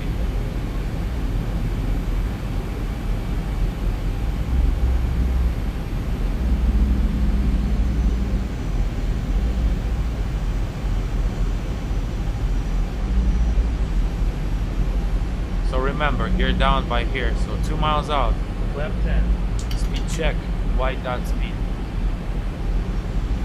Intervene, and white dot, flap 10. but we're pretty much on the final, so let's do bam, bam, bam, bam, bam.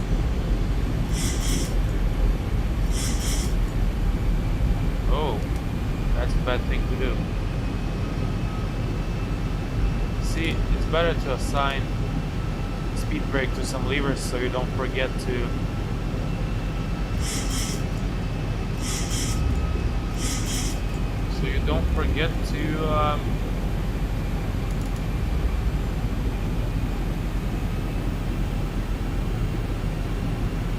not following. 2,500.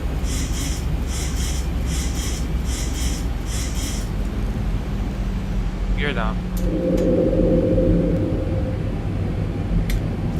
I missed the approach because I fucked it up.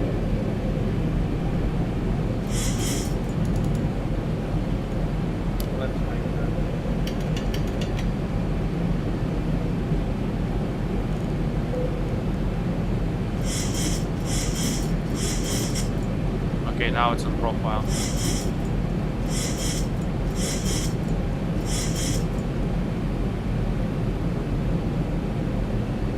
Left 30, just check. Wrap.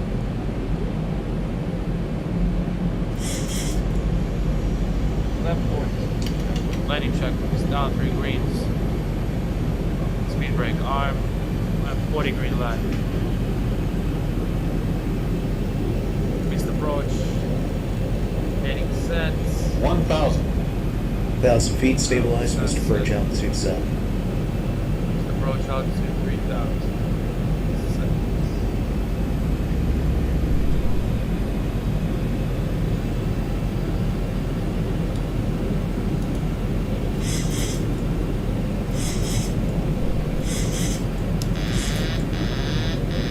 Out of plateau.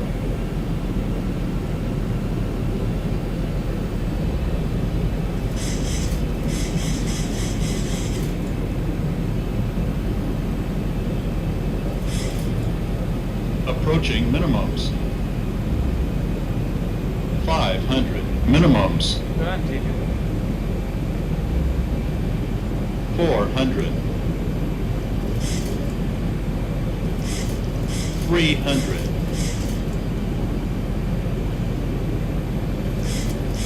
200.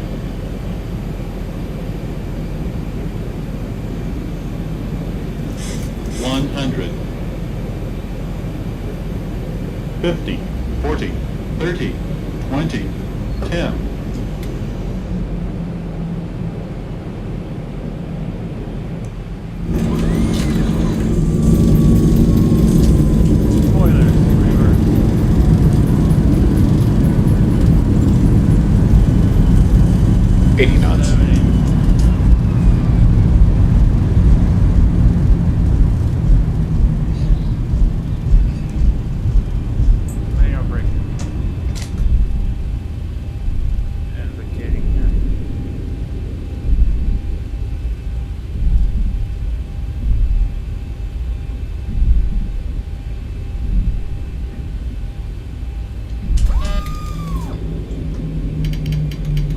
After vacating.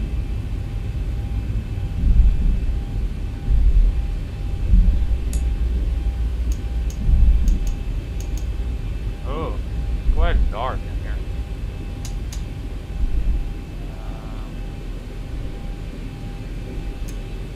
And there's another flow. Just like that.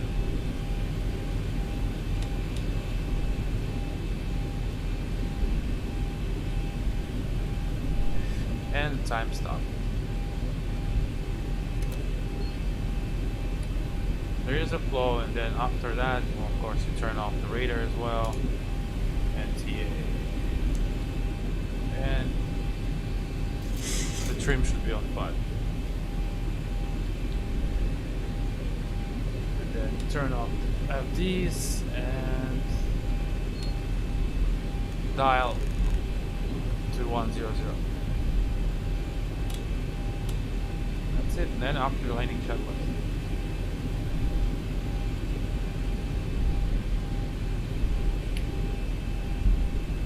See, when two people do it, it's much faster.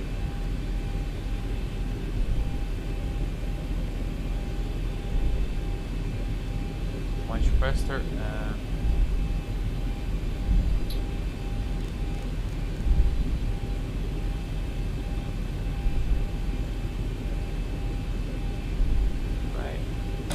Gens, come on. Open and do a bleed. Should be on here.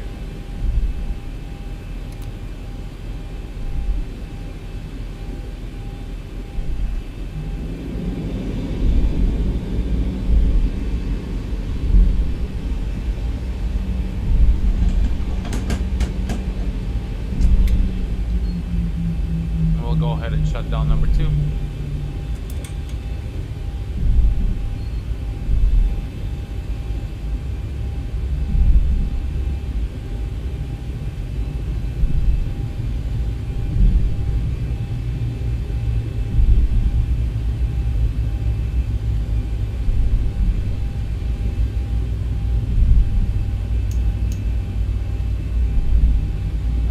When you're closing in, you might want to kill the lights not to blind the marshaller.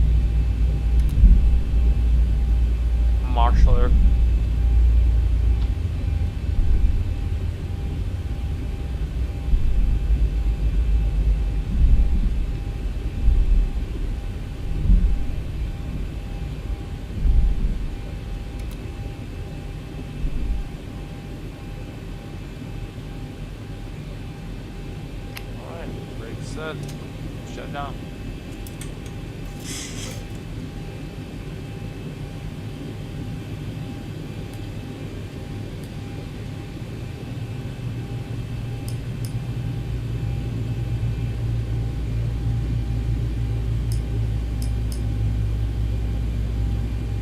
In another flow.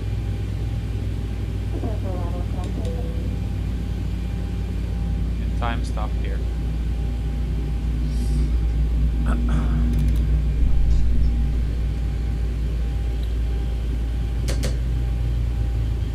Stand by.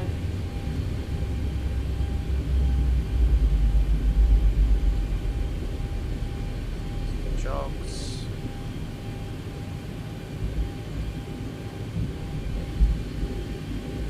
That's it. Parking checklist. After the flow. Parking brake set, electrical. APU gens off. Start levers cut off, fast seat belts off, ventilation lights off, window heat can be on for now. NTIs off. Hydraulic pumps off. Electrical. Fuel pumps left. Forward pump on. The keyless, of course.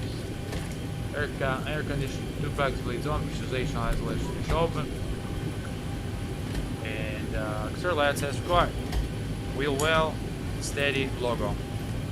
That's it. Parking check was complete. Easy breezy.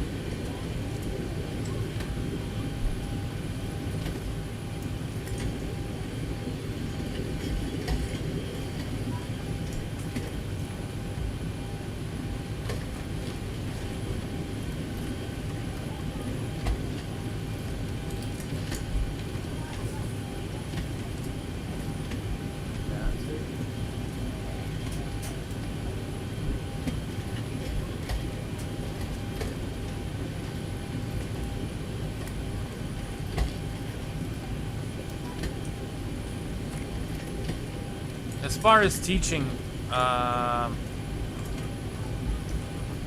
could have do it, but I don't think it's gonna be doable because I would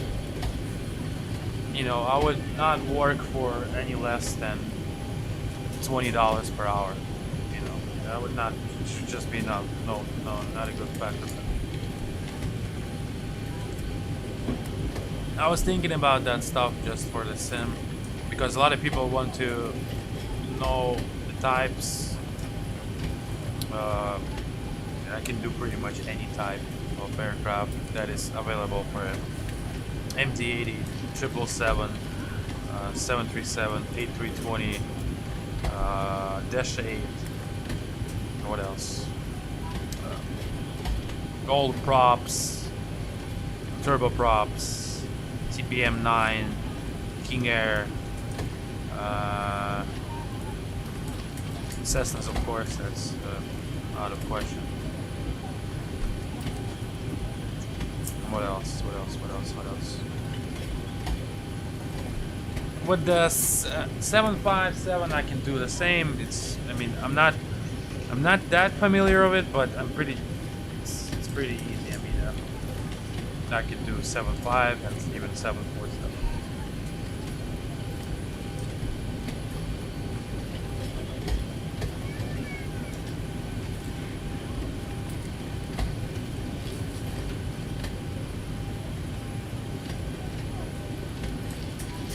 Yeah, I might add this in the store, just like it's kind of like a mentoring, I guess. It's not teaching, it's just kind of mentoring in a sim, and list the types, and pretty much what I would do is $20 per hour on a regular basis, Discord or Skype or you name it.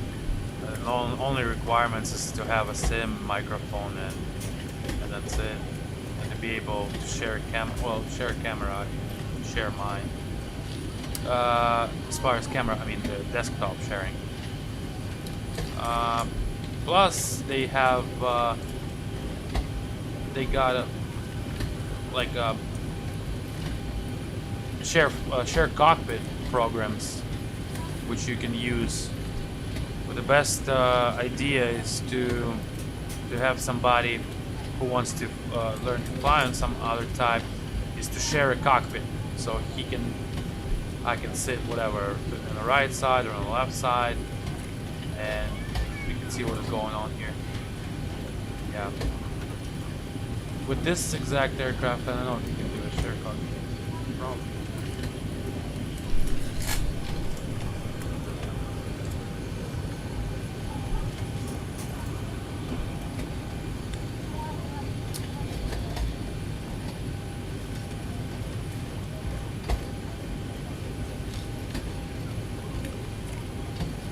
Or even stuff like this. I can make private streams, which I can put a private in YouTube and give a link, and then I can say, because a lot of stuff I don't say on the stream, because there's a lot of people watching who already know I have like real world pilots that fly this type watching the streams too, and they talk sometimes here and there, so that's why I don't say a lot of stuff that is common sense, that people already know, that I think they know. But like I was doing today, when I knew my girl was watching, and she doesn't know shit about 737s, but she's a pilot, she's a private pilot, so that's why I was kind of explaining it all with Russian all thoroughly. But some people don't even know like what's what, you know. Hello? Hello? Hello? Hello?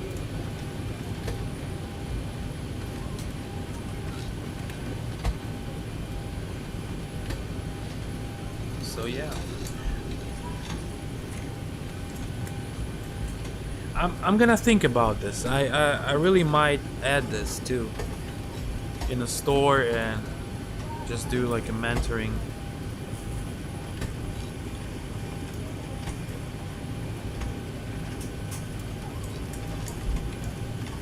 And do private sessions.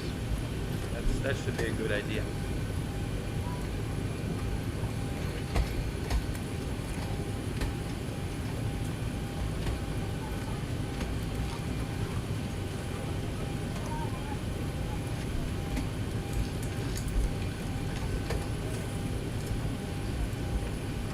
If you want the 737, you can contact me Are you on the Facebook? You can contact the instant messenger on Facebook, and then we can go to Discord or something like that, and I can go by teaching you on 737, starting from the systems. Yeah, Discord. Okay. Here, how about this? Right when you're ready, write on this email whenever you're ready, and whenever I have time, write on this email, and we can discuss the details. So I would go with the 737. It's up to you. I have PMDG and GXU or ZBOB, doesn't matter. I mean, L basic.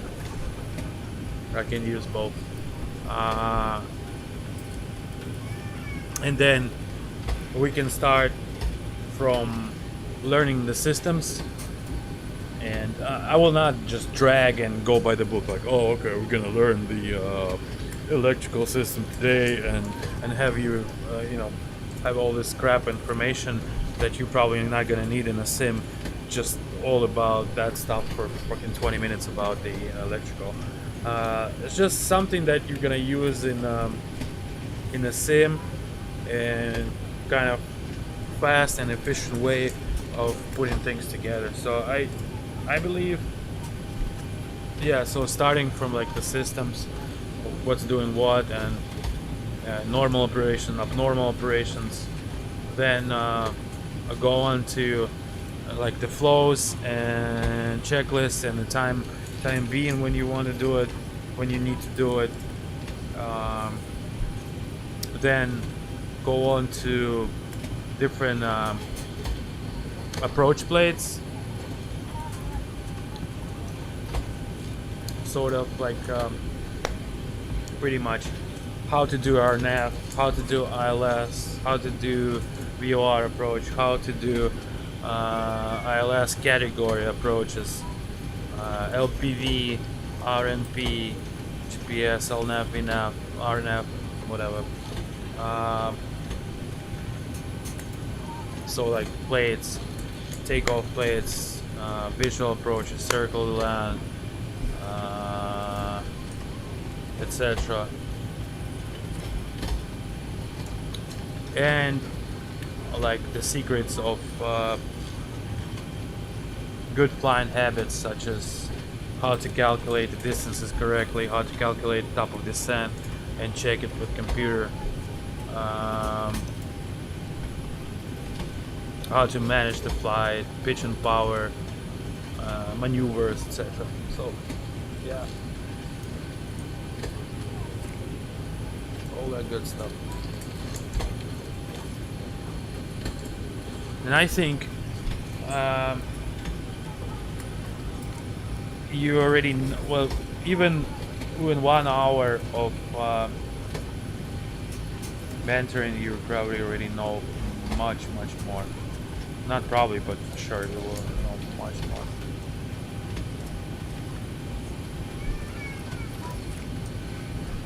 And as well as you can watch the streams where where I applied and do it. Okay, so next flight we're gonna go to. Where are we gonna go to?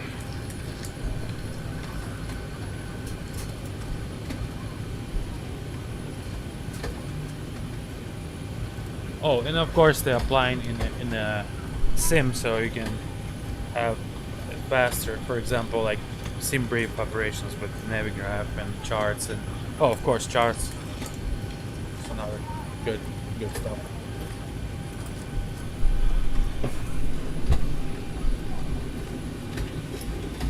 Okay. So next, where are we gonna go?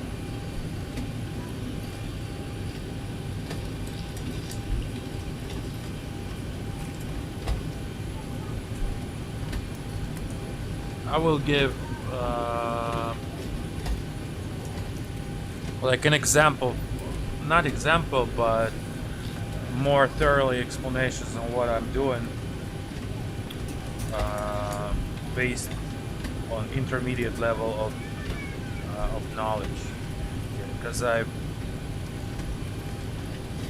All right, let's see. We are in DC, Atlanta. DC to Atlanta. Atlanta is really easy to go to as far as the airport and approaches. Let's see, Atlanta, what time? I think it's 1 hour 30 minutes or so. Yeah, Atlanta is 1 hour 40 of flight.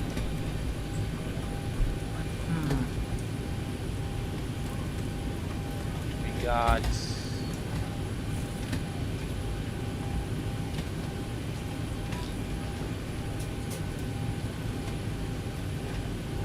we are here.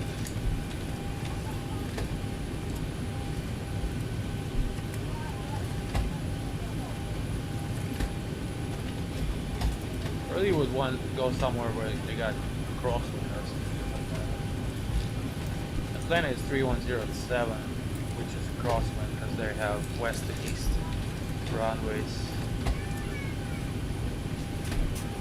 7 knots crosswind. Not much.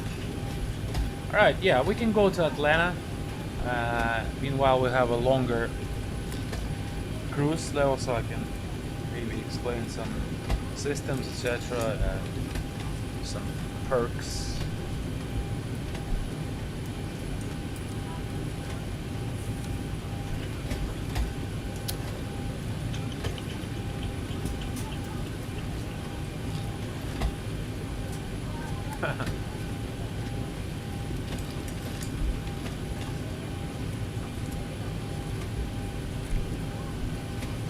We will do the real world line.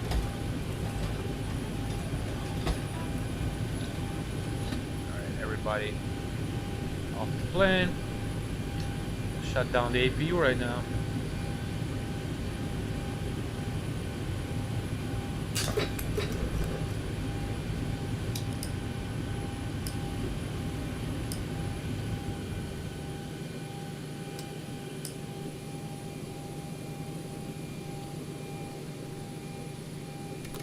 Okay. Alright, so again, turnaround flight. This is not the first flight of the day, not cold and dark, turnaround. We came in, people deboarded, we came in back, drank some coffee, brought some with it.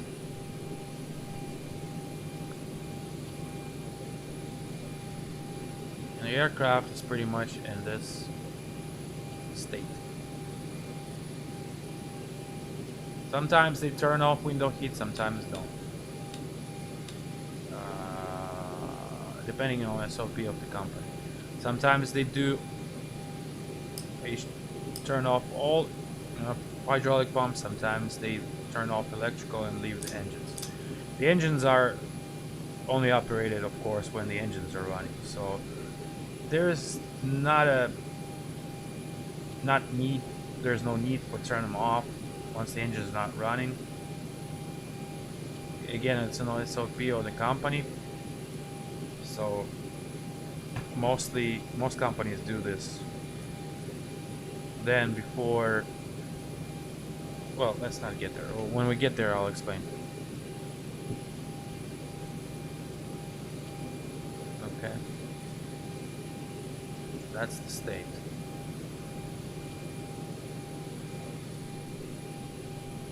Let's get the flight plan and then we'll start working.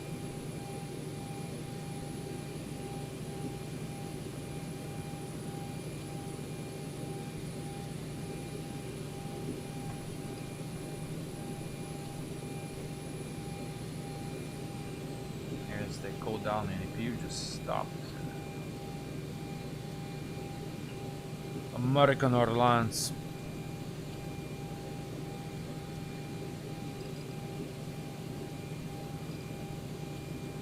$345, whatever. DCA Atlanta. So I'll show the regular flight just the way, based on knowledge you can, that you would be probably able, if you learn, you would be able to make the same way after some training. And I'll explain what I do and how I do it. So there's a profile for the Zibo. Automatically.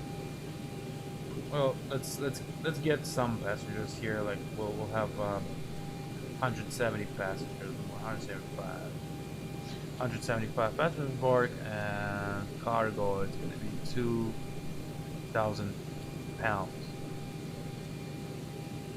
Here's our route. Analyze it. That's all we need. The altitude is auto, so it's because it's 1 hour 30 minutes, so it's gonna get the best altitude. For short flights, you rather look at real flights and see what altitude they're using. But here you can use it at auto. Generate. Is the original Boeing of the game or not? It's a mod. Yeah, it's no original. Original, it's crap. Crap. Okay, so here we go. As per real world operations, what do you need first? Let's look at the weather. Here's our route. You can use some information here. That's the radar. And here's a significant weather. SIGs. So you see there's a thunderstorm, embedded thunderstorm at cloud base 380 and tops whatever. There's another line of weather here, but the best I recommend you to go down here and select sky vector open. So here's your route. First we want to look at the sigmets and outlooks we already marked here. Yeah.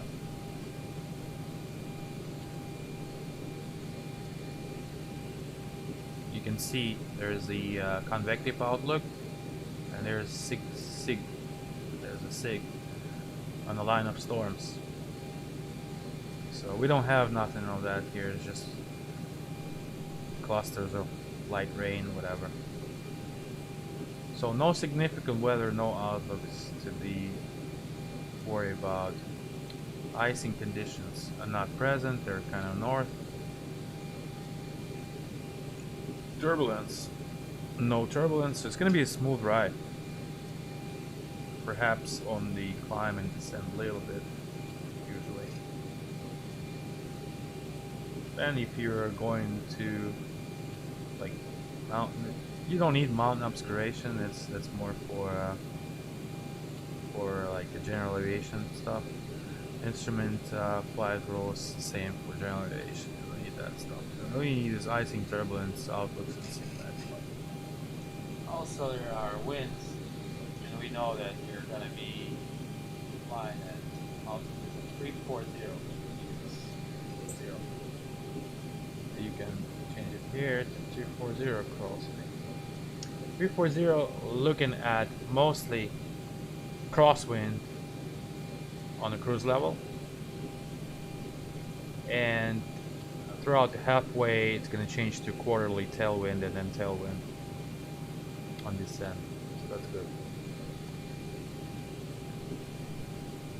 On the OFP, a release. I don't know, should I go through it? You guys know about the stuff here, or should I go through it, or you know about it? There's a lot of pages.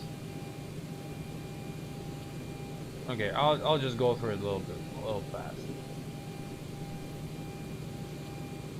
If you really want to get in deep with that, this is like I guess it's a personal training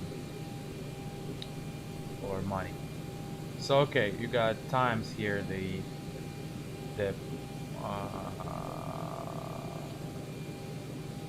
the push time 7:15.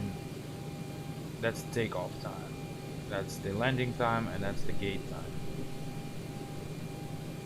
The total time for the trip is 1 hour 17 minutes. You got your cost index here. You got your. That's I'm showing the mostly all of it. Okay. I'm showing currently the most important stuff that you look at. And so, all right, let's go step by step.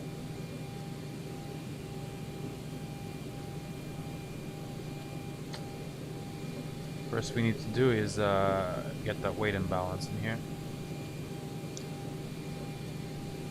Okay, so here we go. Here to block fuel, we know that we need 17,537. It's best to start doing it already because it's gonna take time. Once they start fueling up, 17,537. Okay. And then we go and call fuel truck. So it's gonna be pumping once. Well, while it does that, the seat belts should be off in off position. Refueling on the off position on the seat belts. Passengers can still board at that time, but the seat belts should be off. Okay, payload. We go to this page right here. Third page, it says payload 42.3. That's our payload. Okay.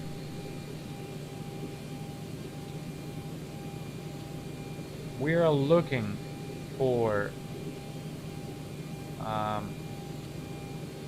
takeoff for zero fuel weight of 133.6. TOW is gonna change because the fuel changes. We're getting filled up. So we're looking. We need subtract 4,000 from this. Actually, 3,700. Yeah.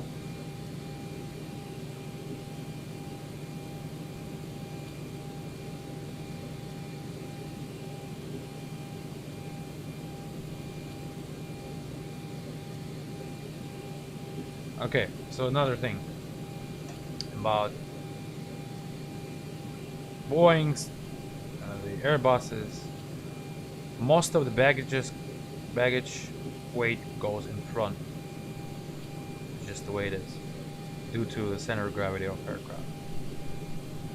You're not gonna find a lot of cargo in the aft. To have a correct CG, you see it's in the middle. If we were to add a lot of cargo here,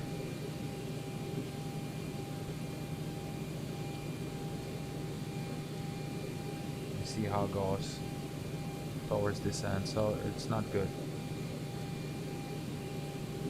That's a lot of forward trim.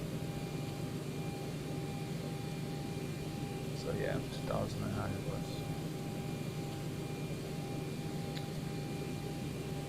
Okay. 133.547. To be exact, let's load another 3,000. Okay, so your current zero fuel weight is 133.6, which is correct over here, highlighted. The fuel is getting pumped, so it's getting pumped and it shows actual fuel, and the TOW of course grows with that. Since it's probably already reflected that fuel requested, it's not gonna change, so it's 150.6. So we just double check those two. 1336, So 0.6. 1336, 150.6. Okay. And the actual fuel.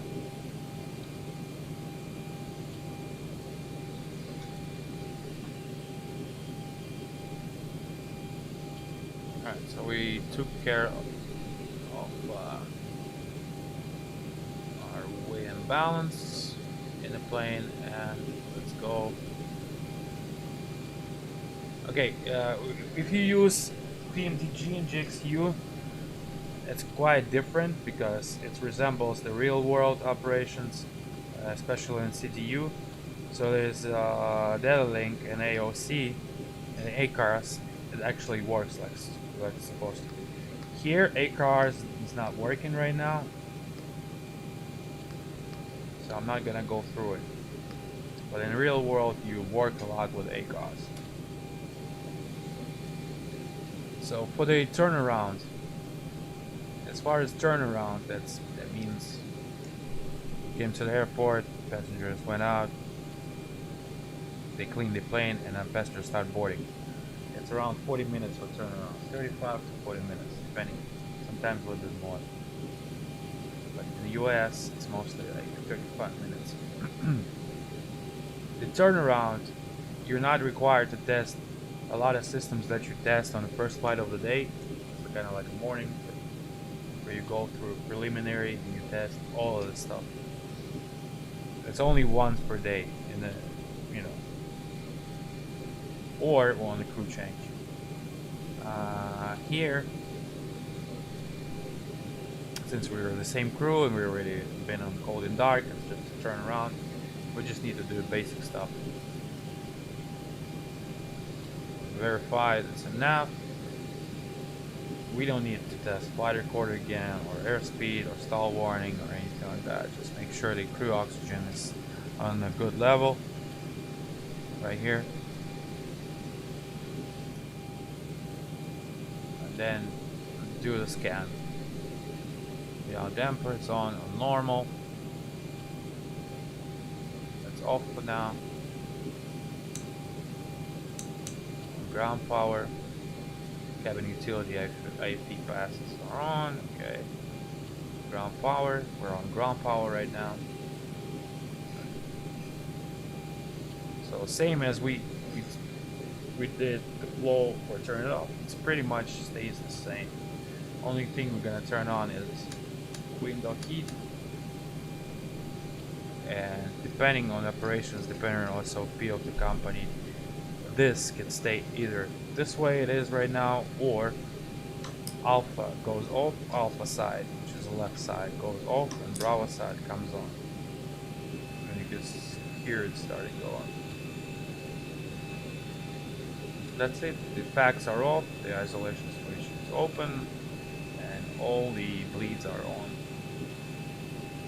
And we look at the our flight level. 340 right here. I'll dial it in. 340. The land altitude stays for the airport of departure until the descent. That's in case if you have engine failure, you have to come back to the airport. You don't have to change it. So that stays the same.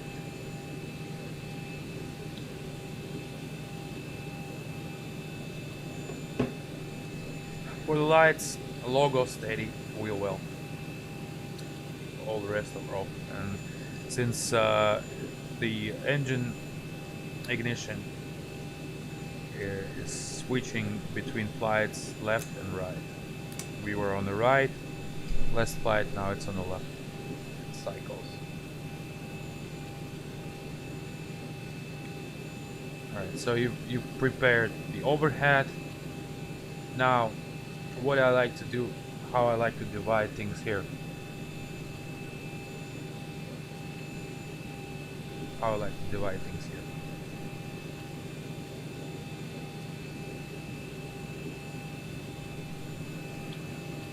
Overhead, pretty much whatever is on overhead, that's the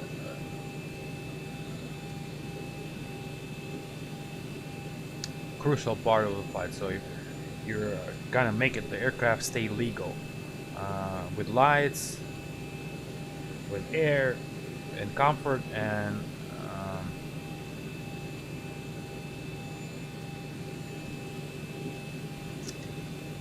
at correct settings. I don't recommend to go to set the MCP before you brief for departure. And departure you brief only after your CDU is set. Okay, I'll just go the way I do it and the way it's good to do. So after you're done with overhead, don't go anywhere here, just go straight to your CDU.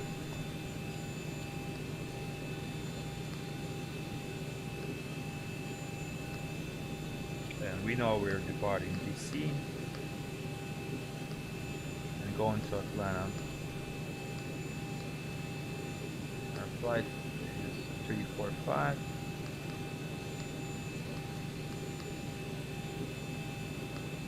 And then from here we go to per minute range. It's 133.6, 151.1, and our fuel is 17.5. Reserves, final reserve is 3.68. This means 3.7. And our cost index is 5. Well, cost index, companies use same cost index usually, unless there are conditions for not to use it. So we'll use the company, the American Airlines cost index, which is 35, around 35ish. Flight level 340, and average wind is 342 at 25. That's cruise wind.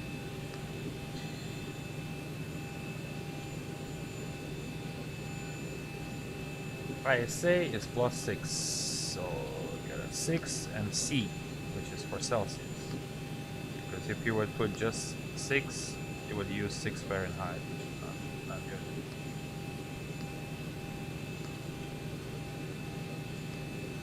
Transition altitude 18,000 across the United States and Canada.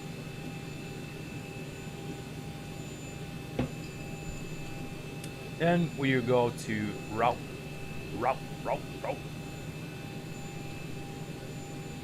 I'm sorry, departure arrival page. Departure. Scroll down and look at the meter. And it says 3409, 10 miles, view 130, forecast 250, temperature 26, dew point 17, altimeter 205. So that way we're taking off from runway 1, which is a long runway. Go to our nav, big graph, flight, new flight, from SimBrief, CA Atlanta, open charts list, airport info. We're located here. That's our longest runway, or it's a working runway. So we'll use runway 1 for takeoff, which is 7,169 available.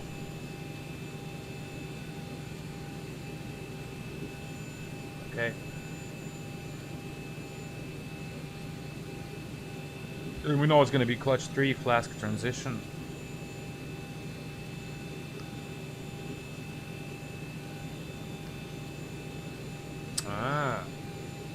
Clutch 3. Okay, that's clutch 3. Flask. Activate. Execute. Sufficient fuel, my ass.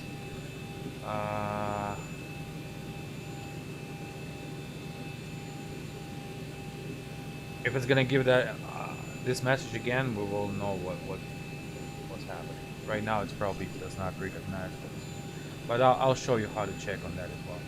Okay, Aussie 1 to 7 right. All right.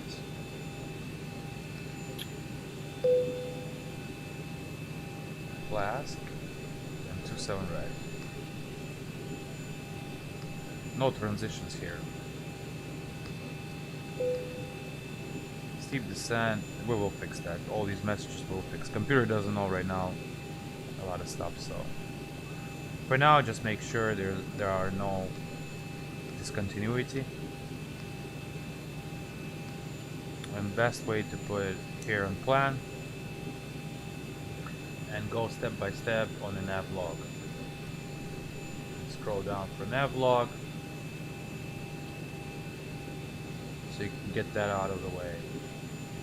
DC clutch 3, Rev G, Beeble, RG111, whatever, next page. Coakley, Throttle, Bottas, clutch, Kirk. All these fixes you check. Temps, Flask, Yod, Schul, Chidon,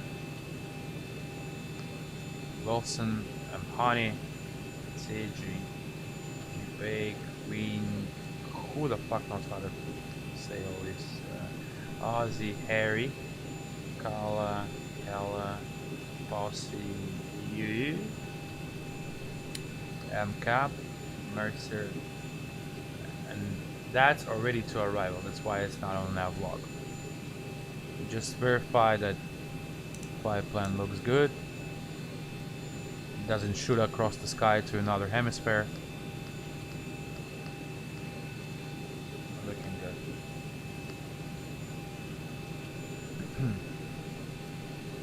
So the flight plan is correct. If it's gonna give us mistakes like fuel, we'll check it. We'll check this before, after we'll do performance and everything, because a lot of tied to performance in this CDU right now doesn't know a lot of stuff, because a lot of stuff is not entered. It's only the weight and balance is entered. So it will know a lot of stuff after the performance page. So currently, what we want to do is continue. Okay, let's start boarding actually.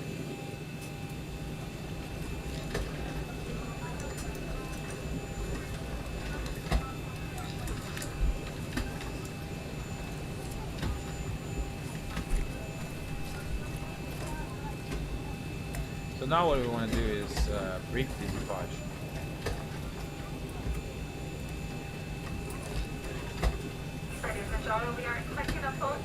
There's a clutch departure. And that's the point.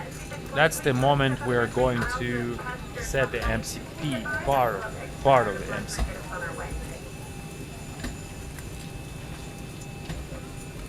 Matter of fact, not to jump around, we can go ahead and set and calculate the performance. So for that case, get a top cat. Guys, the lead's on board. I'll show. Here, I'll show this way.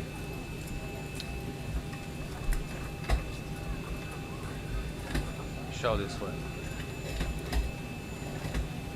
Weight and balance. Atlanta. Oh, I mean DC. Atlanta. All we need from this program is exact weight. We don't care about legitimate, correctness of all that bullshit. Because what we're gonna calculate here is takeoff, and it's all based on takeoff weight.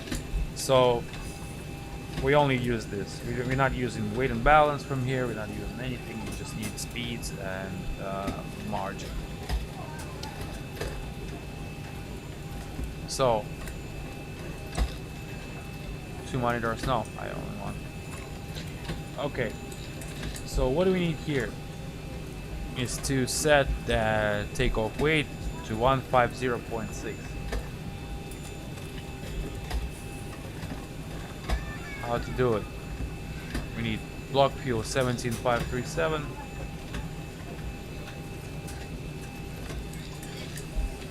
Trip fuel 7730. Okay, approximate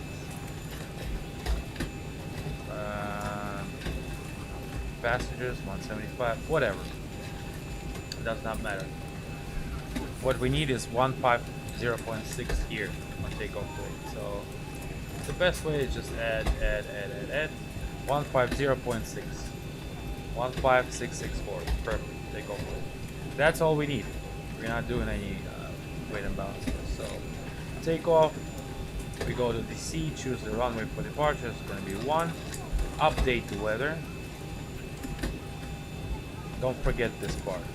Or enter it manually, or don't forget to update this. And cross-check with the actual weather on METAR. So it's 340 at 9. You see, it's not doing it correct. So let's cross-check with the DCA install information. Okay, so let me see, it's 030 at 9. Oh, okay, so it's changed. Alright. Yeah. 030 at 9 to 6 3006. Dry.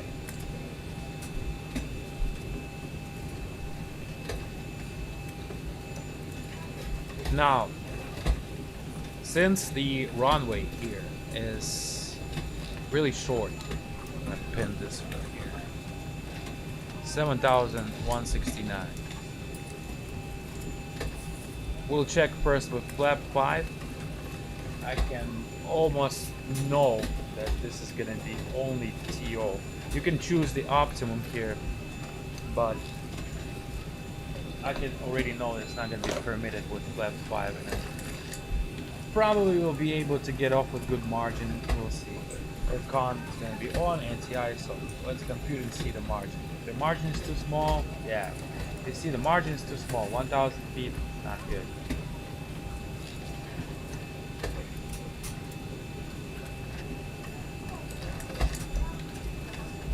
Let's try. We can get more margin on with the aircon off. It's gonna add another 500 feet or so.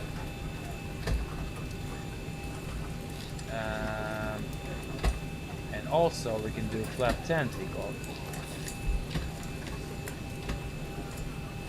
See, the margin is not quite. The best we can get here is, let's see, 1,400 with flap 15 takeoff. Let's try and compare it to flap 5. Not by much, only by 300 some feet.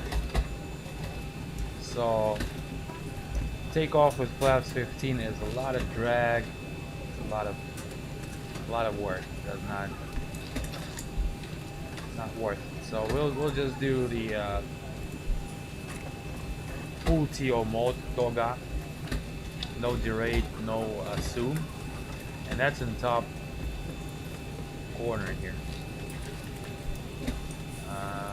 And of course aircon and anti-ice off. So we'll use the how to do the air conditioning. Let me tell you about this stuff. They actually still have an air for passengers. They just use an APU air. So you in A320 you turn off packs for that and just use or there's another procedure in the A320. You just select the APU bleeder and have packs. They feed from APU. If you turn on the APU bleed, they feed from APU. Here, the packs are always working. You just do the bleeds here. So if you're taking off with AC off, you will turn off these bleeds. This will be working like that, and this will be auto. But your APU bleed will stay on, and your APU will stay on. That way, you'll have air for passengers. It's not going to be too hot. You're not going to panic or anything. And then, after in the climb, after takeoff, you'll turn off APU bleed, turn on engine bleed, and turn off APU.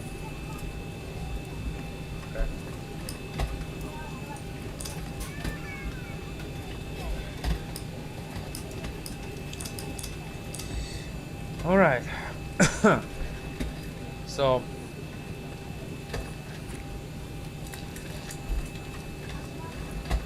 you can see charts are wait, charts.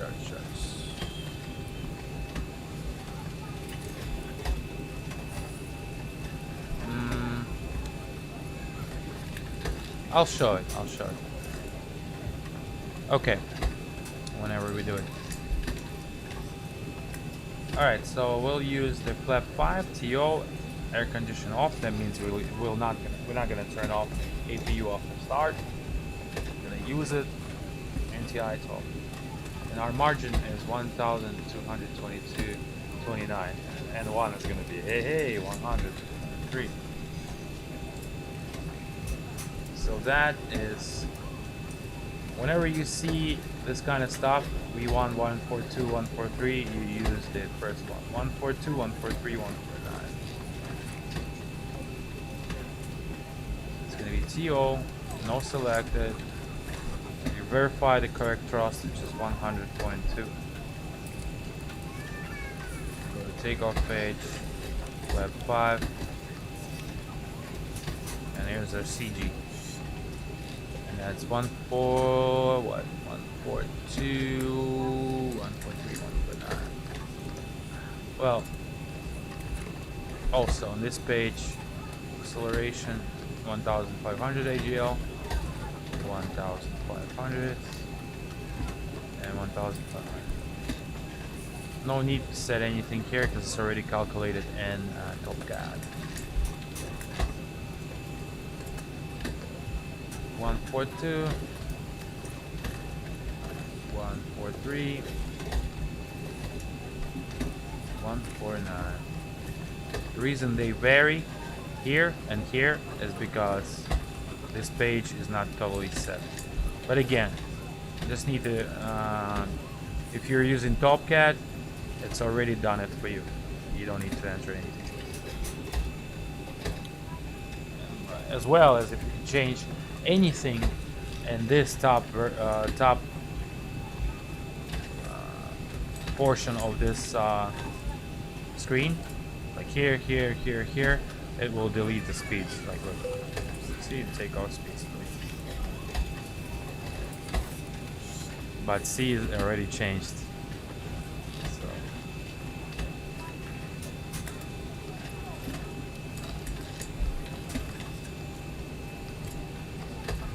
Alright. First check the speeds. Code is peeled. That means the length of the runway. That's code regulating that takeoff. 142, 143, 149.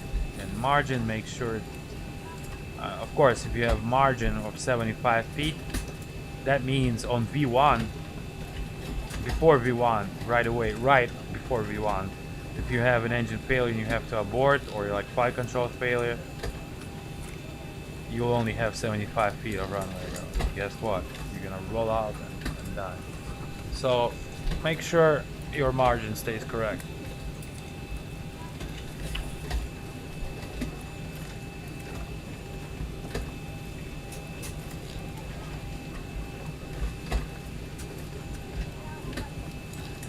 To kind of get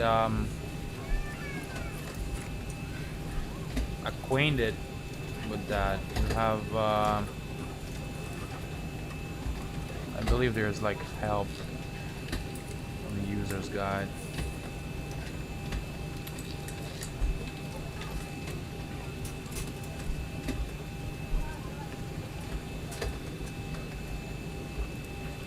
You see in here, margin shows the remaining distance to the end of the runway or stopway, if available in case of aborted takeoff at V1.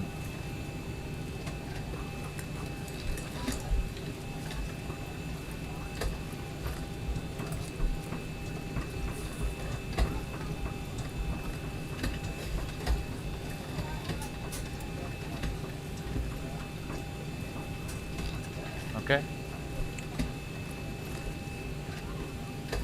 Alright, we don't need this anymore.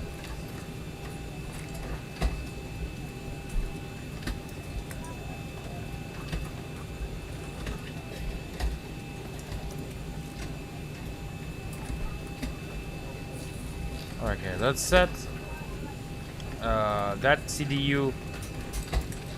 Please don't call it FMS or FMC. This is CDU. FMS is system. It's down below in E&E bay. This is CDU. This is unit. Like the same way as an MCDU in Airbus. 737. This is called CDU. All right, let me go to the bathroom and I'll be right back.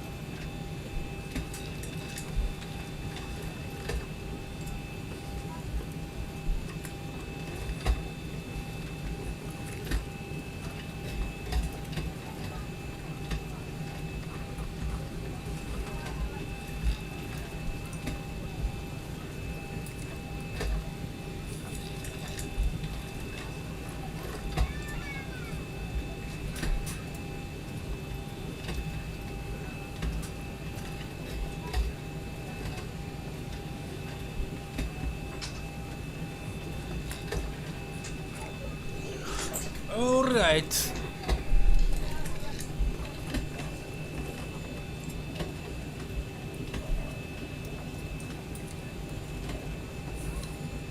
Magic. All right. So, since the CDU is set, left one is on takeoff reference and right one is on legs. At this point, we can go ahead and brief the departure, and meanwhile, while we do that, we're setting our MCP, which is main control panel.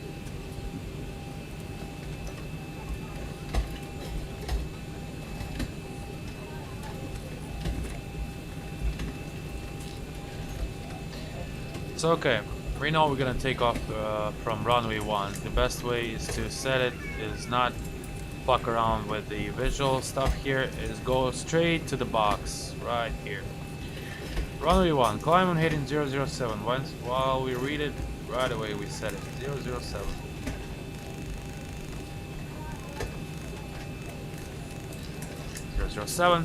Turn to step course 331 to Rev G.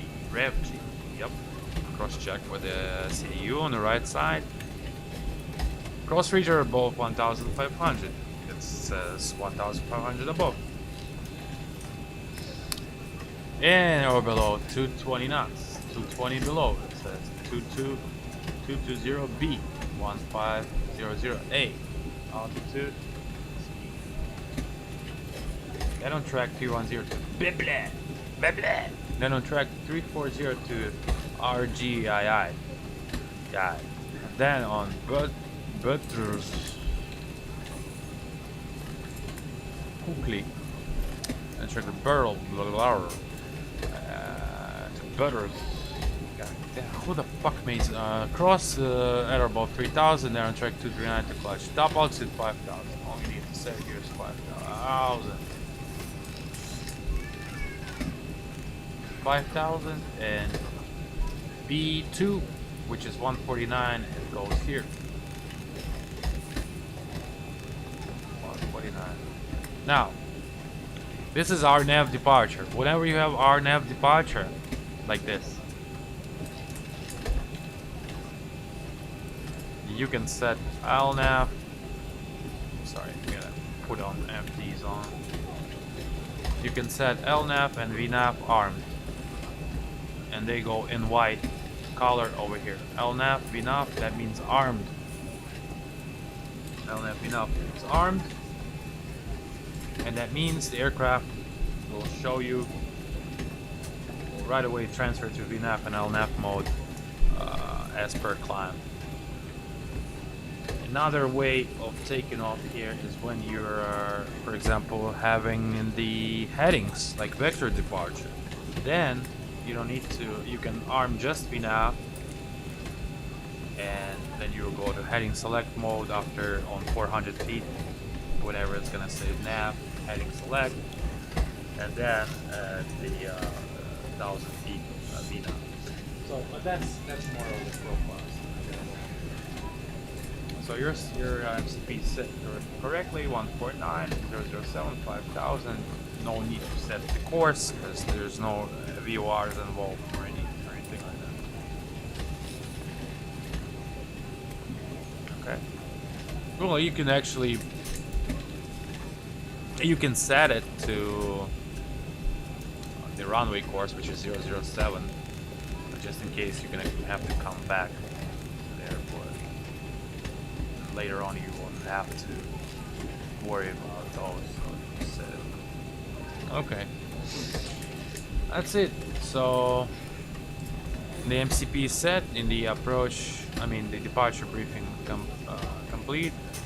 We went through it. There's no restrictions here. Just on rev G220 knots. Just make sure you have this CDU.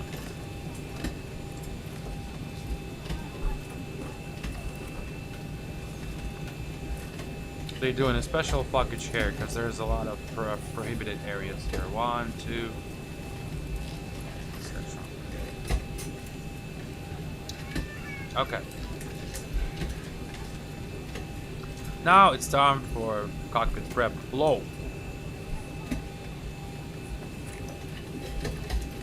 After you've done all of that, the cockpit prep flow goes like this.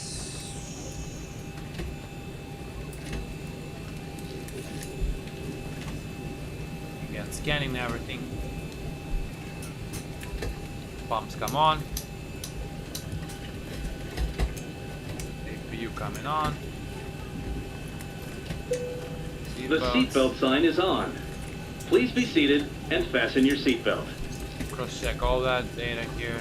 Just down to a reminder, we cannot leave the gate until Karen items are properly put away. All overhead bins are closed and all passengers are seated. Check this.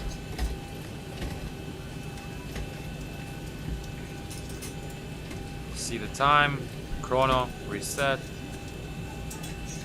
test these. No need to test the lights again since we've done it before. Fuel flow reset rate, auto brake RTO.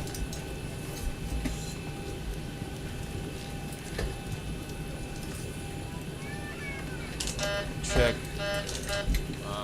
takeoff warning.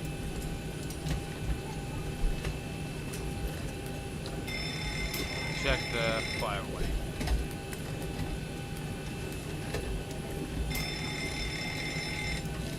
No need to check again anything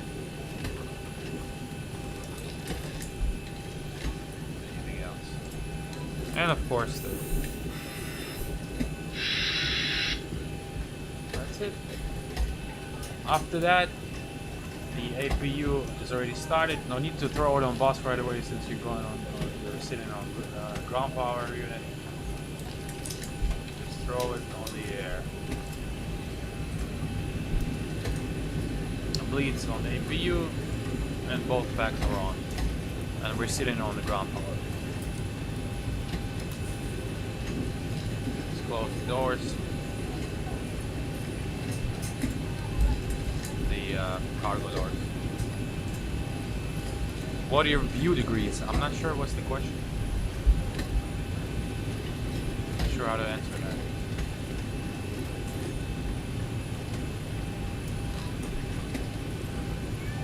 Alright, let's cross check and explain settings. Oh, I don't know. I got the 50-inch television, so mine is 60, 77 or something like that. I believe it's default. So, okay.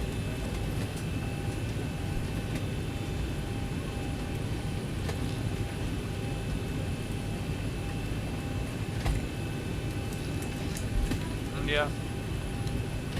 Alright, so let's check the altimeter. It's supposed to be 3006. I was seeing minus in here. It's not supposed to be like that. So all 3006. Now, since we are almost ready to push, at that moment you'll do your captain's speech. Good morning, ladies and gentlemen. Welcome on board this 737-800 American Airlines service scheduled from DC, Washington DC to Atlanta. Our flight time today is 1 hour 17 minutes. We're currently running on schedule. About to close the doors on and expecting a smooth ride. Perhaps a few bumps on the climb and descent as we descend to Atlanta area in the morning. And we have myself and crew, thank you to American Airlines, and we'll talk to flight.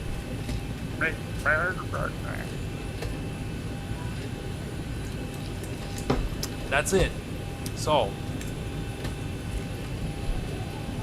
you know, we're gonna get moving soon. Get got.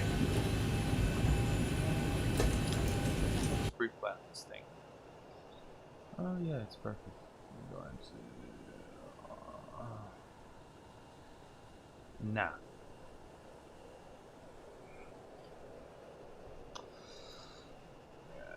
One I want here.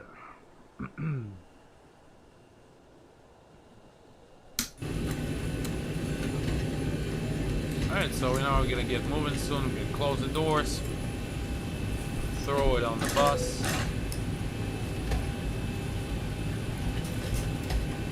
Collision lights and close the doors. Ladies and gentlemen, the boarding doors are closed. Flight attendants prepare doors for departure. Cross check, fare price staff, stand by for all call. Throw dome on medium, on dim. Alright, we've got everyone strapped in. Give us a ring if you need anything. Bye bye.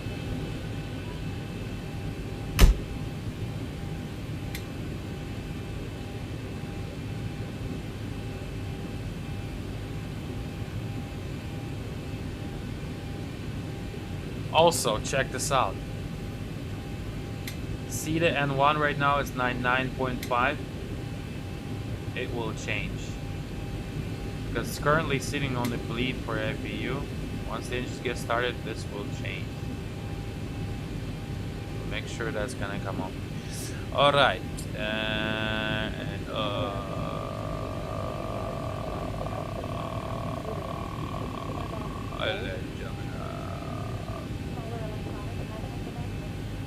I got a funny video for you guys. I'll show it through later.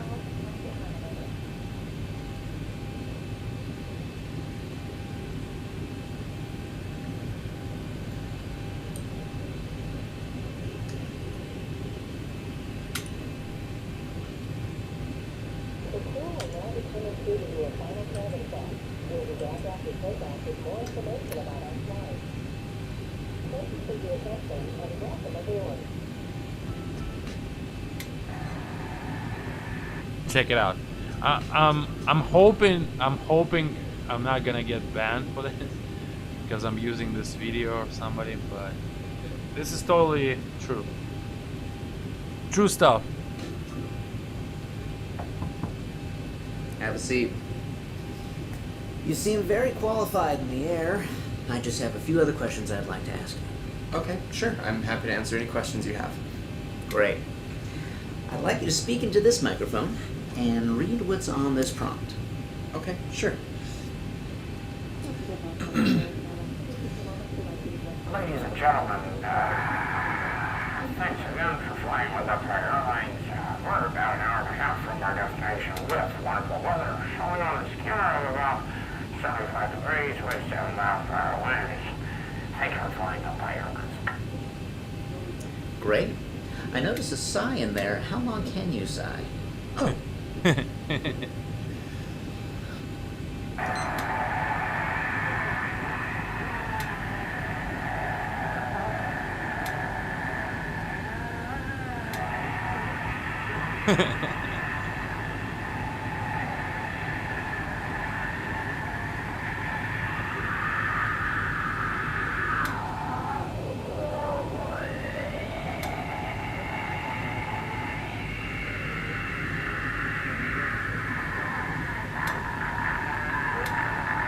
Жиза.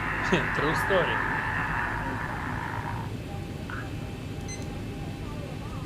A little below average, but you'll get the hang of it. Next question. You're a little off course, and you need to make a slight adjustment, but you know the passengers are going to notice. What do?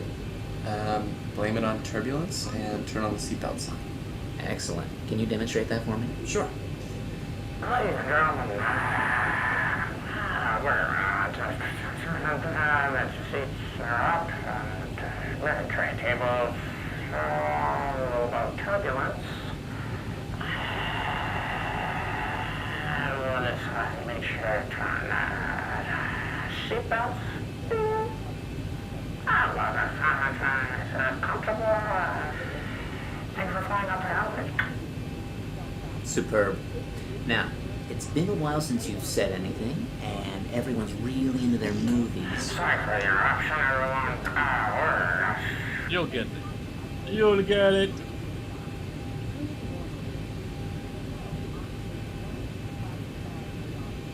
Oh, how to stream. I don't know either. I was supposed to do something tomorrow. But I'm not agree with that.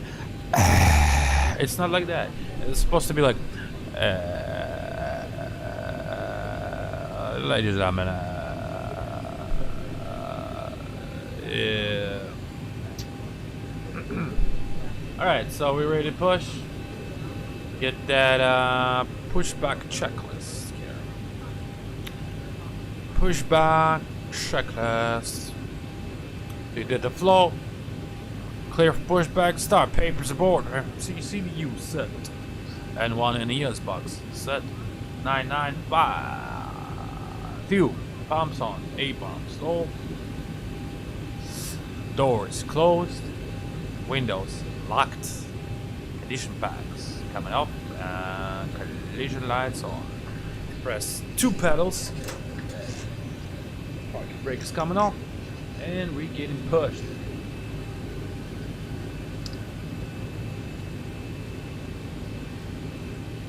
Alright. About 4. Clear for start, pushback check is complete. Start sequence 2 then 1. Rotating number 2, and we will look for it, stuff like this. The lower view is set at engines, multifunction display. Okay. Alright. Number 2. And start here on ET. Down. Set and start. Counts it up.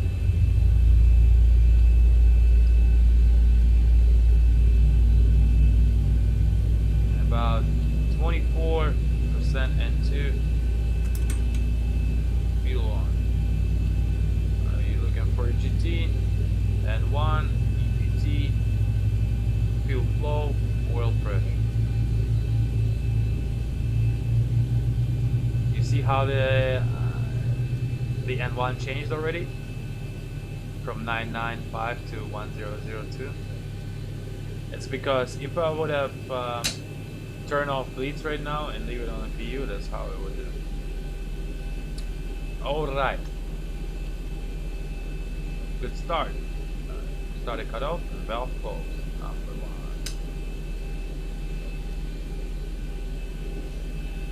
Press both pedals and parking brake.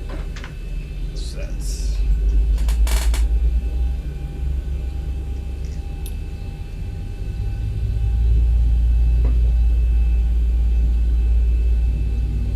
TA is coming on too. 25 fuel. And 1 EGT fuel flow, oil pressure.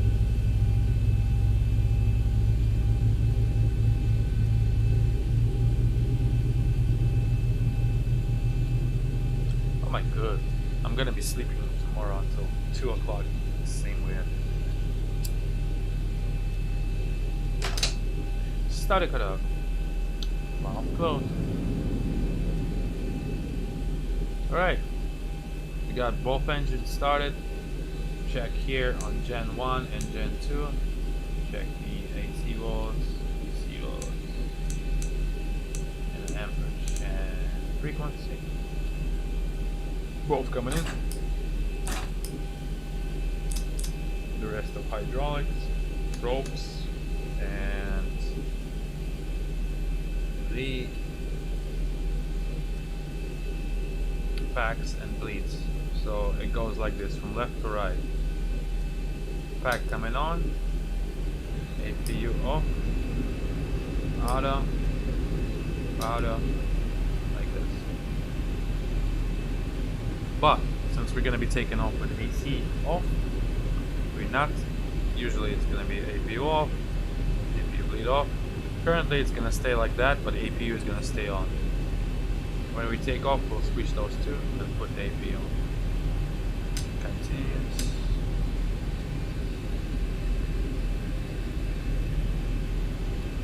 And goes to the flats. 5. And set trim for 5. And go to system and do the flight control check. Up, down, neutral, right, left, neutral, rudder, right, left, neutral. A recall, 6-pack. There's your 6-pack. 1, 2, 3, 5, 4, 5, 6. And the same on the right side. Alright, and it goes after start checklist. Electrical, generators on, window heat on, probe heat on, NTI is not required, hydraulic pumps all on, aircon, packs on, trim air on, pressurization, isolation switch auto, yaw damper on, APU bleed off for now, APU on, start levers out of 10, ground equipment removed, shoulder harness pass. Working 2 hours. Yeah, we'll get there. We'll get there. Goddamn, we'll get there. Alright, clear on the left, clear on the right. Let's go.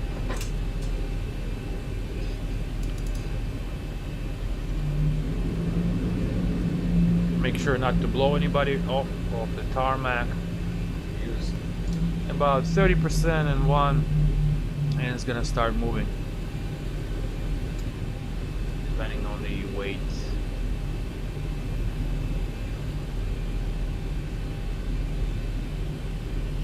So usually about 30 works good, 30, 35.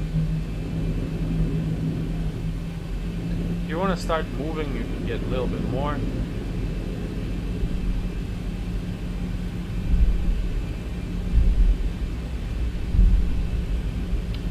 About 35-ish.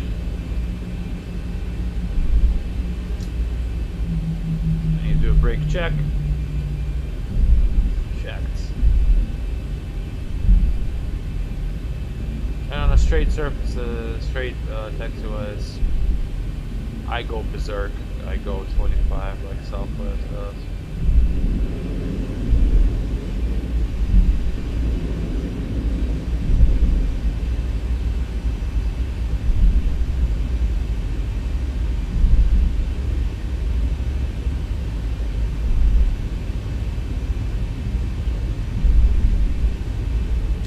Cleared across. Well, it helps me. Whenever I'm with my girl, I can sleep like baby. But whenever I'm alone, I'm a bad boy. I fly the sim, drink beer, smoke cigarettes. Cut across. When you're crossing runways, United States, strobe goes on. Good habit. It's not in FAA book, but it's good habit to do so. And then, ladies and gentlemen, #1 for takeoff, Captain Courtesy, Bart. And wing lights come on.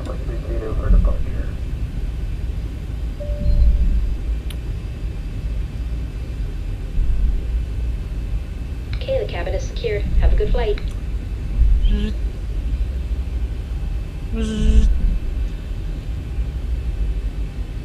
Yeah. Yeah, it shit happens like that. I don't know why. I guess I can find this is you know, like cats do with their paws, like they're doing a pillow with their paws. I'm doing the same with my hands to the tits, so that makes me kind of like my nerves to calm down and fall asleep fast.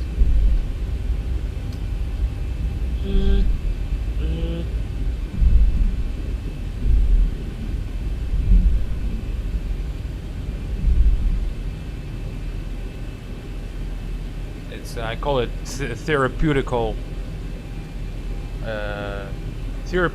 tit handling. Whatever the fuck, I just made it up. Alright. Alright, so we're gonna take off with a bleeds off, but APU bleed. Alright, so we got extra on the bleeds. Kill the taxi lights here. Recall, TARA. Make sure verify the speeds 42, 43, 49. VNAV, LNAV armed. Trims set. Make sure the trims here 0, 0, 0, triple zeros. One here. Aileron trim 0. Rudder trim 0. Here 0. 1, 2, 3. And 4, which is trim. Bam. 5. Yeah, same thing. We're all the same. We are all the same. And a man of God damn it. Of course, that comes on. AT. Strobe. Collision wing logo. Strobe steady, logo, anti-collision wing. Turn on. Once you... I do this, it depends on the company, but I do this. Or I start taxiing on a runway and do the fixed and retractable for takeoff. So we're gonna go ahead and it's a short runway, so we're gonna do a static takeoff and use all runway available. And that means all runway available.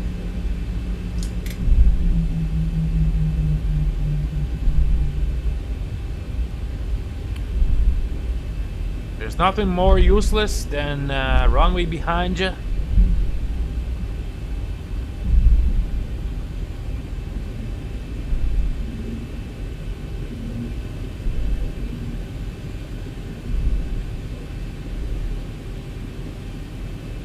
And get the nose as far as you can. Get the mains on the middle.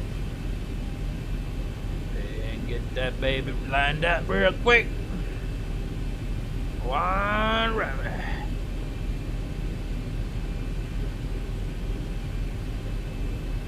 Alright. Right. For takeoff checklist. Which should have been done before. But okay, did I do the text checklist? Yeah, recall, flight controls, flaps, MCP, trims, takeoff briefing, cabin report, cabin door, yeah. Recall check, star switches on. Taxi lights off, lights on, throttle on, position lights strobe steady, transponder on. For takeoff checklist complete. And here we go. Get the lights on. Time.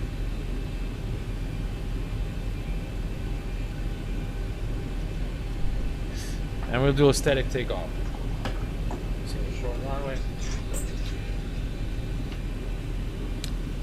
Do a static takeoff and get more effective rudder. Push down on the yoke a little bit. First 60 knots or so. Okay. Alright.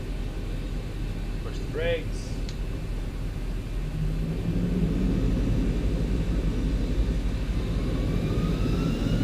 Now, 70 and 1.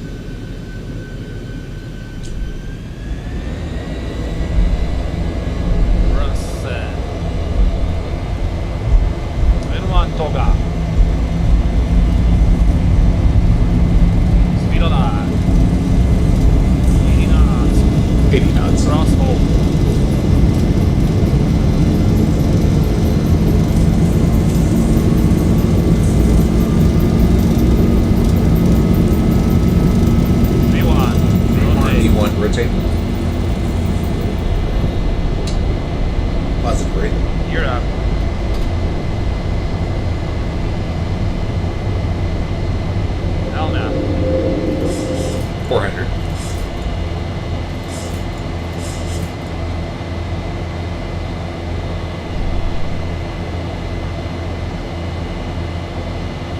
1,000.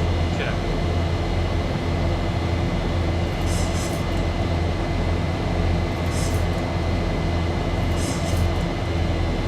That's fine.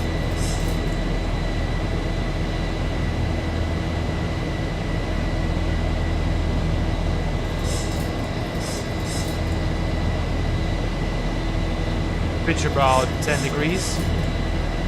Don't mind that light director, it's kind of sketchy. Just do pitch of 10 degrees, it's gonna get there.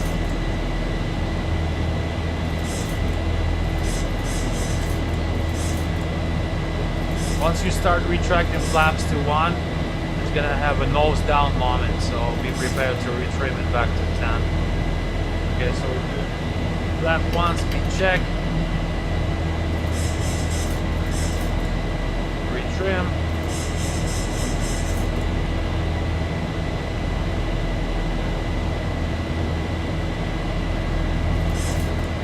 And follow lateral. Coming up on flaps up speed. Speed check, flaps up. 1,000 to go. Now it's gonna get there slowly.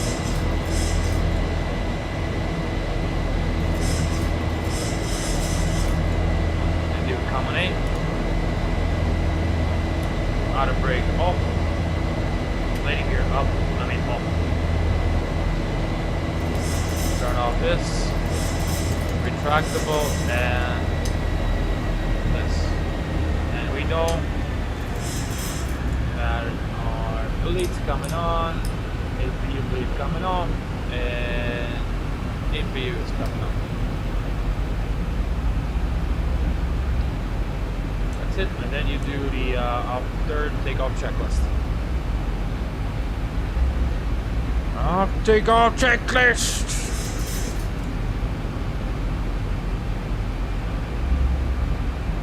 Lights off, air condition pressure checked and set. Make sure that's rising. Start switches off. Landing gear up and off. Flaps up, no light. Auto brake off. No smoking. Seat belts. Cycle.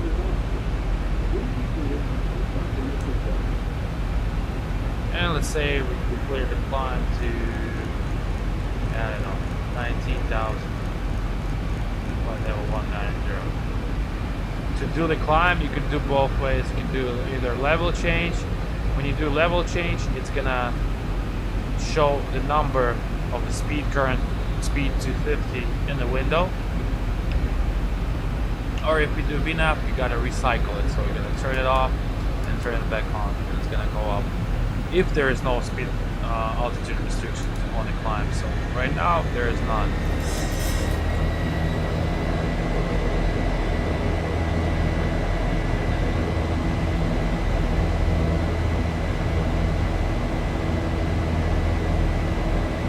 And there we go, and 1L now VNAV speed.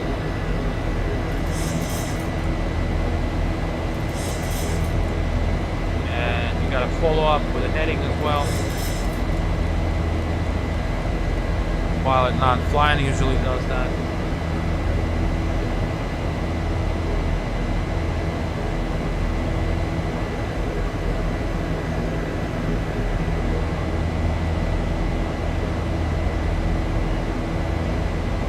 There's a scenery pack on Explain Org store that changes a lot of things in Erpula Airport, and I believe it's plug-in called SAMS. Oh yeah, I know SAMS Gate, but I don't use it because it interferes with something like sound or some shit. I don't know. Some people were saying it. But anyway.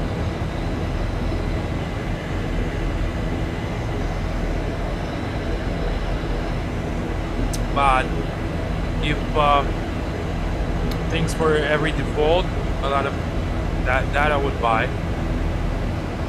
to make default airports kind of better. 10,000 feet, lights off.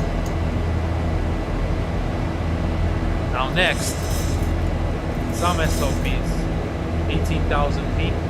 The wing lights come out and logo lights come out.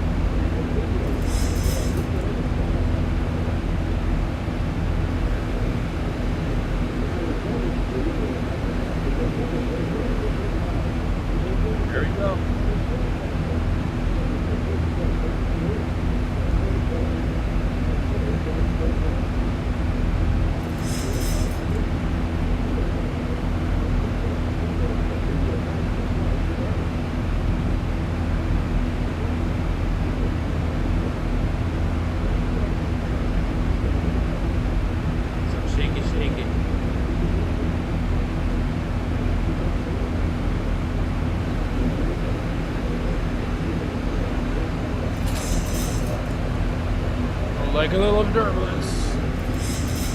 Turbulence.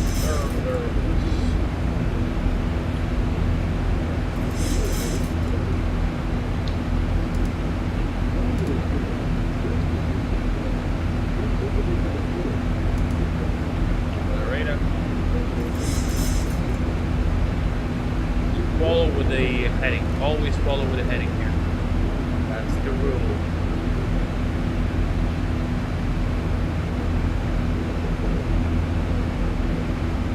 Follow with a heading bug. Now, think about heading bug. In Boeing 737, you gotta follow up with a heading bug every time. Doesn't matter. Just good practice. So you see that triangle here? That triangle is supposed to be inside of magenta. Like right here. Not the actual track that it says 238, so not 238. It's supposed to be this triangle.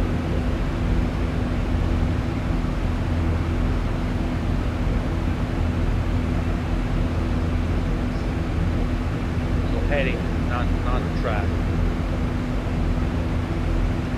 And we're approaching transition altitude. When you're going up, it's called transition altitude. When you're descending, it's called transition level. As you know, 18,000 feet throughout the whole United States. 18,000. Kill the wing lights. 1,000 to go. And do the standard. Bam. Standard, all three.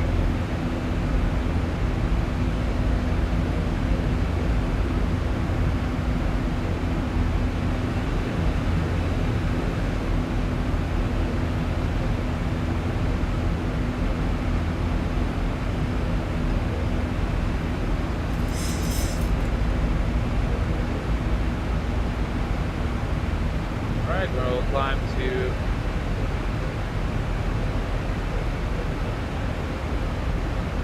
climbing to flight level 340. During the cruise or climb, this goes to legs, this goes to prog. Which is progress.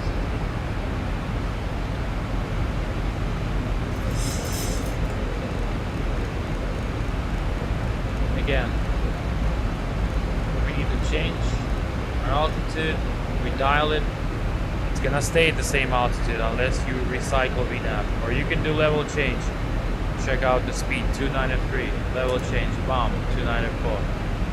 It's gonna start climbing.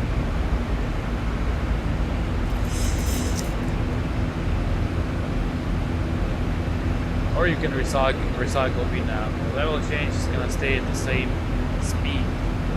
At some point around crossover altitude where it goes to Mach speed, it will change to Mach indication. So would check, for example, you know, somewhere around this, you see this 294. Whenever it's gonna change here to Mach,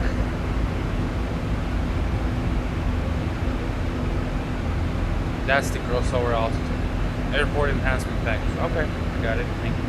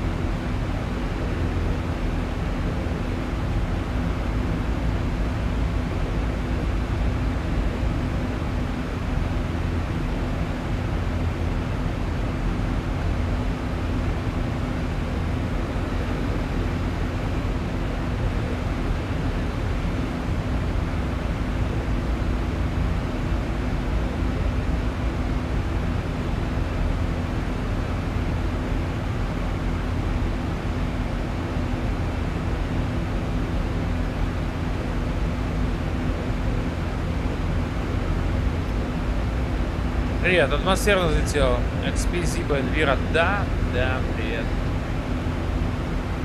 Такая хуйня.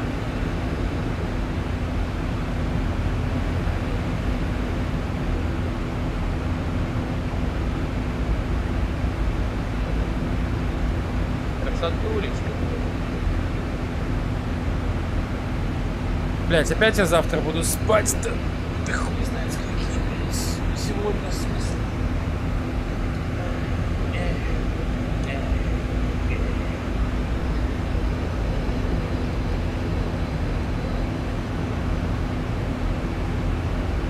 Скоро будет кроссовер. Crossover altitude is coming soon. We're gonna see that changes to Mach right here. Mach speed. And it's gonna indicate Mach in FMA as well.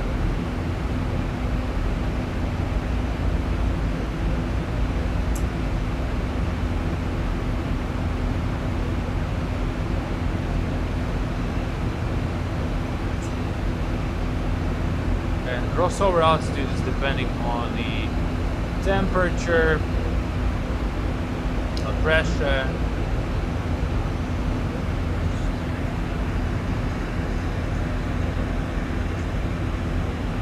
on tropo.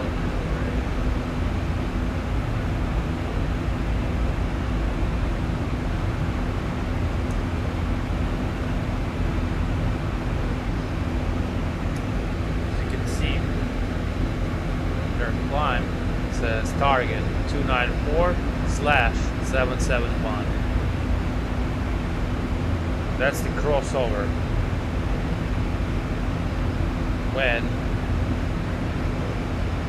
pretty much that target speed of 294 indicated will equal 77. That's going to be the crossover. So whenever is that going to turn to 77, that's going to be the crossover altitude.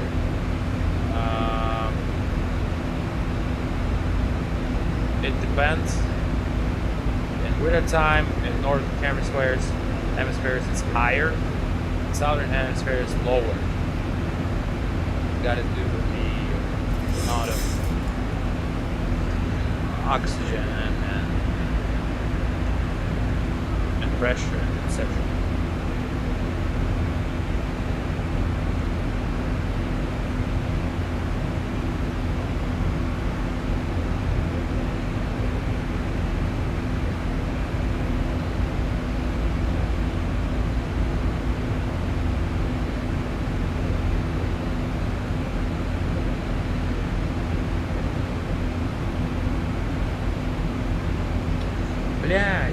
только сейчас вспомнил.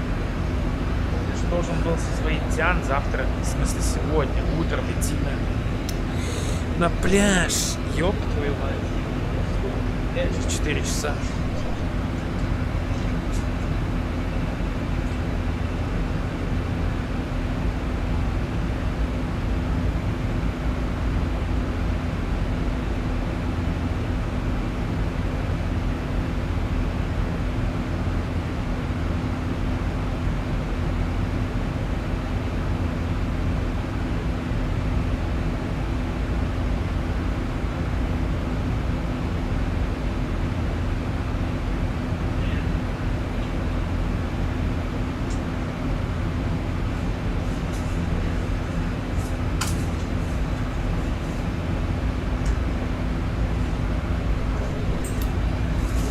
Do you speak any other languages?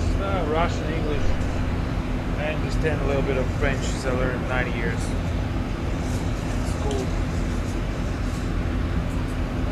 You know what's a bad thing? I just remembered that I was supposed to go to the beach in the morning with my girl. And it's 4 o'clock in the morning. It's gonna be the last flight of the day, and I probably will sleep for like at least 4 or 5 hours. Hopefully, because I know her, she will show up at my place like in the morning.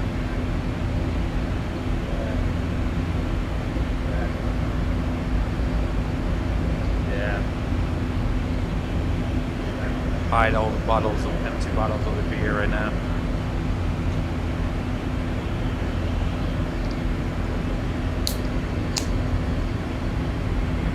Well, I think we're what? We're 18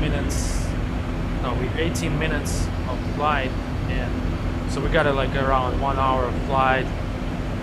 So that means I'm gonna go to sleep at 5 a.m. She shows up at 9 or like 10. Well, yeah, I still have maybe 5 hours of sleep.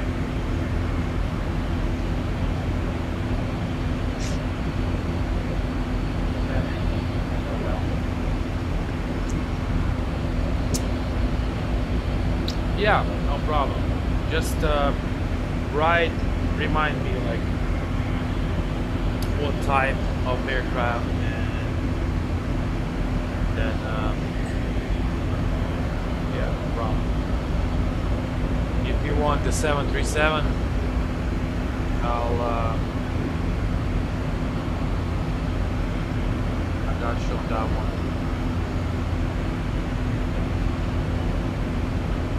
There you go. You see the crossover?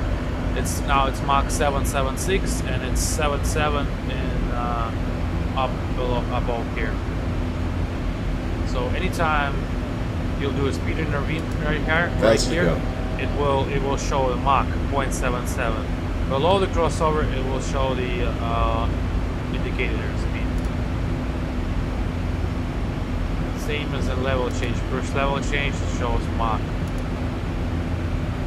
But you can actually do a speed intervene and CO, so it's gonna show the calibrated airspeed.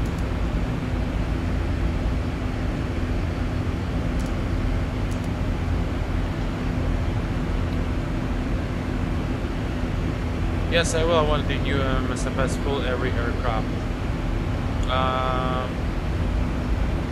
Well,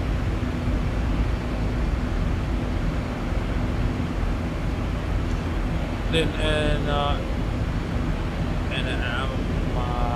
in Microsoft 2020, there's no aircraft that are sort of flyable. Well, no, there's one. There's a CJ4, which is Citation. It's a modded aircraft, and I actually know how to operate that one as well. It's a good one.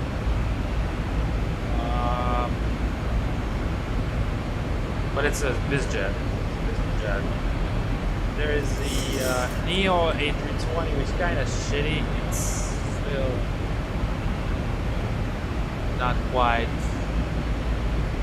Well, if you compare it to FS Labs in prepare, it's like 10% of FS labs. It's just visual and stuff. Yeah. Cebu is doable. NGXU is doable. NGXU is good. NGXU is kind of actually better than Cebu, but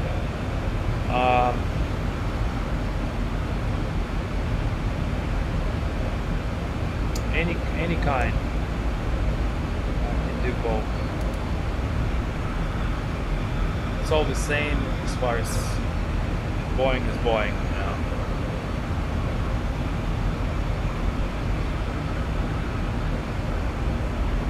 Oh, let's unbuckle these guys.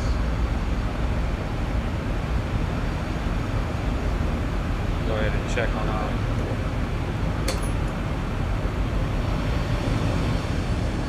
Hello, hello.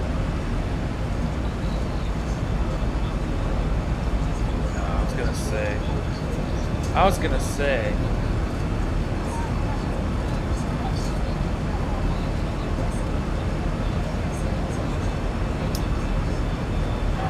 Okay.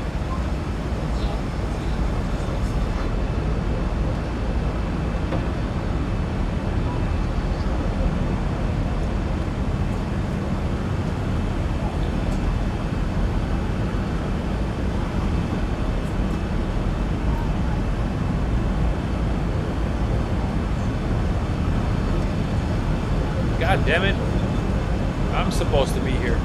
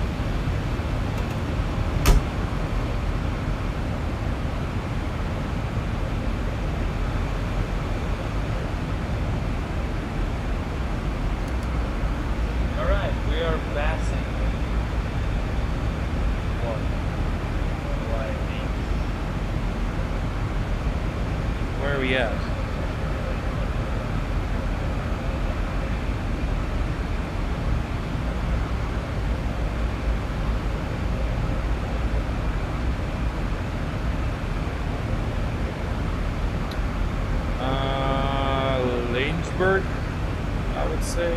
Is it what? Is it West Virginia or something like that? Yeah. Lynchburg. I was right. Roanoke. Yes, I think it's West Virginia. Kind of mountainous area around here, west of Richmond, about 100 miles or so. And then, yeah, I was living around these places a while ago, Richmond, Virginia. So these places I know. So there's a Lynchburg. That's the city of Lynchburg. Back there.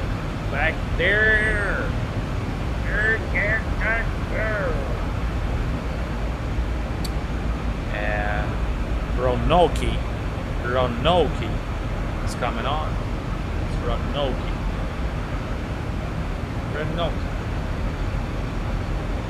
See some airport.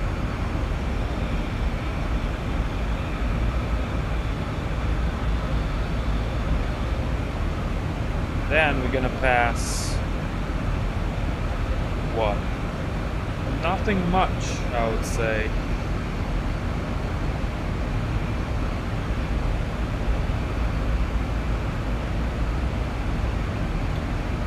It's gonna be Charlotte, North Carolina on the left side, kind of far away, and Atlanta.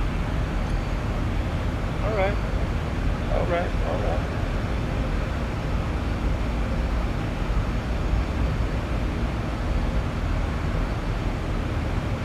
Oh yeah. Okay.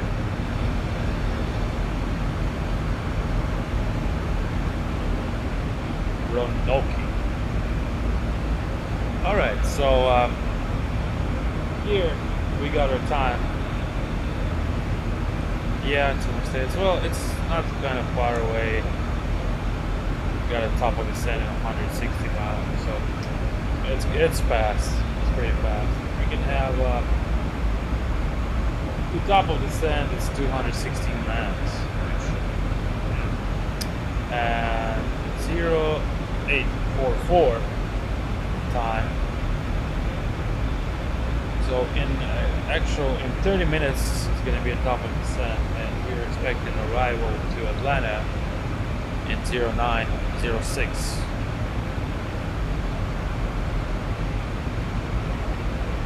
Yeah, in 50 minutes. So 30 minutes top of descent, 50 minutes arrival. 20 minutes for descent, which is kind of regular stuff. But to tell you the trick, what can we do? The trick of the tricks. You see this? It's kind of turning into 7.8, Mach 7.8. What can we do? We can get there a little bit faster. Go to the progress and go to fuel prediction page, which is here, progress. So it says 9.7 in Atlanta, which is a lot. So what we can do is go to cruise page, and we can change our target speed to 7.9. I'm sorry, 7.9er. See, bam, and that's gonna bring up a little bit more speed. And of course, the fuel will change here accordingly, such as we're using the more thrust.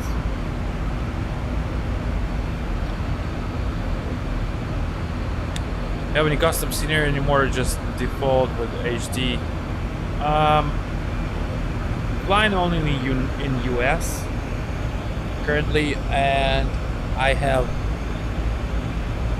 textures. I believe it's Mr. X, whatever. I forgot what's the name, but it's like custom textures for default. It's like, how do you call it?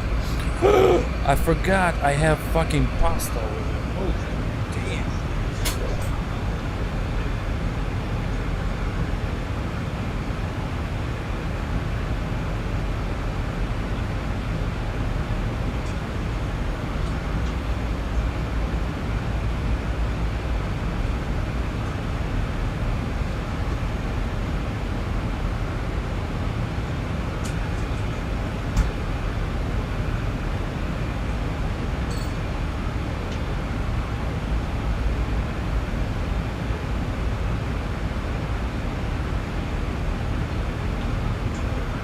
Yeah, I'm gonna get butt fucked tomorrow. Drinking, smoking, straight West Coasting.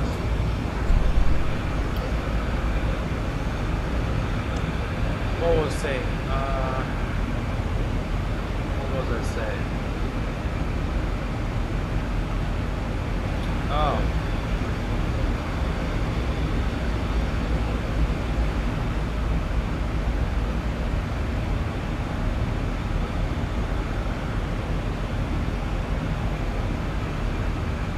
No, I'm not cooking. It's from the restaurant. I just I left it on top of the piano when I came in, and I forgot about it. But it's still good. I can still eat it, so I'll put it to the refrigerator.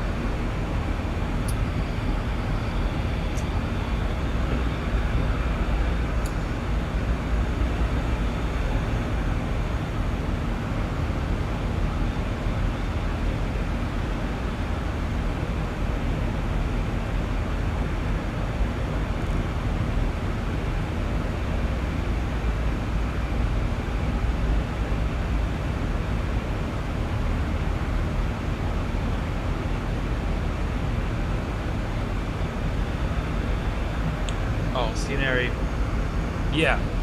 So I currently use only Xenviro, and with this generic scenario that's kind of resembles of or BX Global. So it's global textures for everything, which is kind of nice. I'm not using any more orthos or anything like that, because when you're using orthos at night, you won't be able to see the cities like that. That'll be crap.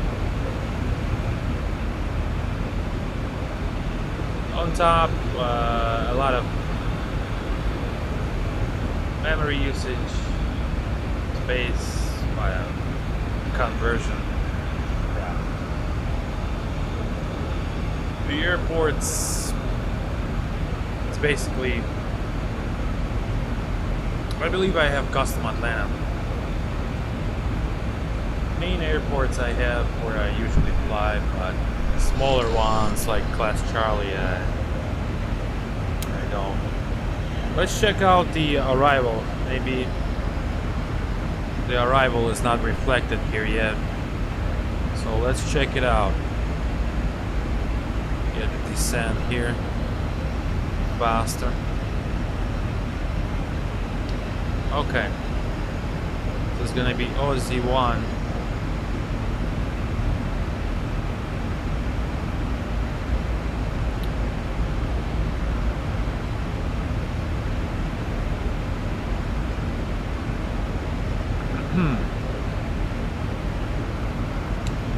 Okay, so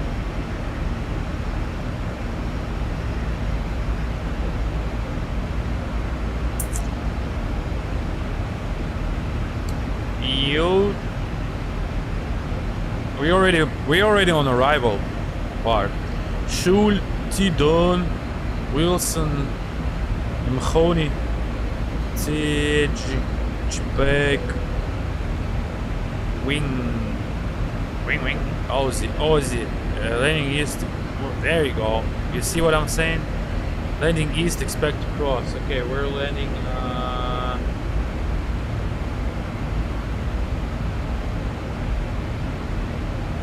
We're landing west. Landing west, expect to cross at 250 knots, below 12,000 feet. So to do that, we'll make 250. And then 12 B, which is for below.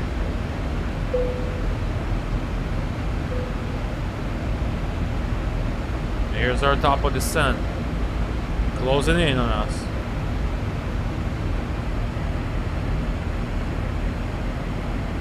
Oh, it's actually at 12,000. All right. Slash 12,000. So steep descent, but that's not a factor. All right. Then from Aussie to Harry, then to Kala at 9,000, then to Posse at 8,000 above, then to UE 7,000 above, then to MCAP at 6,000 above, then to Mercer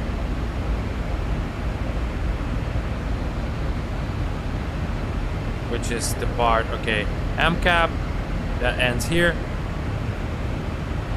and then the to 7 right,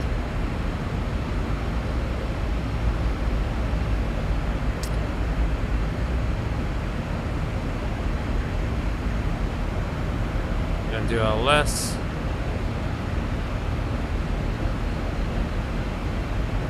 Mercer 4,000, 2,700 is final approach fixed Oster.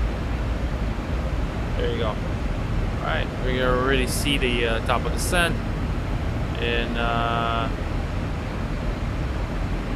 about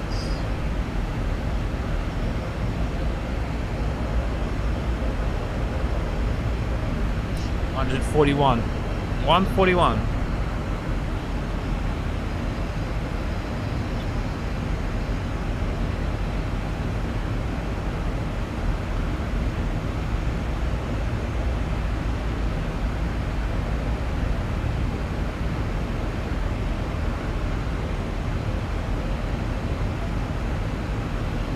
also,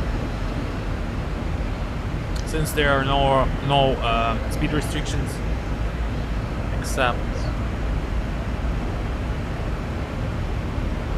250 on Aussie, we can change the target speed for descent. So to descend a little bit faster, we'll change that to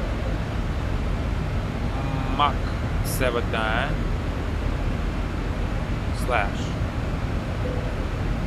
Oh, man.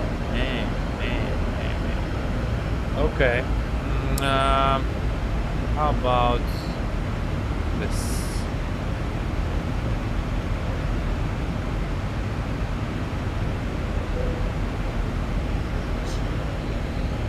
We'll do the 77300 rule.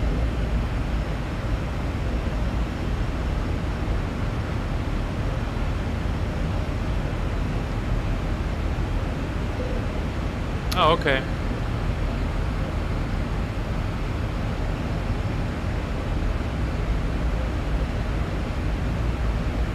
That way we'll descend much faster speed.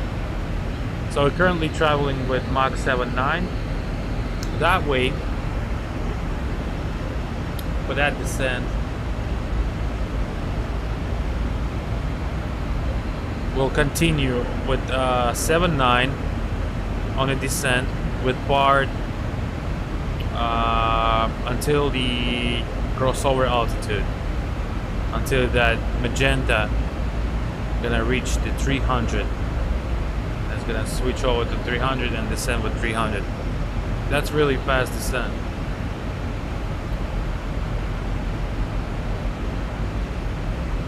Here also the top of descent mileage here and the timing. It's 80844 and currently it's 28, so 15 minutes will start top of descent.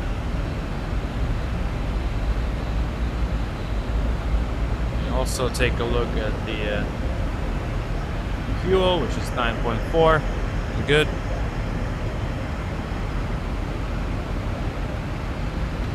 Yeah, it's just the top of the iceberg, I can say.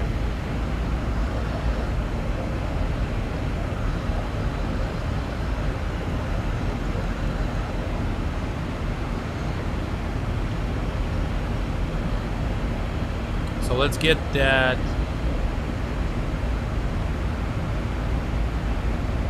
Let's get an approach. Talk about a little bit about this approach. Okay. So we already know. Usually they'll tell you on the approach frequency what to expect, but let's say we already know.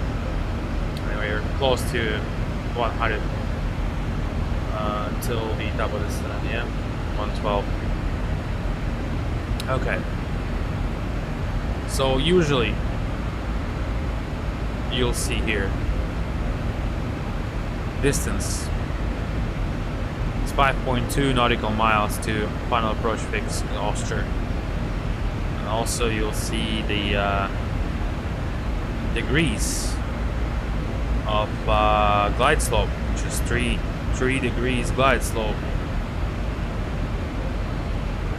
This is pretty far.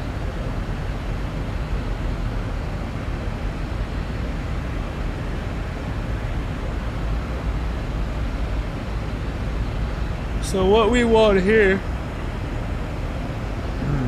is 5.2 miles. So let's go ahead and select, go to legs, select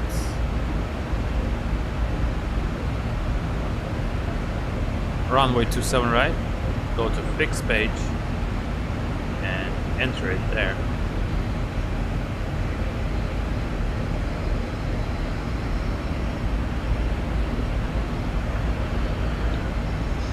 So no point of configure any earlier. We'll do the gear down at 5.2.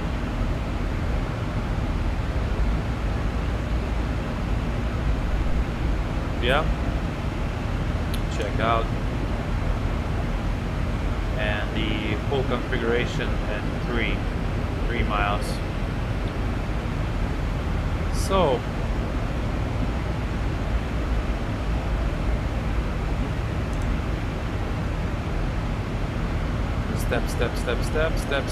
step. Previous page.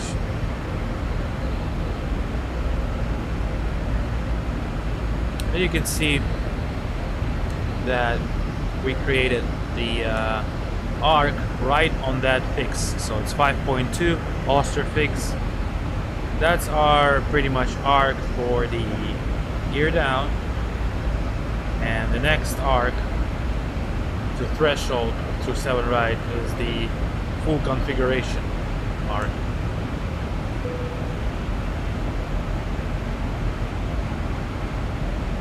Not later than that.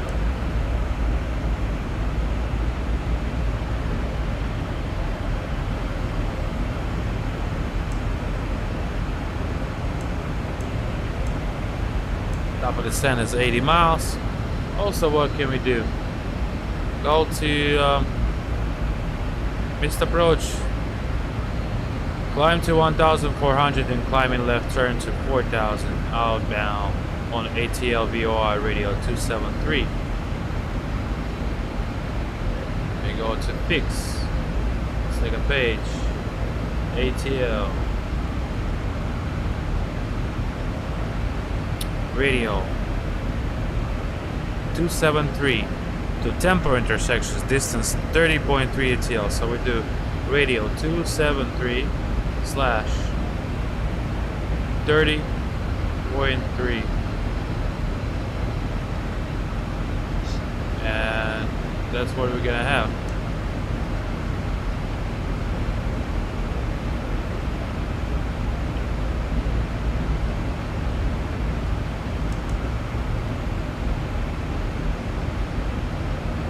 That's our radio.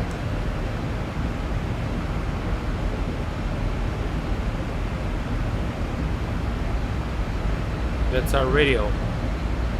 That's what we're supposed to show. It's green line. That's what we're supposed to join. Left turn to 4,000 outbound on ATL VOR radio 273 to tempo and hold. So actually, this is correct way.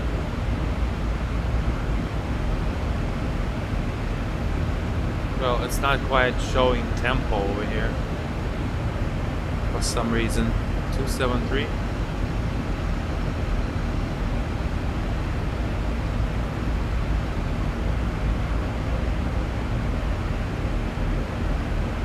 Okay.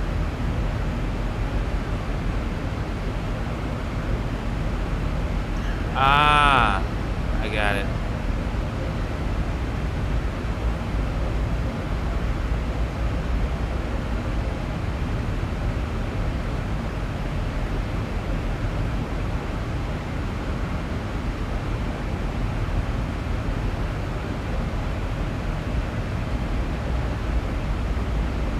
It will match.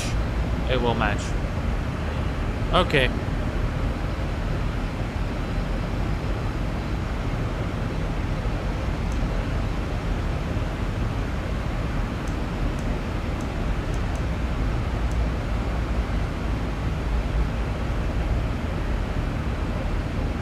$68 miles top of the sun.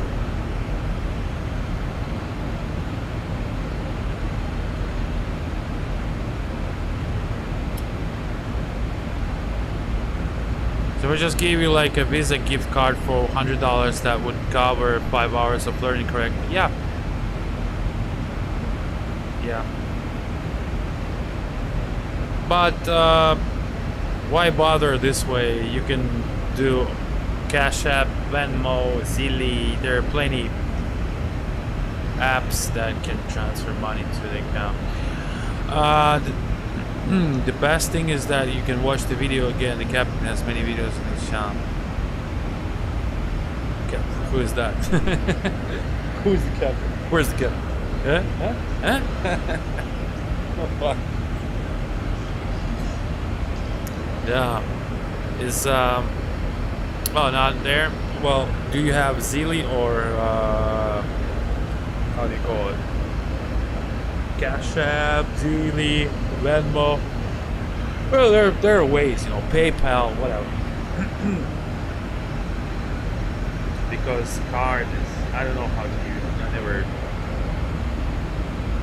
used gift card. Gift card are actually like plastic cards, right? Yeah, Venmo we have to. Yeah. Channel again. As far as channel I just fly for fun. I fly, just fuck around. Sometimes I explain stuff. Sometimes I don't. Sometimes I, you know, whatever. On personal training, that's different. That's going personal training. Personal is personal. That's going serious by every step by step on how to learn.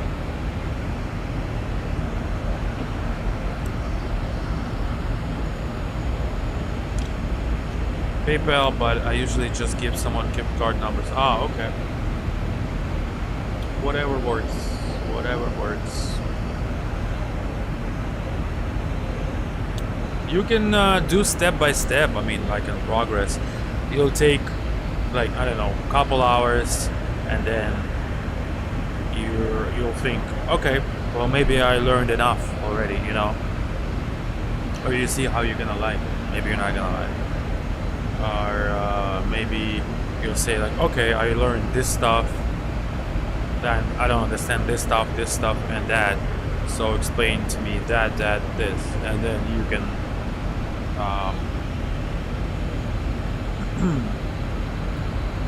you can save some money, I guess, you know, save some time and save some money. But it's always good to, I think, to get fully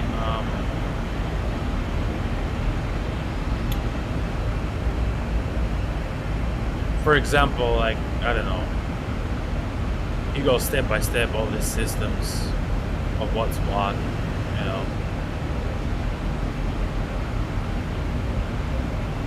on each panel, and what does it do, and like pretty much on normal operations and abnormal operations.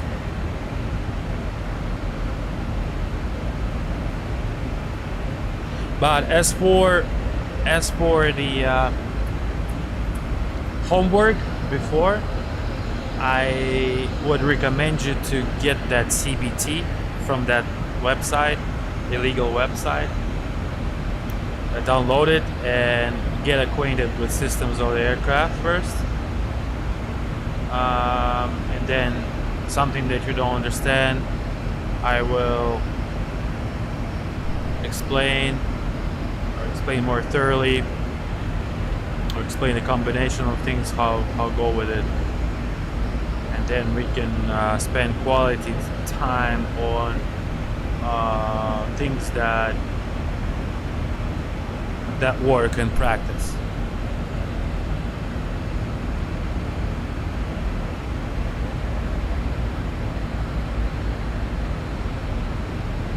Oh, that? Okay.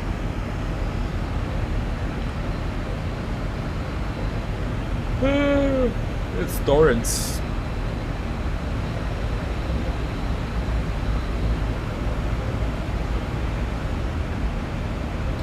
Torrent!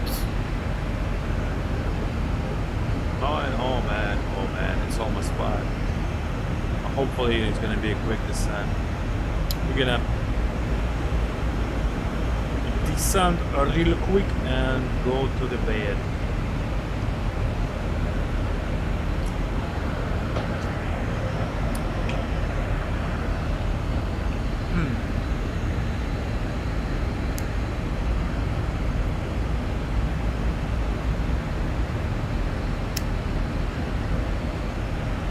Yeah, anytime, any type.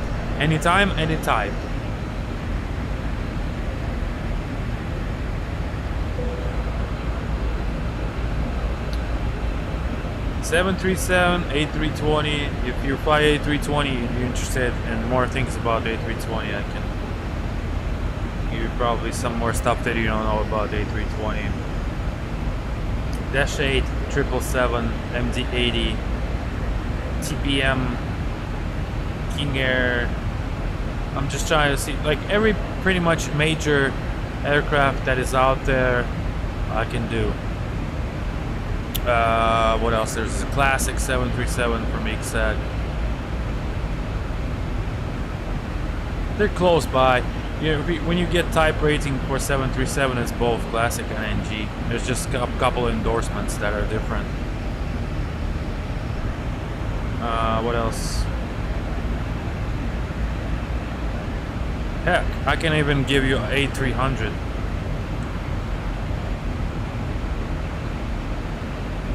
From any build simulations.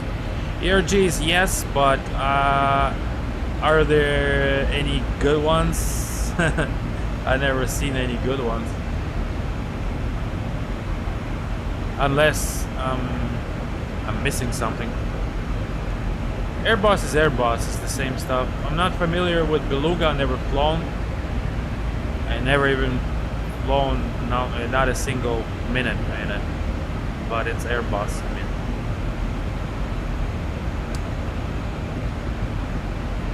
So yeah, I wouldn't do anything with Beluga because I never flown.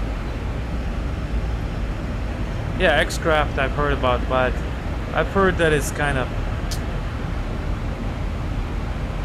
easy.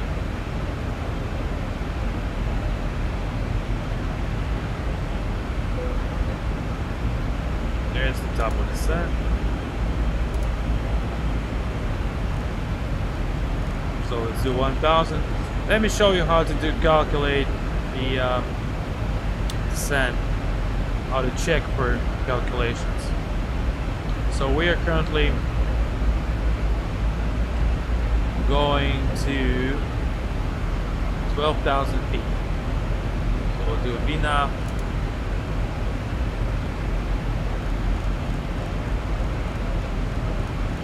$12,000.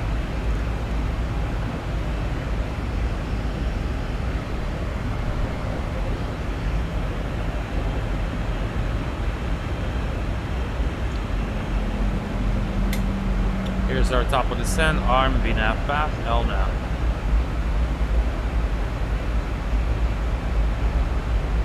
Here's our speed. It's gonna go up as far as how speeds work. This is gonna go up with altitude going down. So the indicator speed is gonna go up because it's currently on Mach.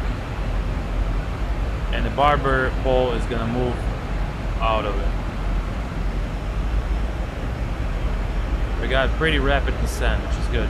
Alright, so think about how to check the descent. Real easy breeze.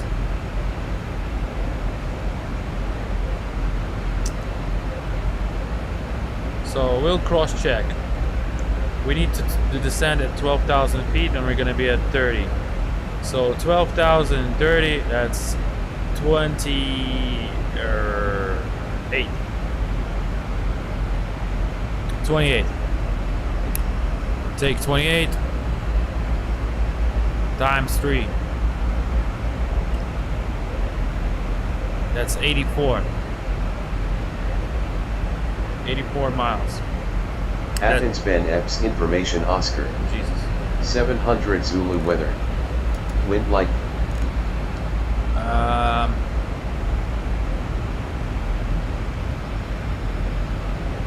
It's got the yoke, Captain Kenneth says suck it, and A300 flight deck and the Beluga. I don't know. I'm not interested in Beluga. It's not my type of aircraft. It's just ugly, so I don't want to fly ugly planes.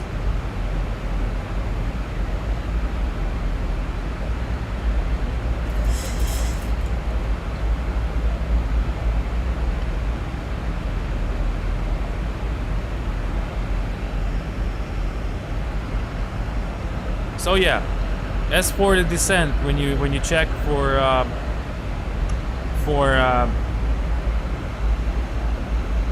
how to calculate a descent, you take the altitude you need to lose. For example, you're at 300 and you need to descend to 10,000. That's 20,000 to lose. Drop zeros, 20 times 3, it's 60. So that's initial 60 miles prior. Now for every 10 knot of tailwind, you add 2 miles. For every 10 miles of headwind, you subtract 2 miles. For engine anti-ice, you add 5. For every speed detent, such as from descent speed, like right now it's 300 to 250 on limit for 10,000, you add 5 miles.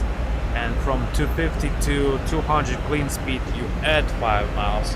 So whenever you calculate all of this, it comes with a number that's going to be exactly on your top of descent for the managed speed.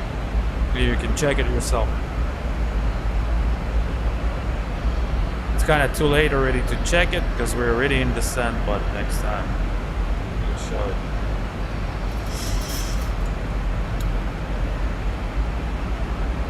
Again, with that rule, you take that number right here, ground speed 416, divide by 2 and add 0. So 2050 roughly. Yeah, that's going to be your vertical speed on descent.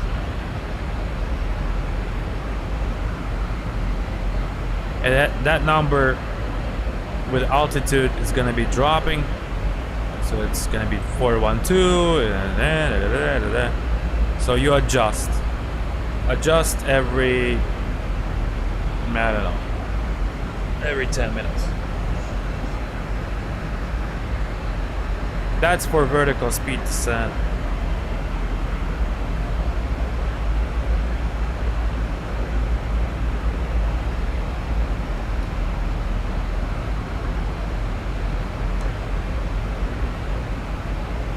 And here's the green banana to Aussie at 12,000 feet, and our speed at Aussie is 250. So it's got a decel here as well. It means it's gonna decelerate at this point to top of descent. So it's gonna level out this decel to 250 and then continue the descent.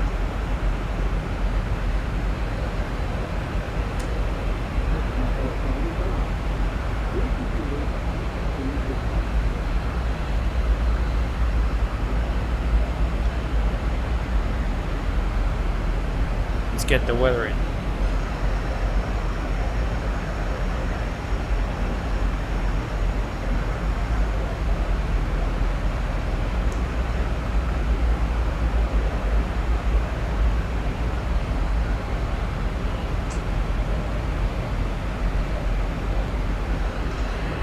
All right.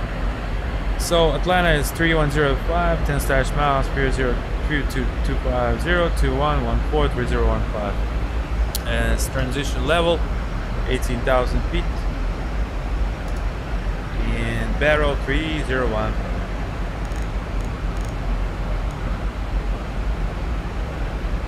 The higher the barrel, the lower you add. The lower the barrel, the higher the barrel, the lower you add. The lower the barrel, the higher you add. Vice versa. 18,000, anti-skid 2, wing lights, logo lights, best seatbelts on, recall,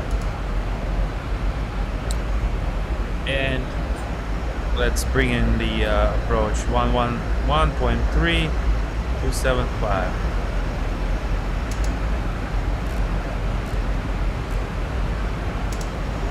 If you see already some numbers here, you just transfer it. Suitable 30. 1.3, 275.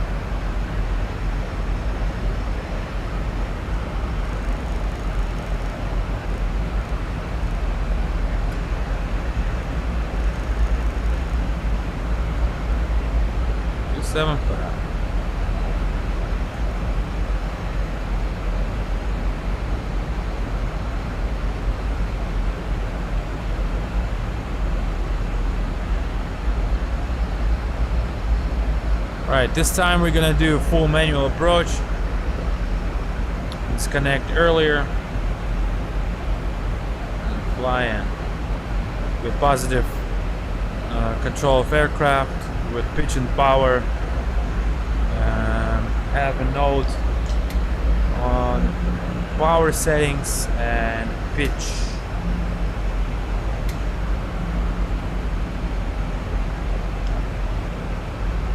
So it's pretty much visual conditions. So what we're gonna do, I'm gonna turn off the flight director eventually, and I'm gonna fly manually, visually pretty much, and backed up by LS. It's called raw data approach. Means all the diamonds are gonna be in place for the glide slope and localizer, but we're gonna use the raw data. It's just gonna use it as a backup. No flight director, and just manually, not a thrust.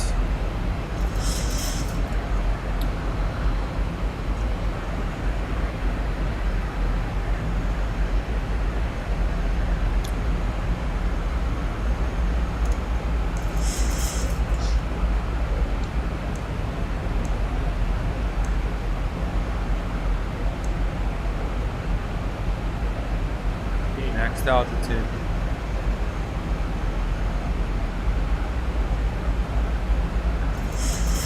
And we'll go down to 4,000 here.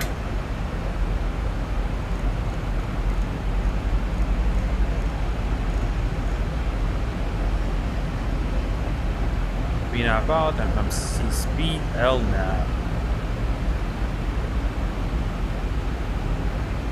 Here's our VNAV path. It's gonna do VNAV path. Retard VNAV path.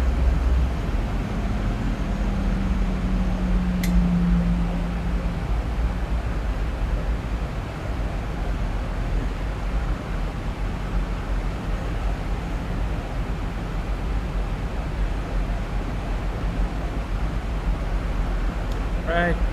Now we're clear to approach. Let's do flap 30. And wind correction is 5. Such as there's no significant wind.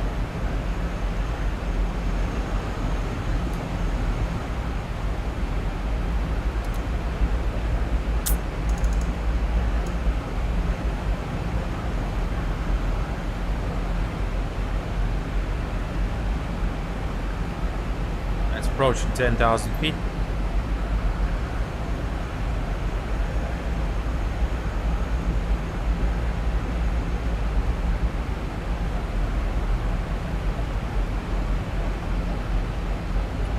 Approaching 10,000. Lights on. Fixed lights on. Follow up. We're heading to that.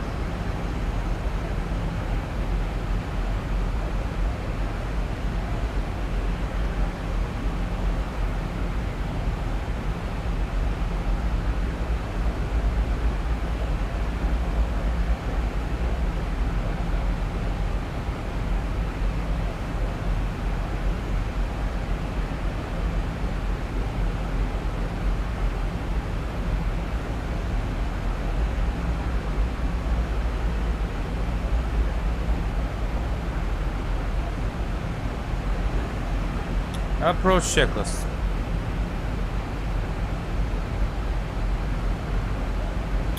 Approach checklist. NTI is not required. Compress set.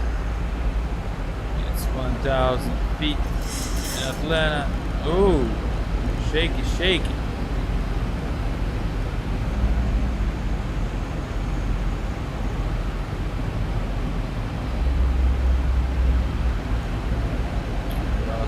200. Okay. Air compressor set, start switch is off for now, recall check and 1 ES box check set, outer brake set, approach briefing complete. Yeah, it's always bumpy on approach in Atlanta, always for some reason.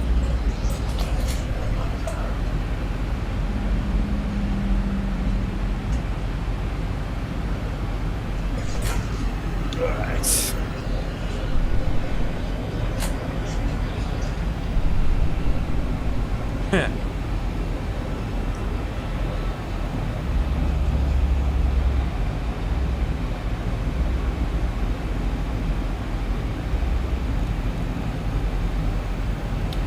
Fun.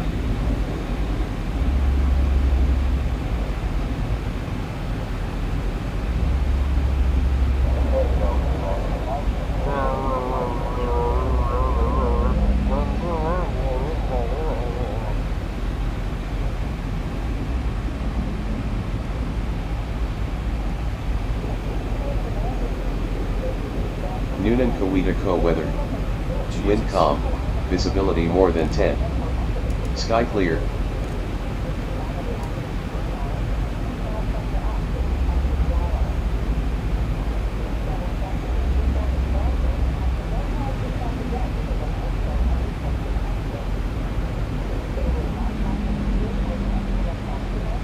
Yeah.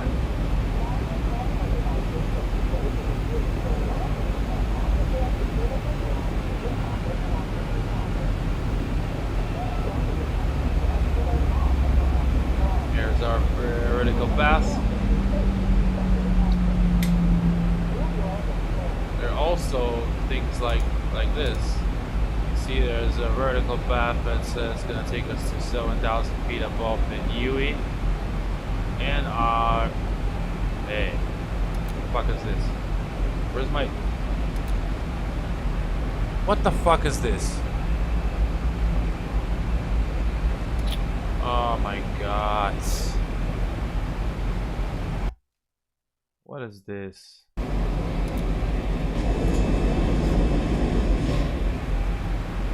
Jesus. What's wrong with this fucking sim?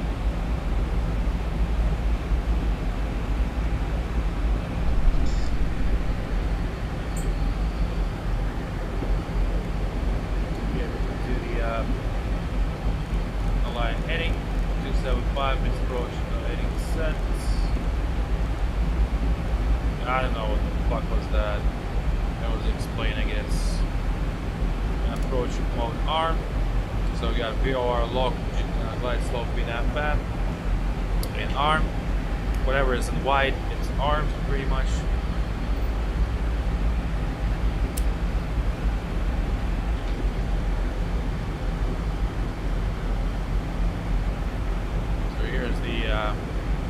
Automatic V40 cell, next altitude, and it's a single channel. We'll do a dual channel with arm and other CMD, and then we'll switch to a dual channel.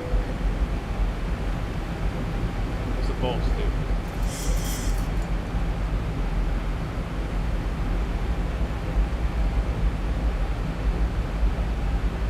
Missed approach altitude is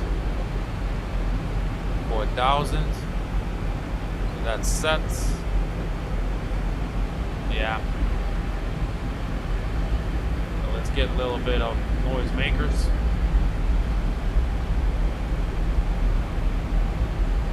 Help it slow it down a little bit.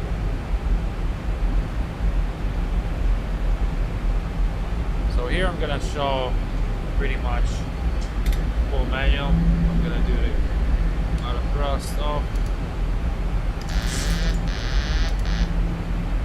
and autopilot off, and I'm gonna turn off the flight directors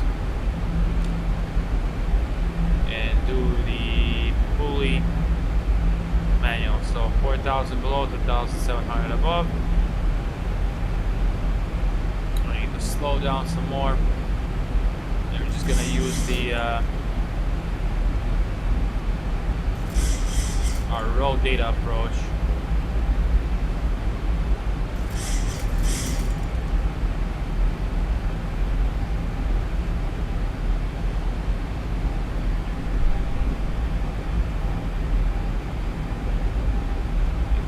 slight corrections.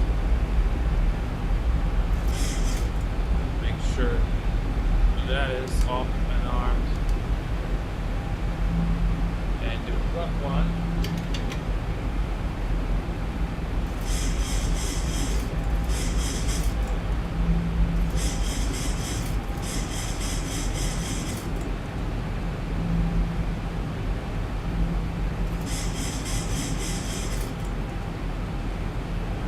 One, next speed.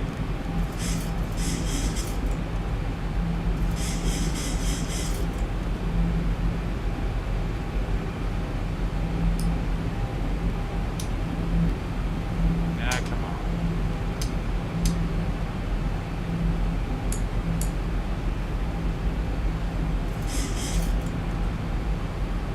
We need to go to 2,700. That's our altitude.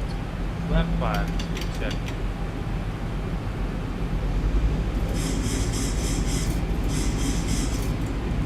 Speed.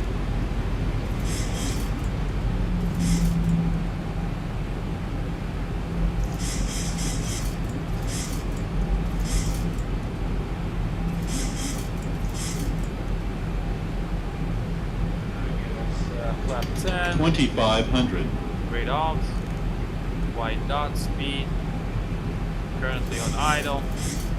Descending. Remember that ring as our landing gear. Right, so that's about 2,000 feet here now.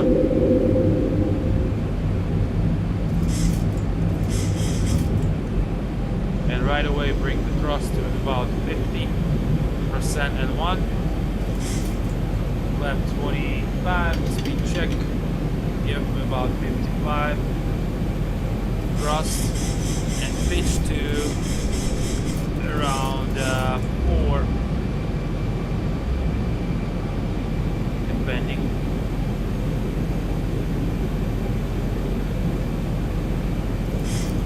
Left 30, landing check. That when it comes to play. That bug on top of reference. About 55, 60 depending on the wind and condition.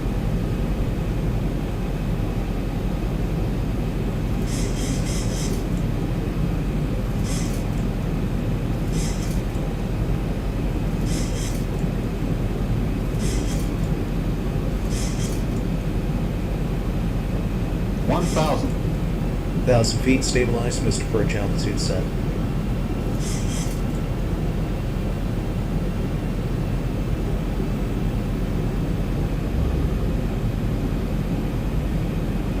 Bar for altitude, pitch for speed.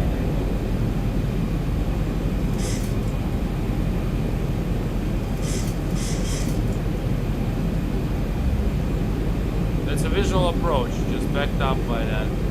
Approaching minimums. 500. Minimums. Continue. 400. 300. 200. Corrected.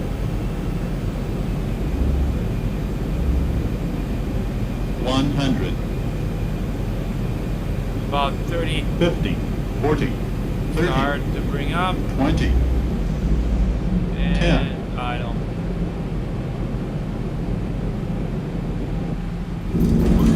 Yes, sir. Spoiler. Ramp free.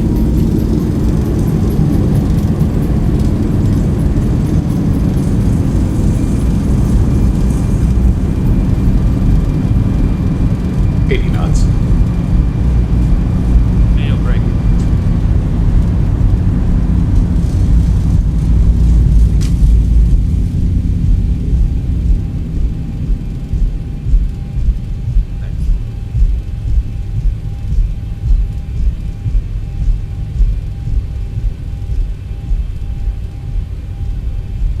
Yeah, I was smoking with a cigarette in one hand. It's kind of hard to do while smoking a cig in one hand and having beer in another one.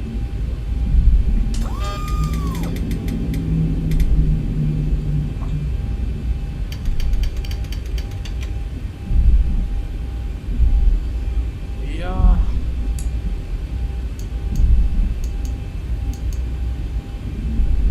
Starting the APU here. Or lower portion of that.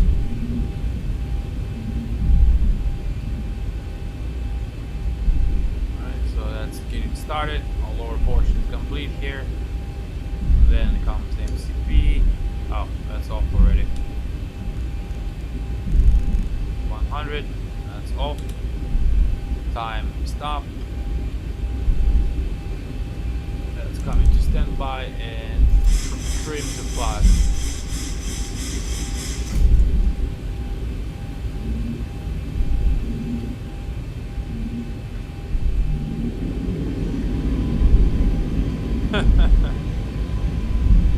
How dare you!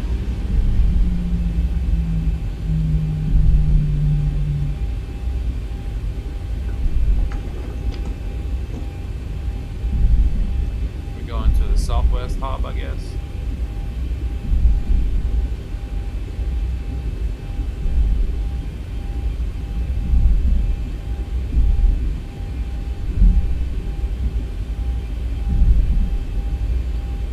Small turns with paddles, tight turns with tiller.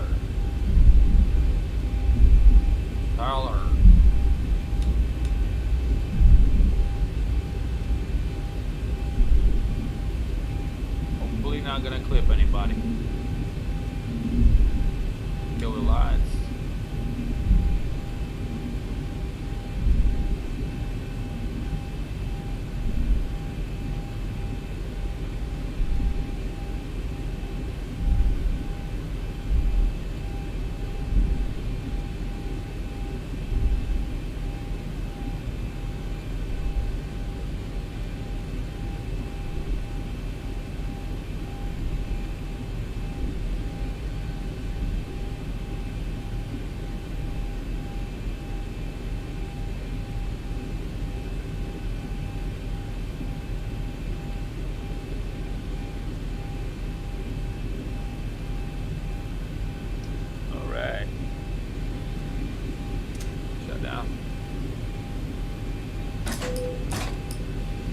Throwing bus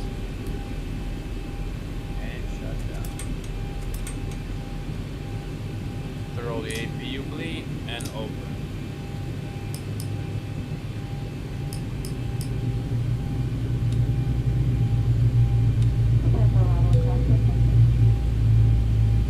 It's gonna be less flight over the day. Turn it all off.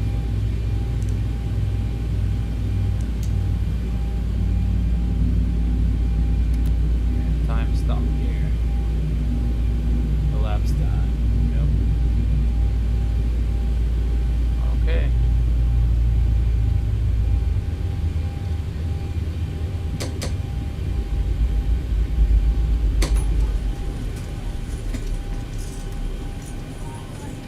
Set chocks, GPU, doors open, cargo, cabin, wipe right.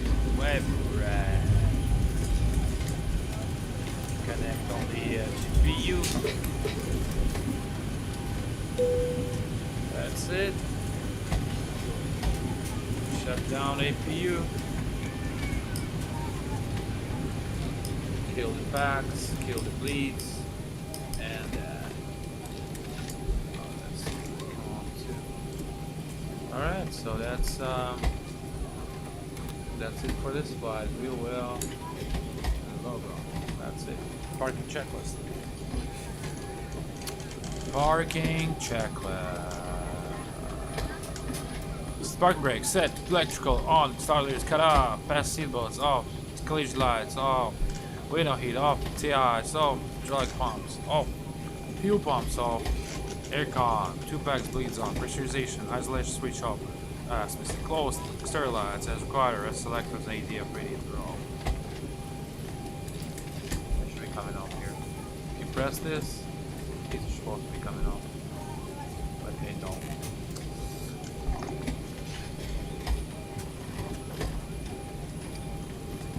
Alright, that's that.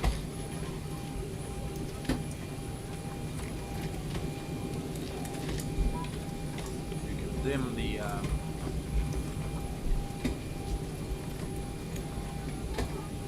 screens.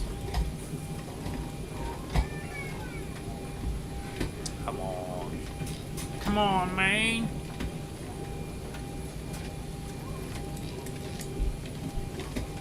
All right.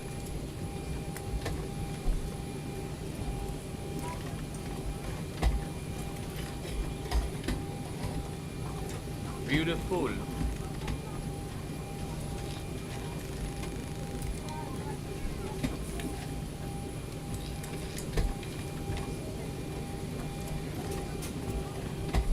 That's the plane. Yeah, I was thinking about it a long time ago. There's the APU cool down and cool down.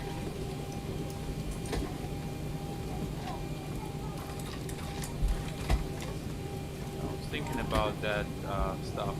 Let's do the okay, since we're here we can do the full shutdown procedure. In this case, what do? Disarm exploits, kill the cabin utility IFV paths, recirculation and trim air.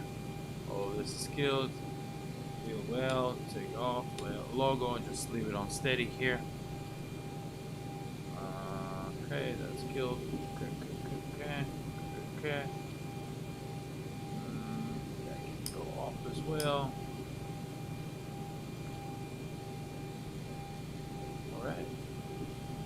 That's it. And shut down the ground power. Kill the lights. Kill the battery.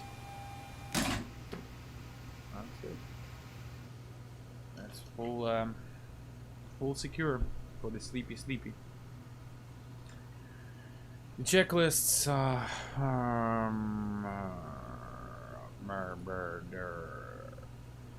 that's the checklist.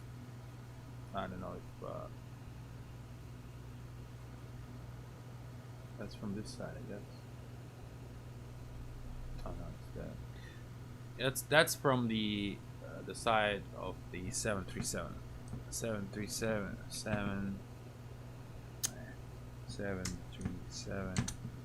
UK side. There you go. That's from here. Somewhere. Really useful stuff. So as a homework, go through this site, read about all this stuff. There's aircraft systems, really interactive, none of that, you know, plain bullshit, just a lot of good stuff with pictures. You know, just go through it, take a look. Maybe you won't need it all any mentoring after you go. But okay, I shall go.